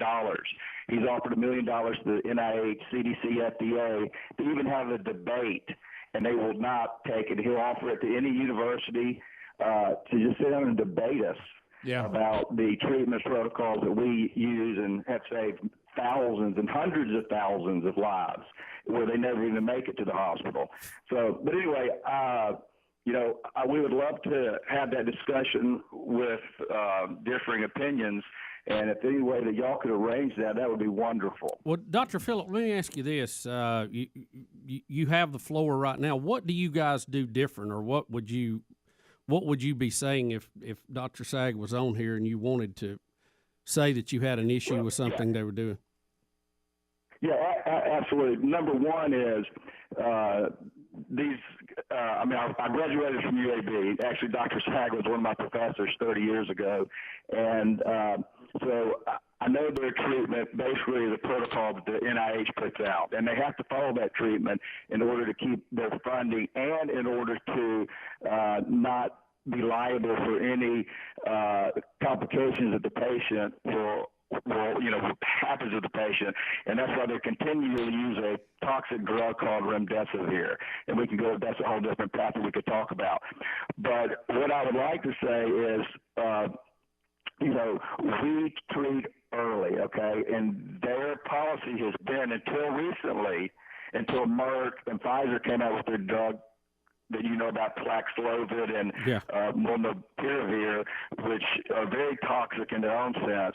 But we treat early with ivermectin, hydroxychloroquine, and it's a multi-sequence, multi-drug treatment protocol. So this disease, basically, there's 3 different phases. The first phase, of course, is the viral phase, and that usually lasts for about 6 to 7 days when the virus is replicating, okay? That's when you feel sick and crappy. The second phase is when your immune system kicks in and you get that cytokine storm and it just attacks your body. So we treat it with steroids and other medications. And then the most important part of that is that you start developing the clotting stage of the disease. And we treat with anticoagulation drugs. So it's not just a single drug, and everybody's a little different. So we use different protocol. Well, we use almost the same protocol, but we use different doses of different treatments. So and our success rate to keep out of the hospital has been incredible. I personally am a radiologist, and people ask me, well, how do you know about this? Well, let me tell you, I got sick early in the disease, and thank God, some doctor here in Birmingham treated me with ivermectin and zinc and some other medications, and I survived it. And I have an underlying heart condition that if I would have gotten to that cytokine storm, I wouldn't be talking to you right now. Yeah. My mother gets at the same time, no treatment, in and out of the hospital 2 times. They would not admit her because she didn't have pneumonia. She dies in front of my face because there was no treatment. So almost 2 years ago, that's when I decided, hey, I gave up 50% of my practice, and I've been studying this since that time. I've been doing a fellowship. So I know a lot about it. I know about a lot of treatment. I've treated about 400 patients. And only one of them has really ended up in the hospital. It was an 86-year-old woman that God only knows if she followed the protocol that I gave her, which is a pretty, intense multi-day, multi-drug protocol. But she survived, and she got out of the hospital. And then the oldest patient I treated was 98 years old. So with a couple of comorbidities. So treatment works. Early treatment works. And that's what our group has been fighting. And we're a big, strong group throughout the country. But, of course, social media and the legacy media shuts us down where we cannot talk. So we have to go, to alternative sources. Like Rick and Bubba. Alternative news sources. Like Rick and Doctor, let me ask you this. Early treatment, I think we all agree on that. And they have shifted to early treatment. You're just saying what they're using for early treatment, you would use something else. Did you say you're not a fan of the 2 antivirals that are out now, Pfizer and Merck's? No, not at all. I mean, ivermectin, there's 4 things that you could take that is an antiviral. And they're basically called their zinc ionophores, which means that once the medicine gets in, and zinc is actually the culprit that kind of helps get rid of the virus, so to speak. It's a polymerase. It's basically it's like the bullet of the gun. But you have to have the gun to open it up, and that drug is ivermectin, hydroxychloroquine, quercetin, which you can buy over the counter, and ECGC, which is basically green tea. So those are the 4 things that you take, and then you need to take zinc as opposed to Paxlovid, which is basically, it acts similar to ivermectin, but ivermectin has multiple properties where this only has one property. It's a polymerase inhibitor. And so ivermectin has other properties like anti-inflammatory. It attacks the spike protein. Dr. Phillip, I'm sorry. We got to go to break. It's great information. I'm glad you got that word out. So, we love the marketplace where people can talk, but we're going to have to go to break right here. But I did want to tell you, we did the antiviral, had great luck with it in our family, the Merck version. So just FYI. Yeah, and I've heard people that, like he said, that use what they do, and they've had great outcome too. So yeah, I know somebody else that's on. Is it ivermectin that they're on for severe arthritis? Is it ivermectin? No, or hydroxychloroquine, whichever one they give you for severe rheumatoid arthritis. Never had any problem with it at all. So who knows? 14 minutes to the top. Rick and Bubba, Rick and Bubba.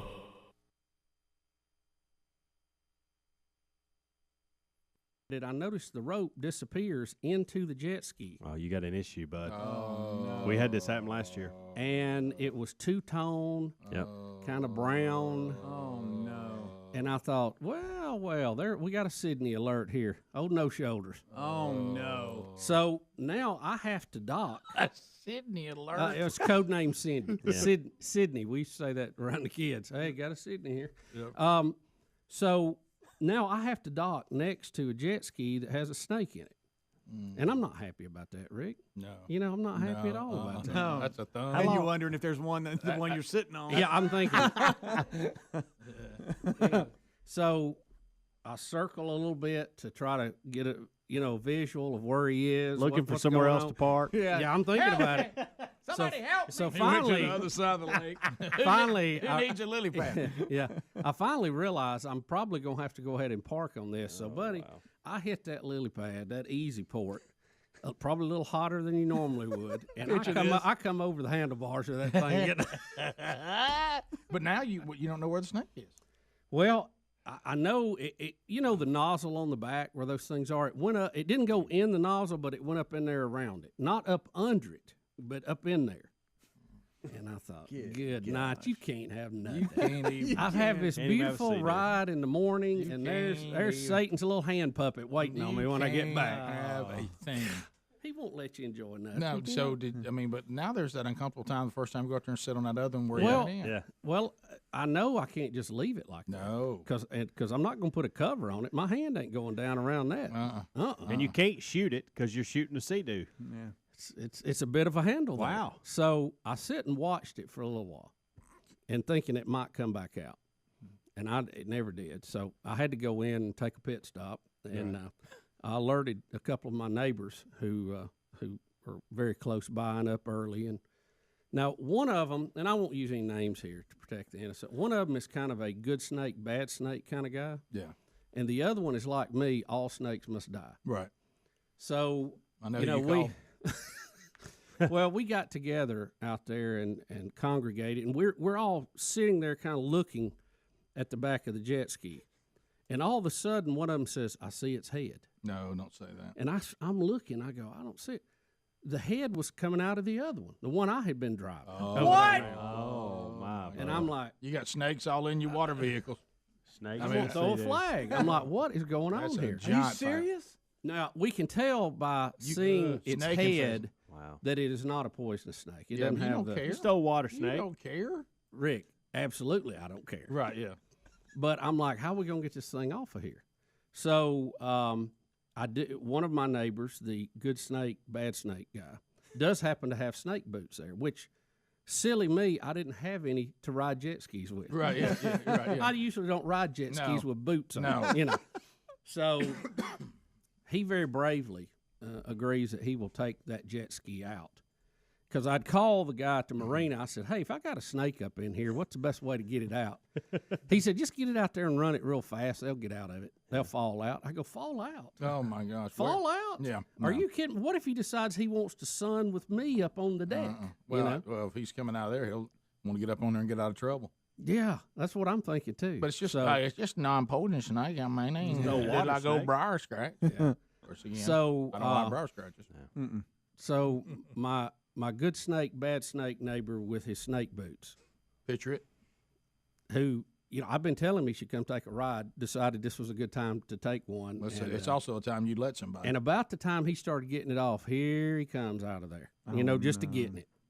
And my other neighbor, you know, was able to remove him and get rid of him.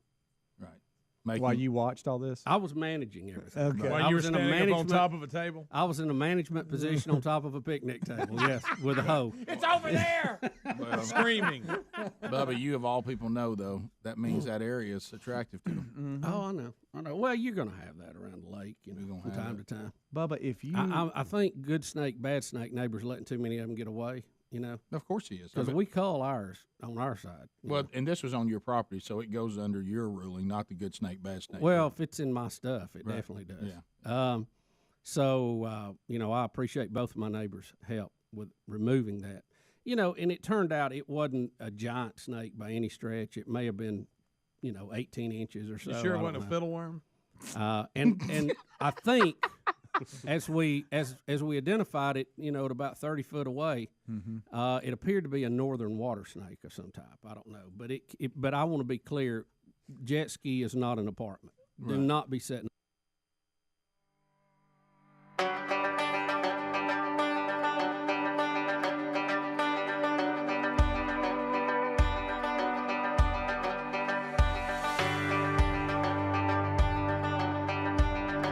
Nine minutes to the top of the hour.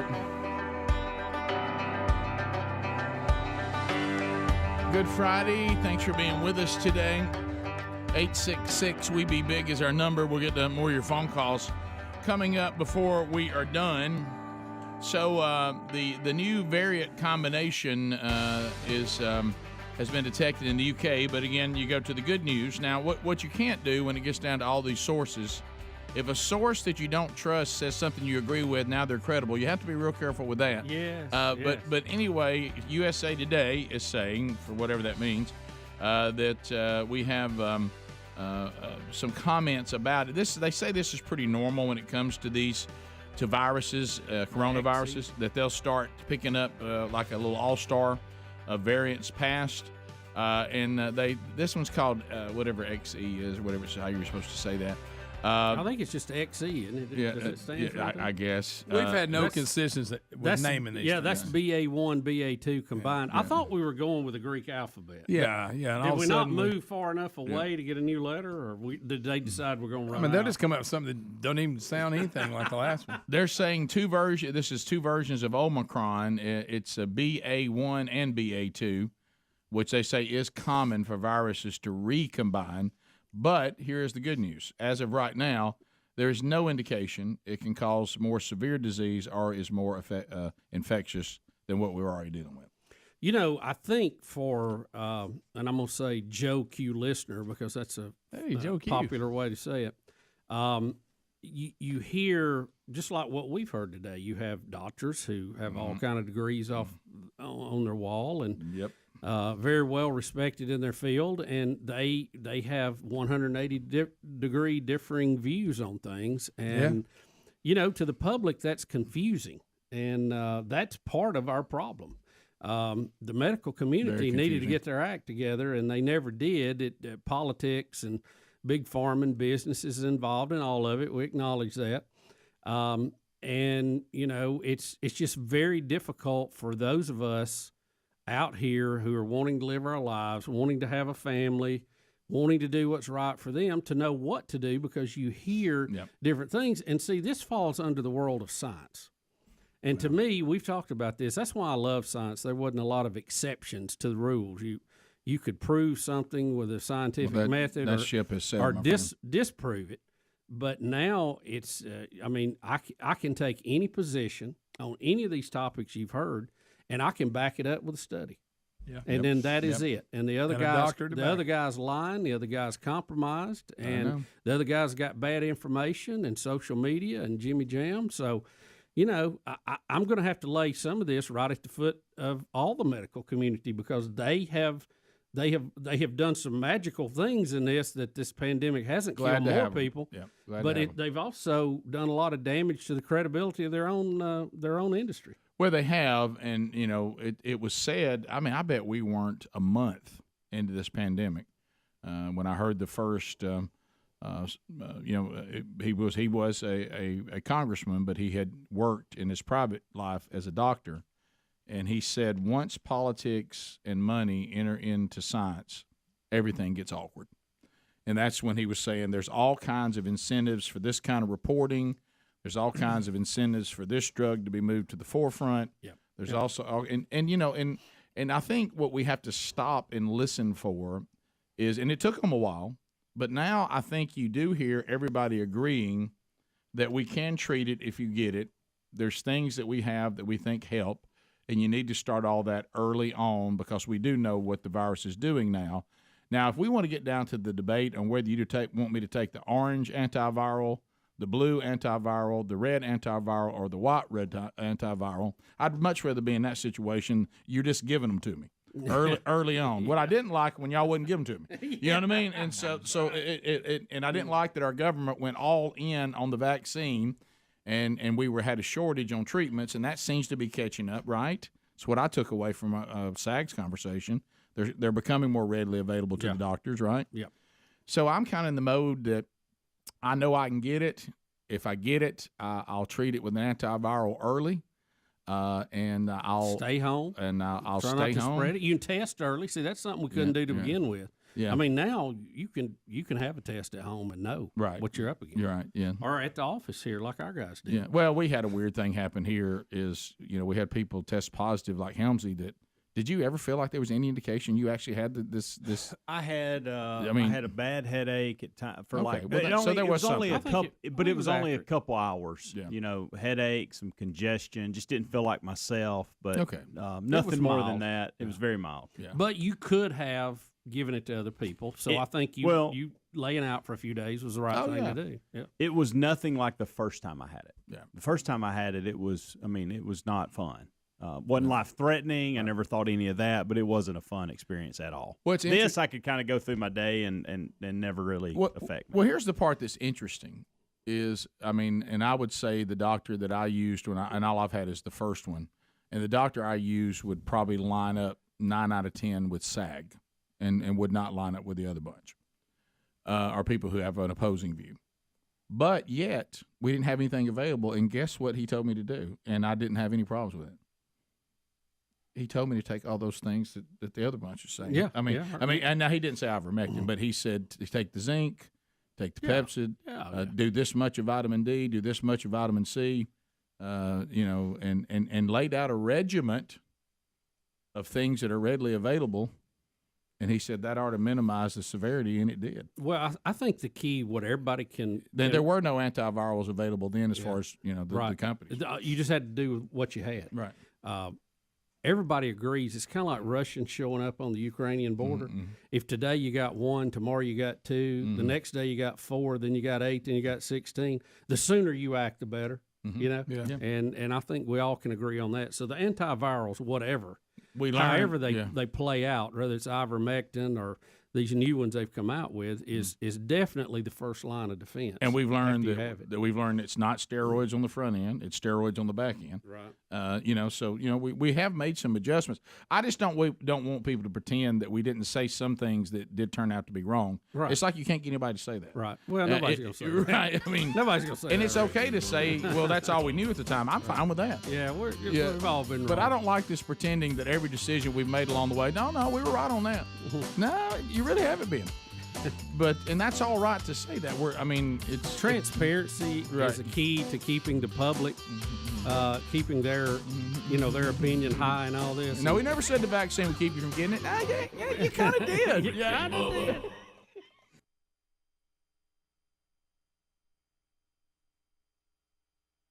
Shop. No. The thing that did bother me though is it was in the one that I had been on, not the one I saw it. And I really think the one that I saw was bigger than that one to begin with. But now, anytime you see a snake, they're bigger than when you first see them, Well, but what I'm let me say when they catch you off guard. Right. What I'm thinking though is you may just saw the kids. Well, that's what I was Y'all thinking killed too. a teenager. I know. Mama was around there somewhere. Mama's still in that other one. Has it given you the heebie-jeebies that you might have been riding around with one underneath you? Well, what if that thing would have crawled out on your? That's not that far from the house either. Oh, I have to give the abandoned ship call. Would you just jump off in the middle of the lake? I would have slowed down and then jumped. Now I would have probably fought with it to begin. If I knew it wasn't poisonous, I'd probably fight with it and try to stomp it for a minute. And then now, if it had that old triangle head, I'm out of there. I'm doing a swan dive on top of that thing. And then it dives in with you. Now you out there with it. What am I going to do? You gotta. No. Huh? You don't want to get in the water with it. No. drive that thing over a cliff somewhere. That's where you got to take it right off the dam. Oh, I know. I thought, should I just burn this thing? You know? Bubba says no fire bells. So now every time Have you a snake ride, button on there and the countdown starts. who's going to check this under the seat every time you ride it now? I need to tear that thing apart just to be sure they ain't set up housekeeping in there. I didn't want to look, though, really. To be honest with you. 15 minutes past. Rick and Bubba, Rick and Bubba. So far, we've not mentioned Redneck Rock, except one time real early in the show. Yeah, well, a lot of people may want us to sing it live or something. Those of you that watched Friday's documentary, counseling is available at rickandbubba.com. Just click on Eddie Van Adler's email. Oh. So also, Rick and Bubba University, we got Smokey the Bandit, Hannah, Montana, Can't Have Nothing, and Scad Bro all helping out today. Earning their degrees in common sense. And welcome back. There's Bill Bubba. Well, there he is. You know what? Before I finish the story from the weekend, I do want to get this because I got a lot of emails about Yeah, did this. you see it? Did you see the clip? I've heard about it. I've read the text. It's really good. Josh in Pensacola says, wanted to talk about Derek Carr after getting the biggest contract in NFL history. That's a big one. Josh, go ahead. Hey, morning, guys. Hey, buddy. I just got in the car and heard you talking about Darryl Strawberry and his testimony, and I thought I heard a very large testimony when my wife was showing me the interview Derek Carr had after signing the $125 million for a 5-year contract. Yeah. He said one of the very first things he said, the first thing he's going to do is tithe on that money. Yeah, and I know there's a pastor somewhere that said amen to that. Yeah. Well, you'll hear the rest of the thing. See, we'll listen to it in a minute. It was really good. And of all places for him to be an Oakland Raider, too. I know it. I mean, you tell me you can't stand up in anywhere and be a leader. This is a guy. Wait till they set up in Vegas. Yeah. Oh, I know. He's going to be in Vegas. He will definitely be a light in a dark place. This will be like First Baptist Bar and Grill. Yeah. So here's Derek Carr's comments after signing the biggest contract in NFL history. Your priorities are in life and everything are well known, but it is a huge contract. And you're not really an extravagant guy, but is there one thing that you're going to sort of splurge on that you can let us know? Chick-fil-A, probably Chick-fil-A. That's a I've big been hit. eating clean. Lad, we got Lad here. He's been having me eat clean. I'll probably get some Chick-fil-A, but no. First thing I'll do is I'll pay my tithe like I have since I was in college, getting $700 on a scholarship check. That won't change. I'll do that. I'll probably give my wife something nice. Even though she begs me not to, she still gets coupons. Ever since I've known her, she finds coupons. She gets online trying to find discounts and all those things, and none of that's going to change. The exciting thing for me, money-wise, honestly, is that this money's going to help a lot of people. I'm very thankful to have it, that it's in our hands, because it's going to help people not only in this country but in a lot of countries around the world, and that's what's exciting to me. What a breath of fresh air. That's an Oakland Raider quarterback, For a minute, Rick, in case you were confused. For a minute, I thought who is this imposter acting like he plays in the NFL?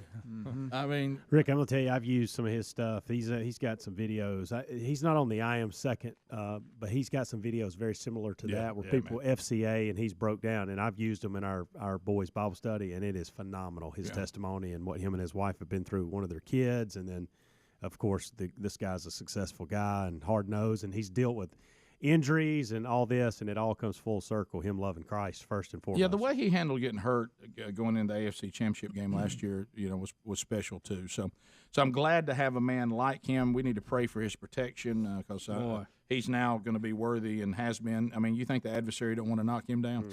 So be sure and pray for him to continue, and that is fantastic. And again, like we've said before, I know there's some false theology that being wealthy is supposed to be something that is not godly.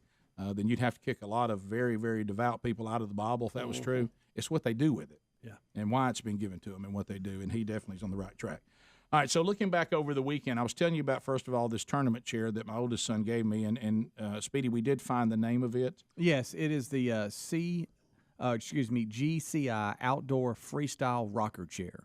Okay. So the freestyle rocker chair. Freestyle rocker chair. If you have to go to Comes tournaments, in many colors. Yeah. It does. If you have to go, got a camo version of it. If you have to go sit, just look for the big shock absorbers on the back, and it does fold up. So you can does it bounce or what? Look, you get on it, you just and then when you sit down, it's like Gives you a little. How's it do it? Protects your back from hurting, your lower back, and all that. But you haven't had it long enough to see how long the shocks work, because when they start giving out, you're gonna do like our chair over there. I know.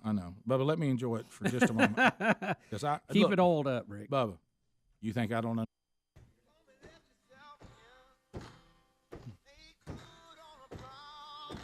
It's Good Friday. It's good news. A brand new hour, 866 We Be Big. Come on. And just lay on down. Speedy, the real Greg Burgess, Helmsy, Eddie Van Adler, all here.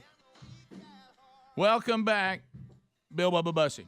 Rick, glad to be here. Thank all of you for joining us. We're honored, and we very, very much appreciate you spending your time with us now over 28 years. And 28 big ones. We just really do appreciate it. Thank you very much. When you think about all the uncertainty or whatever, I was actually thinking about with it being Good Friday, and I was reading some commentary last week, and one of the things that was said was talking about when God says, this is a covenant, I promise this.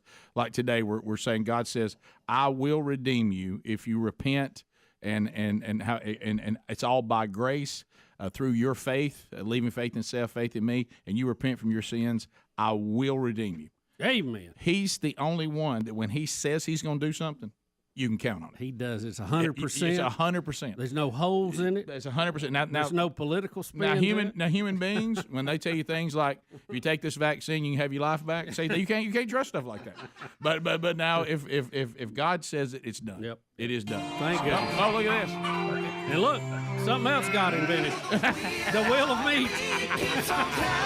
By the way, we haven't prayed much about the popping. I hadn't even thought about that.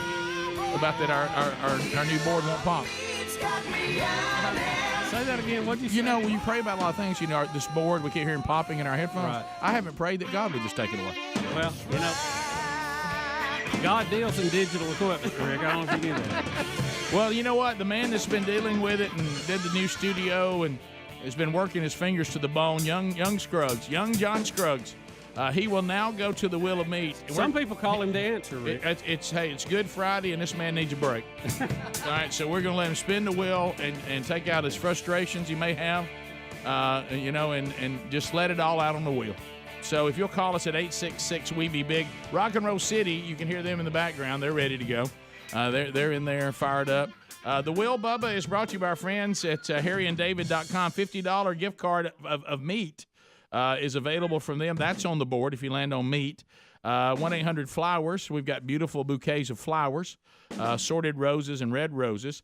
Cord Buddy is on the board. Moultrie is on the board. Rick and Bubba's stuff from the store on the board. Buzzbox Coffee on the board. Blaze TV on the board. But there are some potential pitfalls as well. So not everybody is a winner. So let's go to... Maybe a good time for the answer to be here. Oh, man. I think Wheel of Meat is shutting down the phones. Hey, Rick, can you hear me? Am I up?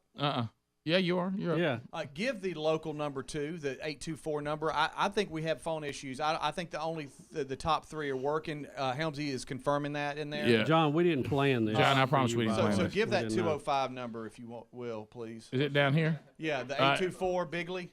Yeah, Bigley 7. Yeah. So you can also, because now Helmsy told me the other day, he said 4 had died on us. No, but I'm calling right now. But you're saying all 4 down has died. I'm calling and I'm getting this number is not working. All right, 205-824-4597.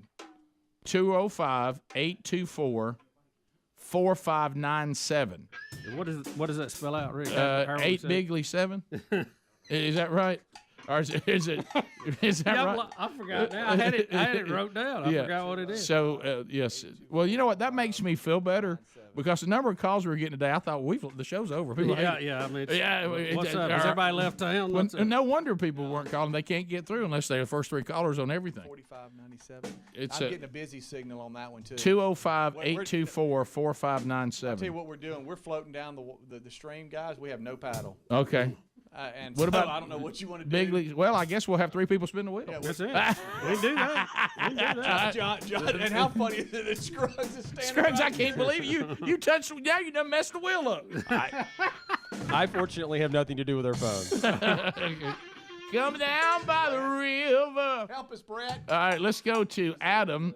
Adam's one of the lucky three today. Can I tell you, I told you I didn't want Brett moved out of here to Mountain Brook. You know, all right, let's go to 3 is a good number this weekend. Brett's now the Oracle of Richmond. They're on their way back from Richmond. Good night. People can't go to Richmond when we need them. Adam in Athens, Alabama. Adam, what do you say to young Scruggs to get him to spin that wheel for you? Happy Good Friday, biggest. Sunday is coming. Wow, what a wheel! Let it rip. All right, let's see where she lands. See if we can get. See what the answer can get you. Let's see what he can get you. All right, let's check that wheel. Look at it, just lit up, just full of joy.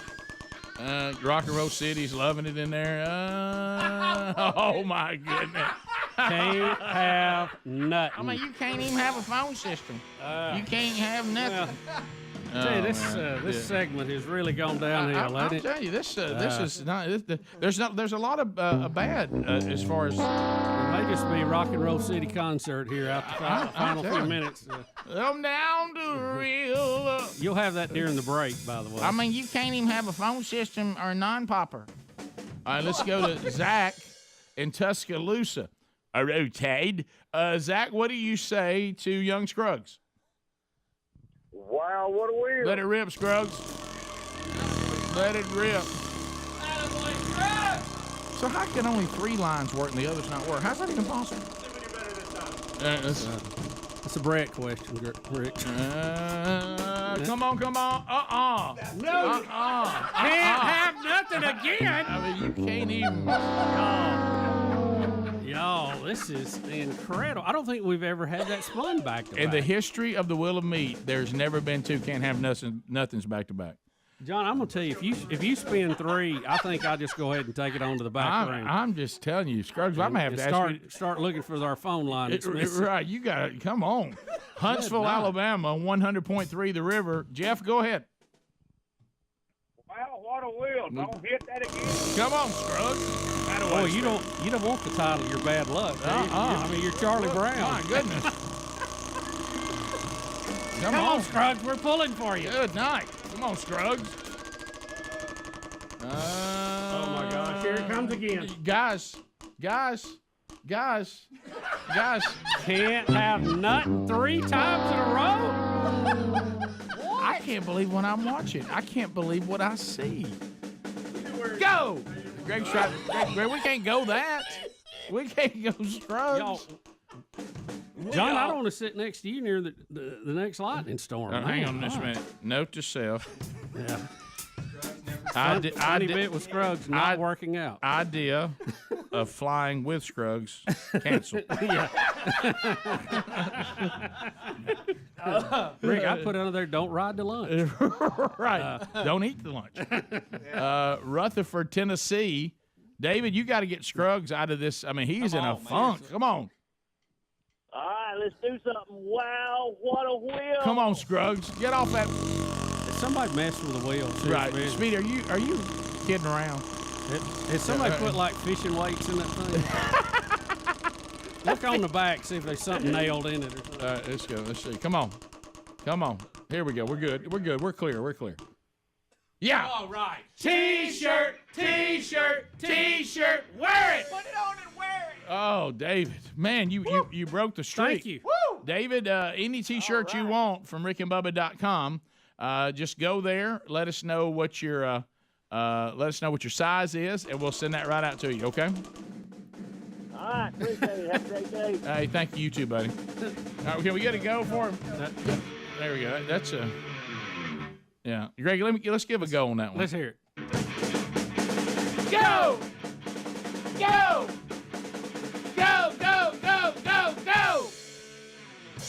All right, so we needed that, man. Get that off of us.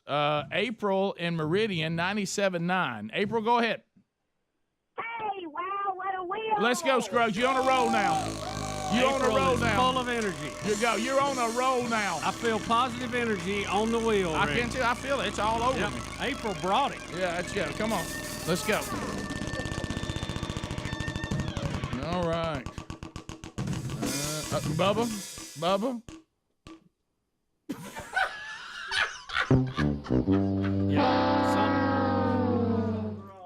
Look, I'm gonna stop while we're behind.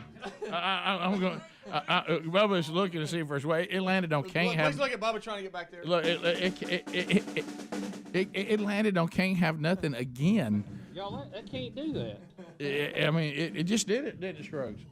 I mean, when you take these screws, I think somebody's put something in that. yeah. I mean, have you ever had that many can't have nothings in your? I mean, we haven't had that many can't have nothings in the history of the wheel Rick, combined. I can't believe it's landed on that in 3 out of 4 spins.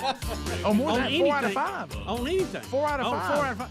On anything. It never lands on the same meat that many times. 4 out of 5 spins was can't have nothing.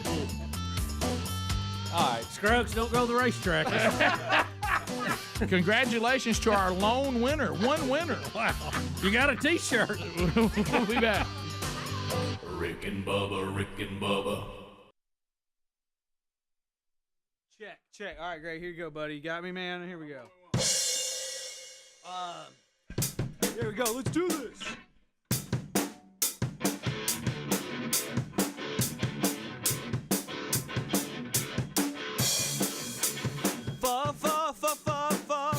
Friday.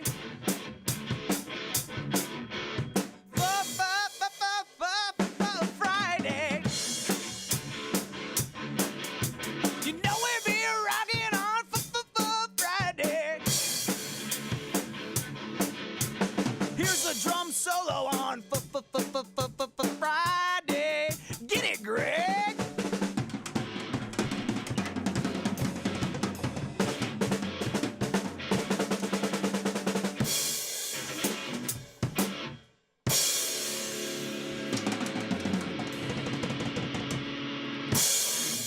Rock and Roll City, welcome to Friday.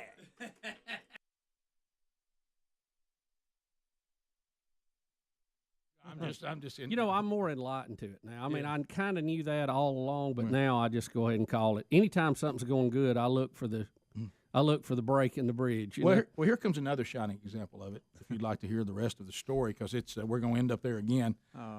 So anyway, all the years that we've been involved in tournaments, and I was talking about a story from last hour when we were in a lacrosse tournament this past weekend. It's kind of like, you know, when you look in high school sports, and I relate everything to football because that's where I've spent most of the time. You know, when you get into like your what we call the B team and then the varsity, and it's been this way in every tournament that I've known up to what we ran into over the weekend. It's really the discretion of the coach once you get to high school on a skill level on who's his A team and who's his B team. Yeah. And so when you go into tournaments at the high school level, and I'm not speaking to the others, you know, in this tournament also had a confusion with another team, and we need to all get on the same page. If U.S. Lacrosse determines U15 to be this birth date, we probably all want to get on that one. Mm-hmm. Changing that birthday and moving around when you're going to graduate and all that really messing people up this past weekend because now we're changing rules midstream. But anyway, so we have an A. You know, there's you're either an A team or you're a B team based on your skill level and expertise. And our team on the high school is very young. Now we do have, I think, 3 rising seniors on the roster. Only 2 were at the tournament, and then one actually had to leave to go to something else and didn't even finish the tournament. And so we're rolling along. Now, we're not blowing anybody out because it's very obvious we're in the right division by some of the mistakes we made and the other teams made, some of our ball handling. And we only had one blowout, which was the first game, and that was just a team that was kind of down. They really had that experience with everybody. And then we won by like 2 goals, and we won by 1 goal, and then we tied one, and then we won another one by, I think, 1 goal. So everybody's all fired up. Hey, we're going to the championship. You know what I mean? We're pool play. And in this one, it was one of those kind where by the time everybody's done, the number 1 team plays the number 2 team. That's championship. You're out. It's not one of those where you get into a playoff, which is a little different too. There were a lot of things that were different about it. So anyway, all of a sudden, you always have that one dad that comes over and says, "Hey, we're about to be disqualified." What? And then they say, "What were you talking about?" I just heard them talking over to the coaches. What do you mean disqualified? In the B division, it's supposed to just be for rising juniors down. You can't have any rising seniors. Well, now, it was obvious in there that some of the other teams also had, not many, because I don't know how to say this delicately. If you're a rising senior that's probably a D1 player, you're going to be in the A division. Right. Just because you're a rising senior, skill level doesn't mean you're in the A. It never has been. You usually, at big programs, and this program we're with is just a startup, So we only have one high school team. The ones that usually have two high school teams, one plays in the A, one plays in the B. You got your development team, then you got your team that's going to play the elite teams, and all the programs pretty much run that way. But we only had one team, and just like it had always been, it says there's an A and there's a B. Well, we were clearly a B division team, but we were winning, but not blowing people out. I mean, the games could have gone either way. And the teams we were playing, we were about as good as they were, and they were about as good as we were. So, so then the word gets out. And so then they're like, and you go over, and everybody keeps going over to the board where it keeps up everybody's points. And we had 1, 3, 1, 2, and tied 1 at that point. And, you know, so we had one of the highest because everybody else had a loss, and we didn't have a loss. And so all of a sudden, that terrible time, you walk over and it puts 0, 0, 0. And we're like, you can't have nothing. And so then becomes the they straight up. So then becomes the, well, who do you talk to? I mean, who's. And then, of course, the parents now want to become the representative of the team, which that's a huge mistake. Right. You know what I mean? Yeah. And everybody's mad. And you feel so bad for everybody because you start trying to get to the bottom of it, and you're like, okay, when we registered, it just. Rick and Bubba. Pass the gravy, please. Rick and Bubba. Ooh, it brings me Well, to my I've never seen anything like that before. 22 minutes past the hour. How long have we been doing Will and Meat? Do you remember when it arrived? How many years? Many years. Lots and lots of years. So I don't know how many years, but anyway, Will and Meat, and we we've had young Scruggs engineer. Look, in all fairness, we said it to everybody. Moving to a new studio, the last time we did that, it was an 8-month procedure. Yeah. This one we did in how many weeks? 2 weeks. 2 weeks. So there's a lot to catch up. There's a lot of ongoing, and we acknowledge that, right? And so it popped as you saying that. Yeah, no, it popped pretty good when I said that too. So they've had some issues that we've had to work out. I wish that when it popped, it would actually shock all of us. The TuneIn app, the TuneIn app people have gone bonkers. They can't do anything. We think we found y'all at least a good solution. I know they've keyed that up. So we've had some things to go. A new system's been put in here. Everything this and poor Scruggs. I mean, he's just been. It's phone's not working right now. Can't get but 3 lines, and just poor Scruggs. And we try to put him on that wheel. Thought it might, make him happy, a little joy. They're riding him up. Let him give away some prizes to somebody. And those dark hands touch that wheel. That may be the worst wheel we've ever seen. And 3 in a row. And I mean tic-tac-toe 3 in a row. Yeah, and he did 3 in a row and did 4 out of 5 can't have nothings. And the odds of that. And so in the break, we just kept spinning it to see how it would go. I was concerned something was wrong with the wheel. Right, Somebody booby trapped it with some fishing weights or something. But we did 1, 2, 3, 4, 5, 6, 7 spins. Would you like to know the results? Yeah, I would like to know. Spatula, flowers, Cord Buddy, Blaze TV membership, flowers, meat, and meat. Okay, that was 1, 2, 3, 4, 5, 6, 7. We asked Scruggs to come back and spin it again just to be sure. He spun it again, which would be the 8th spin in the break, and it landed on flowers, but it was the flowers right next to Can't Have Nothing. It almost did it again. It's like there's a magnet for him. It's like it was sensing he was spinning again. It was trying to get back to that. Yeah. And it just didn't make it. No. Yeah, it was trying its best to get back. Oh, that's the guy. Yeah, it tried so. Now, in all fairness, the wheel is not vaccinated. No, it is not. That's a great and not point. boosted. Right. No, none of that. Yep, none of that. So it has not been exposed to hydroxychloroquine or nothing. I mean, it's pure. It's pure in all of its aspects. I don't even know what to say. Ivermectin. I can't even know what we just saw. I mean, saw a breakdown, Rick. I mean, it is. I mean, guys, I hate to say this. I mean, has there been like anybody die in this building? Hey, I mean, it's. you say it's got Haints in here? Now, one guy tried to tell us it was haunted. Remember that? Mm-hmm. Yeah. Oh, that's right. A guy tried to warn. He said it's haunted. Yeah. I just saw Big Boy's eyes move. Oh no! Hey, you kid! You look at that coyote long enough, it'll follow you around the room. I don't know about the coyote. I don't look at it because it's so. That owl was on top of the wheel of meat when I came in this morning. I was going to ask you if we're going to go with the coyote theme. I've got a couple I need to bring over here. Oh, bring them on. I got a couple. Let's get a pack of them. I got one of them as a rug we could lay up here on the desk. No, our monitors are going to be in there. Yeah. Rick, not to change the subject, but it's all part of what's been going on the last few minutes. You had to have scared that guy to death in the bathroom a minute ago when you started singing so loud. Oh, no. I left. Did you? So Somebody you in there knew? All dropping right, one. time out. So you knew he was in there. That makes it even better. Of course I did. I had just left, and What I were could you hear singing? you as I was walking in. I do things. You to asked me if people he in ever this tries building all toe the time. pads. And what did you sing? I was singing, "Come on and lay it on down." Loud. I mean, just well. While he was laying it down. That's what I was laughing at. So he, yeah, it's but well, you know, and that's a get back by the way people treat me when I'm sitting. Sure. This is you talk about people who don't know basic bathroom etiquette. Man, there's some bad things that happen. Oh, Yeah. man. I'll tell you one of the ones that's more disturbing are the people who are on the phone with the head. Yes. And you think they're talking to you or something. You're what? I had I heard I Some had a pretty guy in-depth conversations. There was a for guy next to bathroom me where we all can hear it. There was a guy next to me one day. He laid out his whole day with somebody on the phone. I had a very. All right, then we're gonna do that. And then 2:30, you know, and you're just like, Yeah. I'm in the just like, world. Come on, man. Had an extremely uncomfortable Splash. situation, and you know I hate these socially awkward moments at the gym the other day.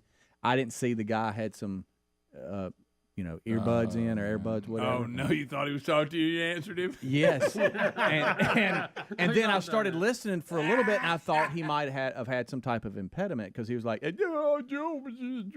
and I'm like, what the heck is he doing?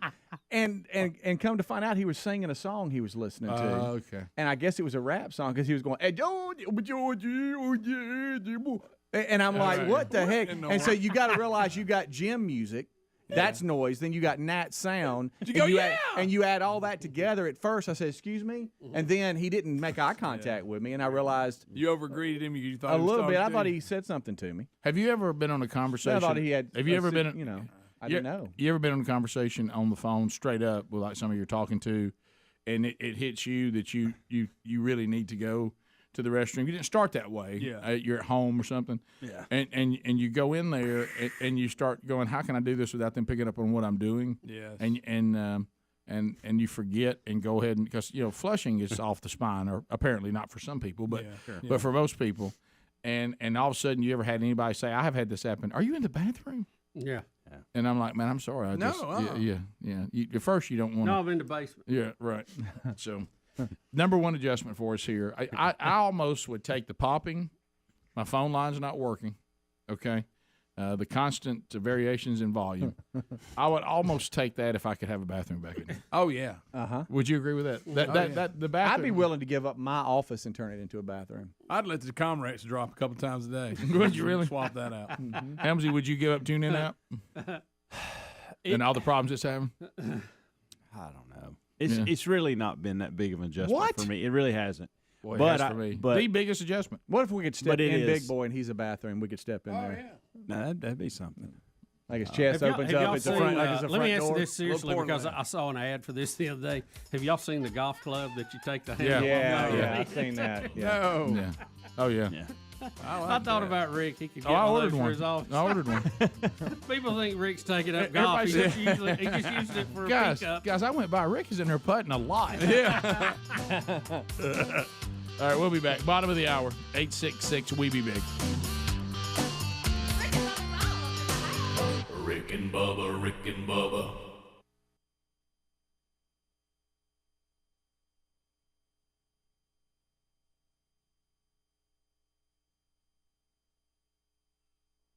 A team and B team, like any, because even though it's a new program, the people who run this program have been involved in other programs. Right, It's not like right. this first tournament they've ever done.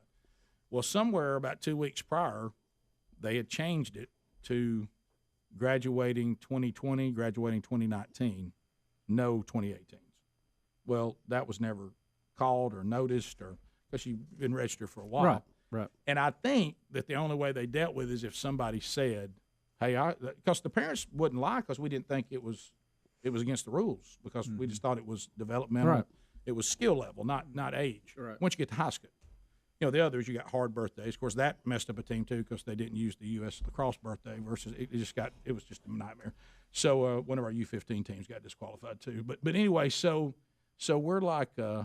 wow, so another team had to examine your roster. Well, but understand they didn't even have to examine it. If you were sitting there with us because we didn't know, and a parent says, "Well, tell me about y'all's team," you go, "Well, we mainly have." One of the reasons we were in the B division because we talked about how young our team was. Yeah, hey, we don't need to be in the A division. We only got like 2 seniors that are coming, and one of them's not even staying the whole time. And so when somebody would have asked you at the thing, you're like, "Oh yeah, we got I think we have 2 seniors, and then the rising senior, everybody else is rising juniors and sophomores." Right. I mean, you wouldn't have hit it because you didn't think it was a problem. Right. And it wasn't trying to pull something off or something, whatever. So all of a sudden there becomes this moment where you realize you haven't lost a game. You've got 2 games left that you play anyway, no matter what, and you're disqualified. And you're just kind of like, you can't. Well, did they address it with a coach or something? They did, and they basically just said, "I'm sorry. That's we specified, 2 weeks prior that we wanted to keep the B division with no rising seniors." Now, there were clearly other teams that, and we didn't want to get into well, what about them? It did, at that point, it didn't really matter because I don't think anybody understood it, but undoubtedly. So, and you're in Charlotte. Well, then you got to decide what you're going to do, and everybody's trying, or some people, and we're like, so finally we just decided, look, let's just finish it out. And then I said, I'll present to the team an undefeated limb off a tree or something. Yeah. And that'll be our trophy. And so we went on to go undefeated and got nothing. So who won it? I don't know. We all eventually left with our undefeated record. Rick and Bubba. Coming up, we mentioned Darryl Strawberry. Thankfully, he's taken time to be with us. He'll be speaking. I'm honored to be on the lineup of speakers that'll be coming up for Lifeway's conference for men called The Main Event. There's 2 dates this summer. Darryl will be speaking at both of these, as will I, along with Kurt Warner and others. Nashville, Tennessee's coming up July 28th and 29th at the Municipal Auditorium. How you can get your group tickets and be there and see the entire lineup right there in show notes today at rickandbubba.com. And Darryl Strawberry joins us now. Darryl, welcome to the Rick and Bubba Show. How are you? All right. Thanks for having me. Well, it's our pleasure. It's we followed you through your incredible career in Major League Baseball and the ups and downs and throughout your life, and excited about having an opportunity to be at an event with you. And of course, if you look at the state of men's ministry right now, it leaves a lot to be desired. There's a lot of confused guys out there right now, and so kind of tell us what got you into the opportunity to go out and speak to men, and what is the message you're taking out today? Well, it's really the Lord, and the message is about restoration. The heart of the man is to be restored and come back to the cross, and really ask God to forgive you. He's a forgiving God, and once you do that, He has the tendency of doing what He needs to do through you. And my life is a prime example of that. Being broken, being lost, being successful, being a heathen, being in sin, and all the things I went through it was because of my separation from God. And I think so many of us are separated, and we believe that stuff is going to make us well. Stuff really doesn't make you well. I had plenty of stuff. I had plenty of fame and fortune. It didn't make me well. What made me well is the biblical principles and coming to God's purpose and plan for my life, and going out and winning souls. Today my mission is to go out and win souls and tell them about the love of Jesus. Darryl, this is Bubba here. Thank you for being on the show with us. Tell us a little bit about your early childhood, far as your spiritual upbringing. Were you in church younger, or how was that growing up for you? It was good. I came from a broken situation. My father was an alcoholic, so I didn't really have a lot of love. He wasn't never around. He wasn't in my life. My mother divorced me, and my mother was a strong Christian, and my brothers and sisters, she had 5 of us. We kept following her and looking at her, and she was a prime example of what life should be about and how she treated people and how.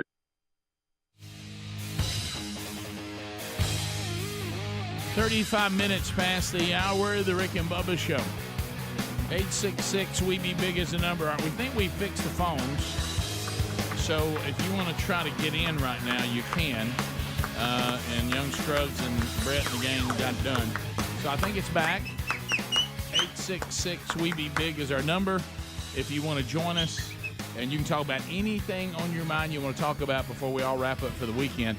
866-WE-BE-BIG. While you're calling us, simplysafebubba.com with the Rick and Bubba Show. And let me tell you something, 24/7, 24/7 burglar busting protection for your home or small business. SimplySafeBubba.com.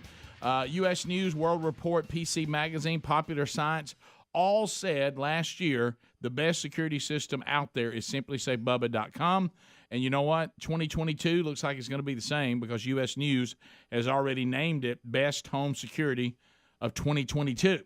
Every door, window, and room is backed by the best 24/7 monitoring in the business, all ready to dispatch the police, the firefighters, the EMTs, whatever you need.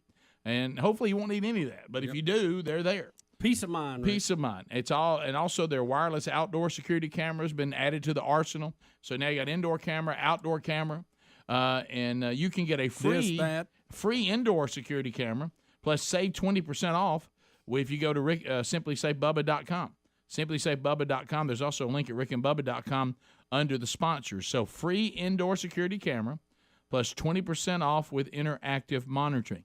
So that link's also at RickandBubba.com under the sponsors button. You know, Rick, you know how I love a piece of pizza, right? Yes. The only thing I love more than a piece of pizza is peace of mind. Oh, my goodness. You like it? That is, when did you come up with that? I may put that on a shirt. Did you think about that while you were thinking about pizza? Well, I tell you what made me think of it. I know I've been following Rock City and what they're doing. Oh, yeah. And Rock and Roll City. Rock and Roll City. Well, I just, I hipped it up. I like Rock City, to be honest with you. You know what? Rick, it reminds me of Chattanooga. You know what I want to say? See Rock City. See Rock City, and they're live somewhere, and you see every marquee, see Rock City. Yeah, I know. Come on, man. Of course, the people with the park may object to that. Yeah, well, they might. The name is bad. I like the name because it's bad. But I would say this. I heard them working on a song, and, I hope it's not going to, come full circle, but it was called 30-Day Problem 6 months in.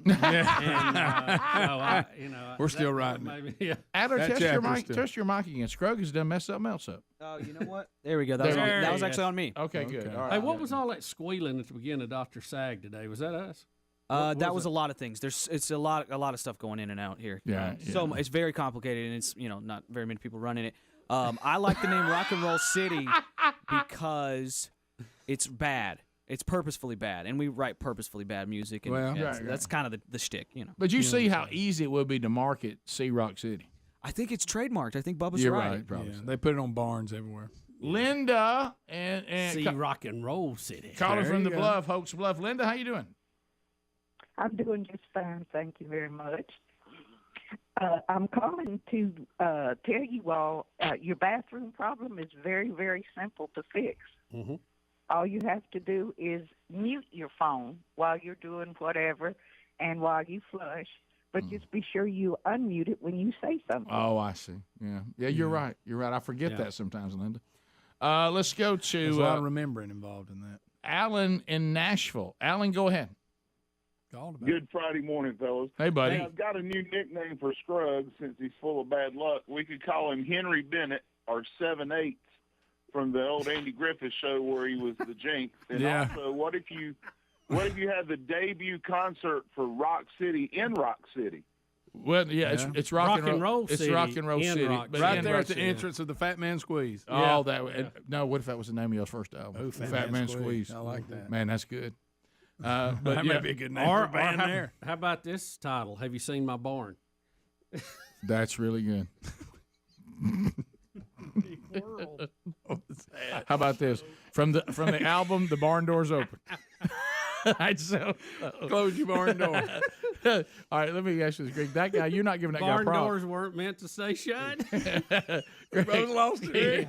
Greg, you're not giving that guy props for knowing the actual name. I didn't know the guy's name, and I know all the characters' names. I remember Barney. Remember he'd get everybody to reach over and touch their ear when he was around. What was his name? The Jinx. What was his name? We just said it. Can we not even remember what the man just said? I love when somebody can pull up a name of an obscure character off a show. Oh, I know. And you didn't give him anything. You were so concentrating on Rock City.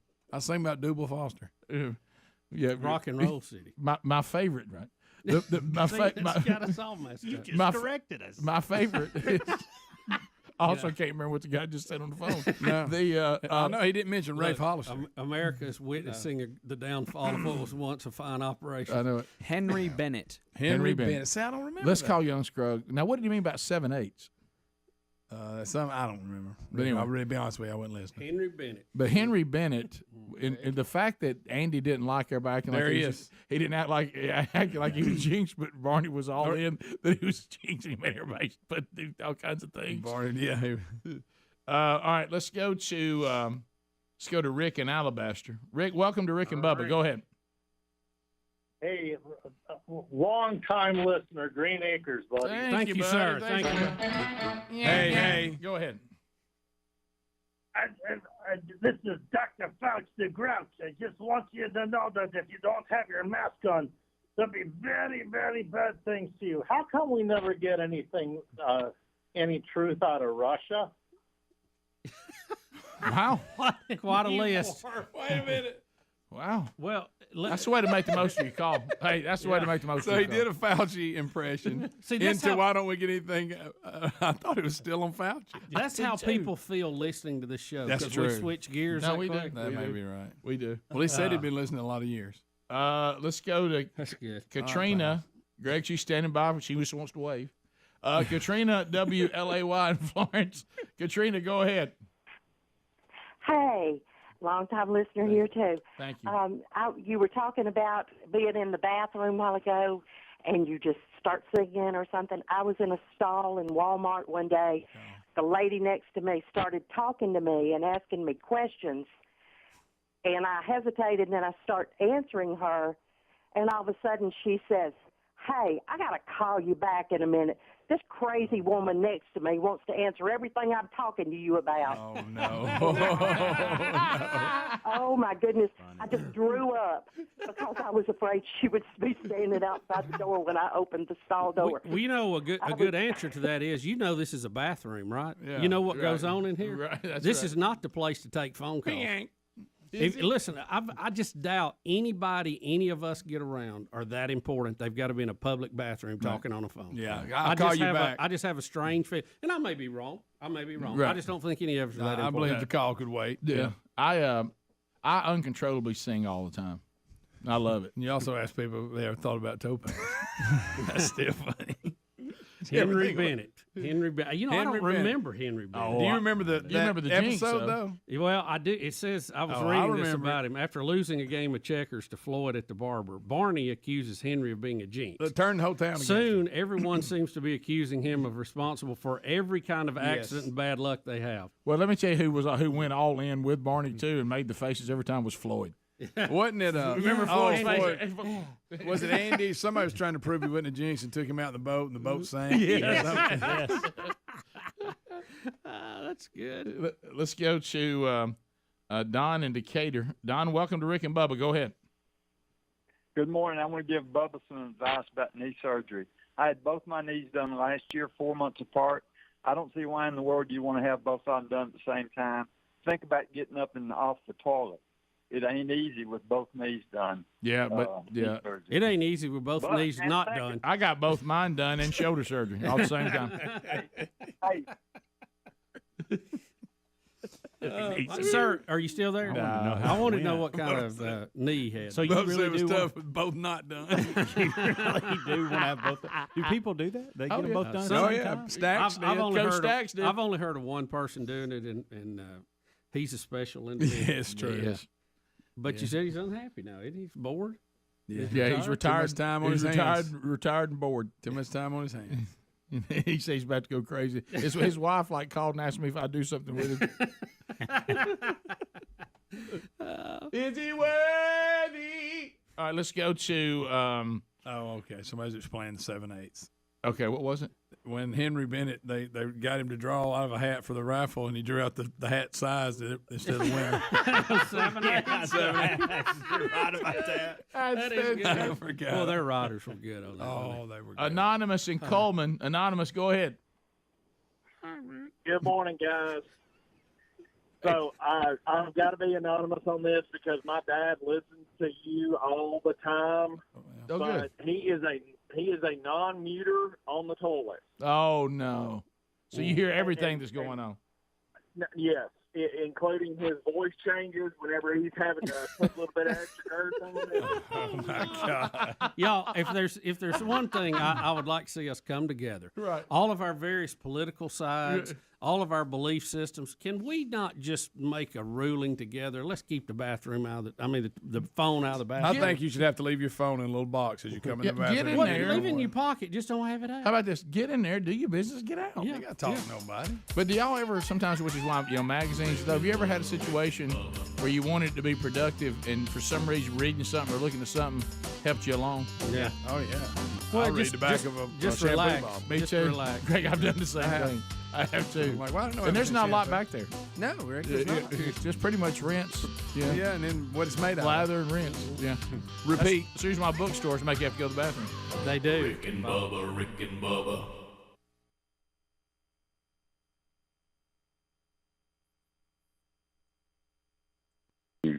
Use God's glory to help others, and it was very attractive. And I knew that, and I got radically saved in 1991 at Morris Rules conferencing at the convention center.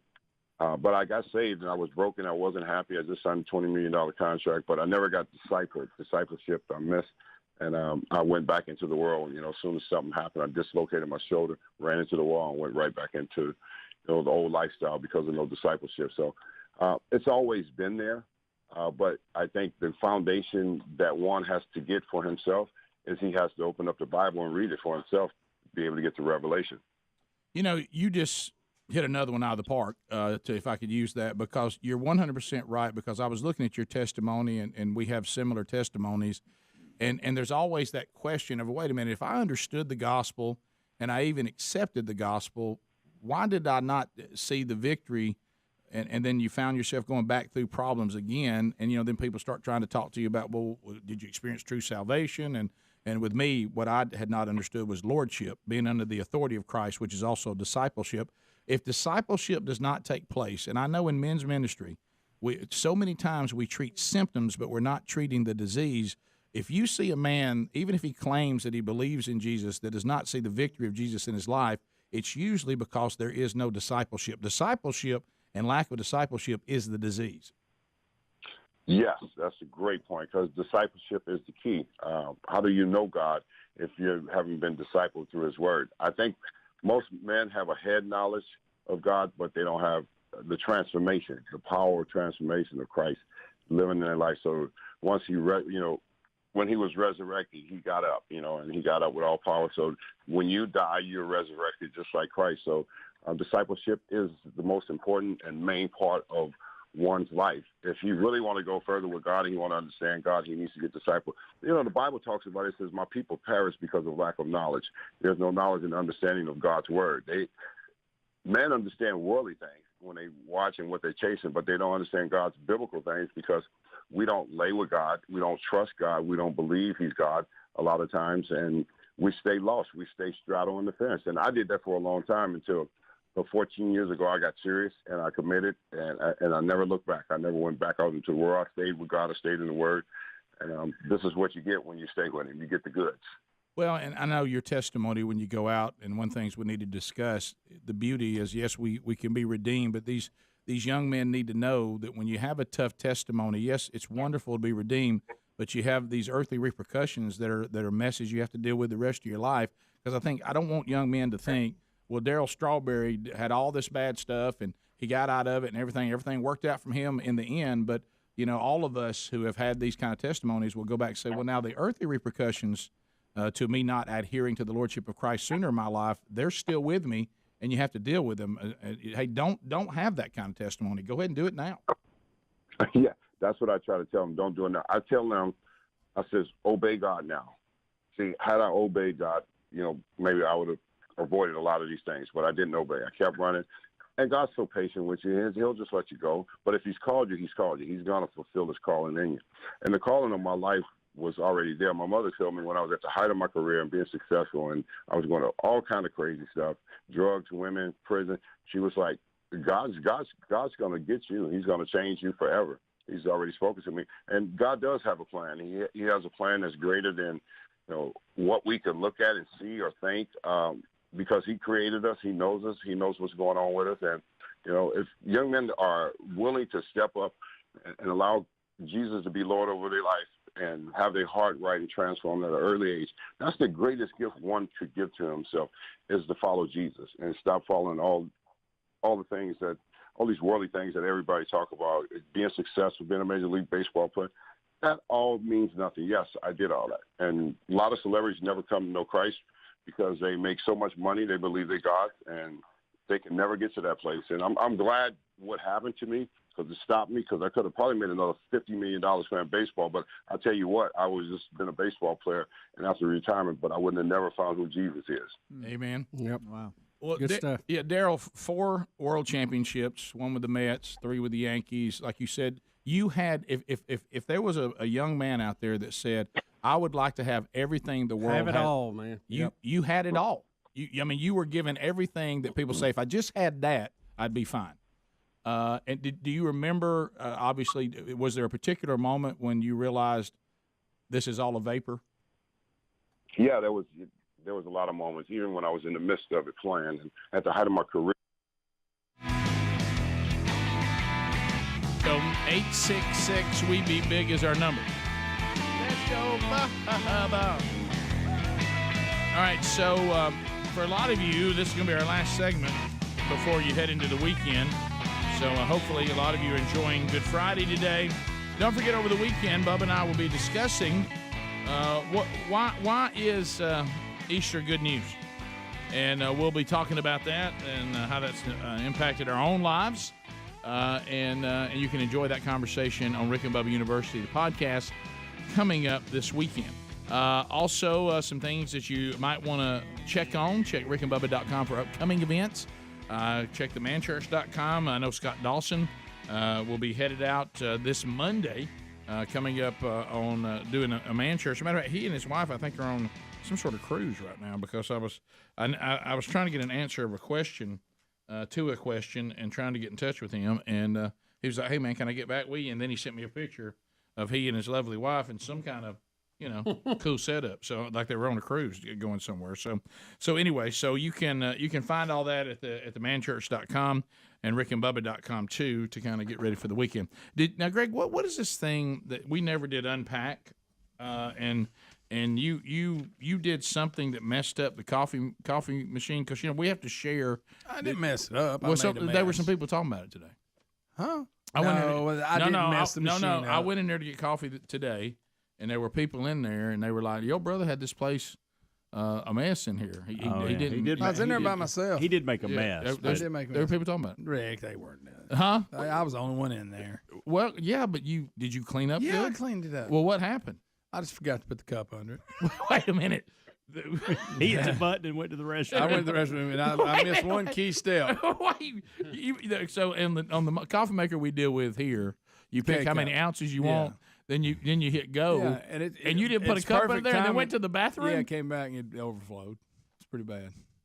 Well, I know. You know what's funny about that? Everybody's talking about it. You just think I don't know about it? There's a detail you just put in there too. He normally goes with 10 ounces. For this one, he went 12. So there was actually more of a mess. Doing 10.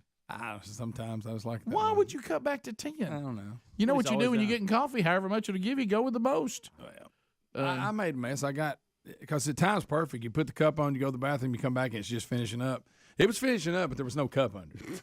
I'm going to guess something, and I know the answer to this, and it's going to hurt my feelings. You don't take the time to put the buzz box in those. You go get you a stupid donut hole. Something, don't you? I do. I know you so much. It's good enough. No, it's not. It's good enough. Greg, did you hear the people that are? No, the first BuzzBox is better. Right. But I don't want to have to put it in that little thing. How hard is that? I don't know. How much you put in it? I mean, Dana did all this work for you and set it up. Greg. It's not a. It's not rocket. I tell you, it's not as easy as the other one. But it's also better. It ain't. I mean, look, I'm just looking for something to give me a jolt. Says the man who would put it on 10 ounce. Yeah. Or I forgot to put the cup on it. Yeah. By the way, I want to ask you this, because I've often wondered, can I go ahead and start my coffee and go to the bathroom and come back? How does it? Yes, it's perfect. Does it take right amount of time? Yes. Or do you come back and it's been sitting there a while? No, it's usually just finishing up. Because I've wondered about that. All right, I mean, it was still flowing when there's no cup there. It was still coming out. You about all over So the if I place? had a cup there, it was still. Did you tell everybody you're sorry? Because the people talking about it. Rick, I'll apologize to everybody when I see them. Bubba, you heard them talking about it. Hey, talk around town. Bubba didn't fully understand it. He said, "What did Greg do? People talking about it." What everybody's mad at Greg for? I did clean it up. Hey, it was a mess. Do you think you cleaned up well? It was good enough. I'm going. Hey, well, say there you go back with this good enough stuff. Let me try again. Man, I ain't like climb up under it. Okay, that's what I was asking. If I picked it up, would I find coffee under there? Probably. Well, Greg, that's not clean it It'd up. be stained a little bit. I was trying to get back from the break. Greg, it was in kickoff hour. Hence the reason people were talking about it. Right. There's people upset. Oh, ain't nobody upset.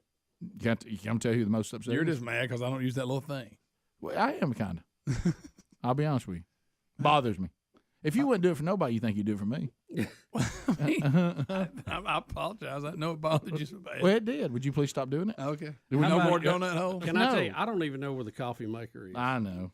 You not drinking coffee and being the sleepy weasel is one of the weirdest Sleepy things. weasel? You know it.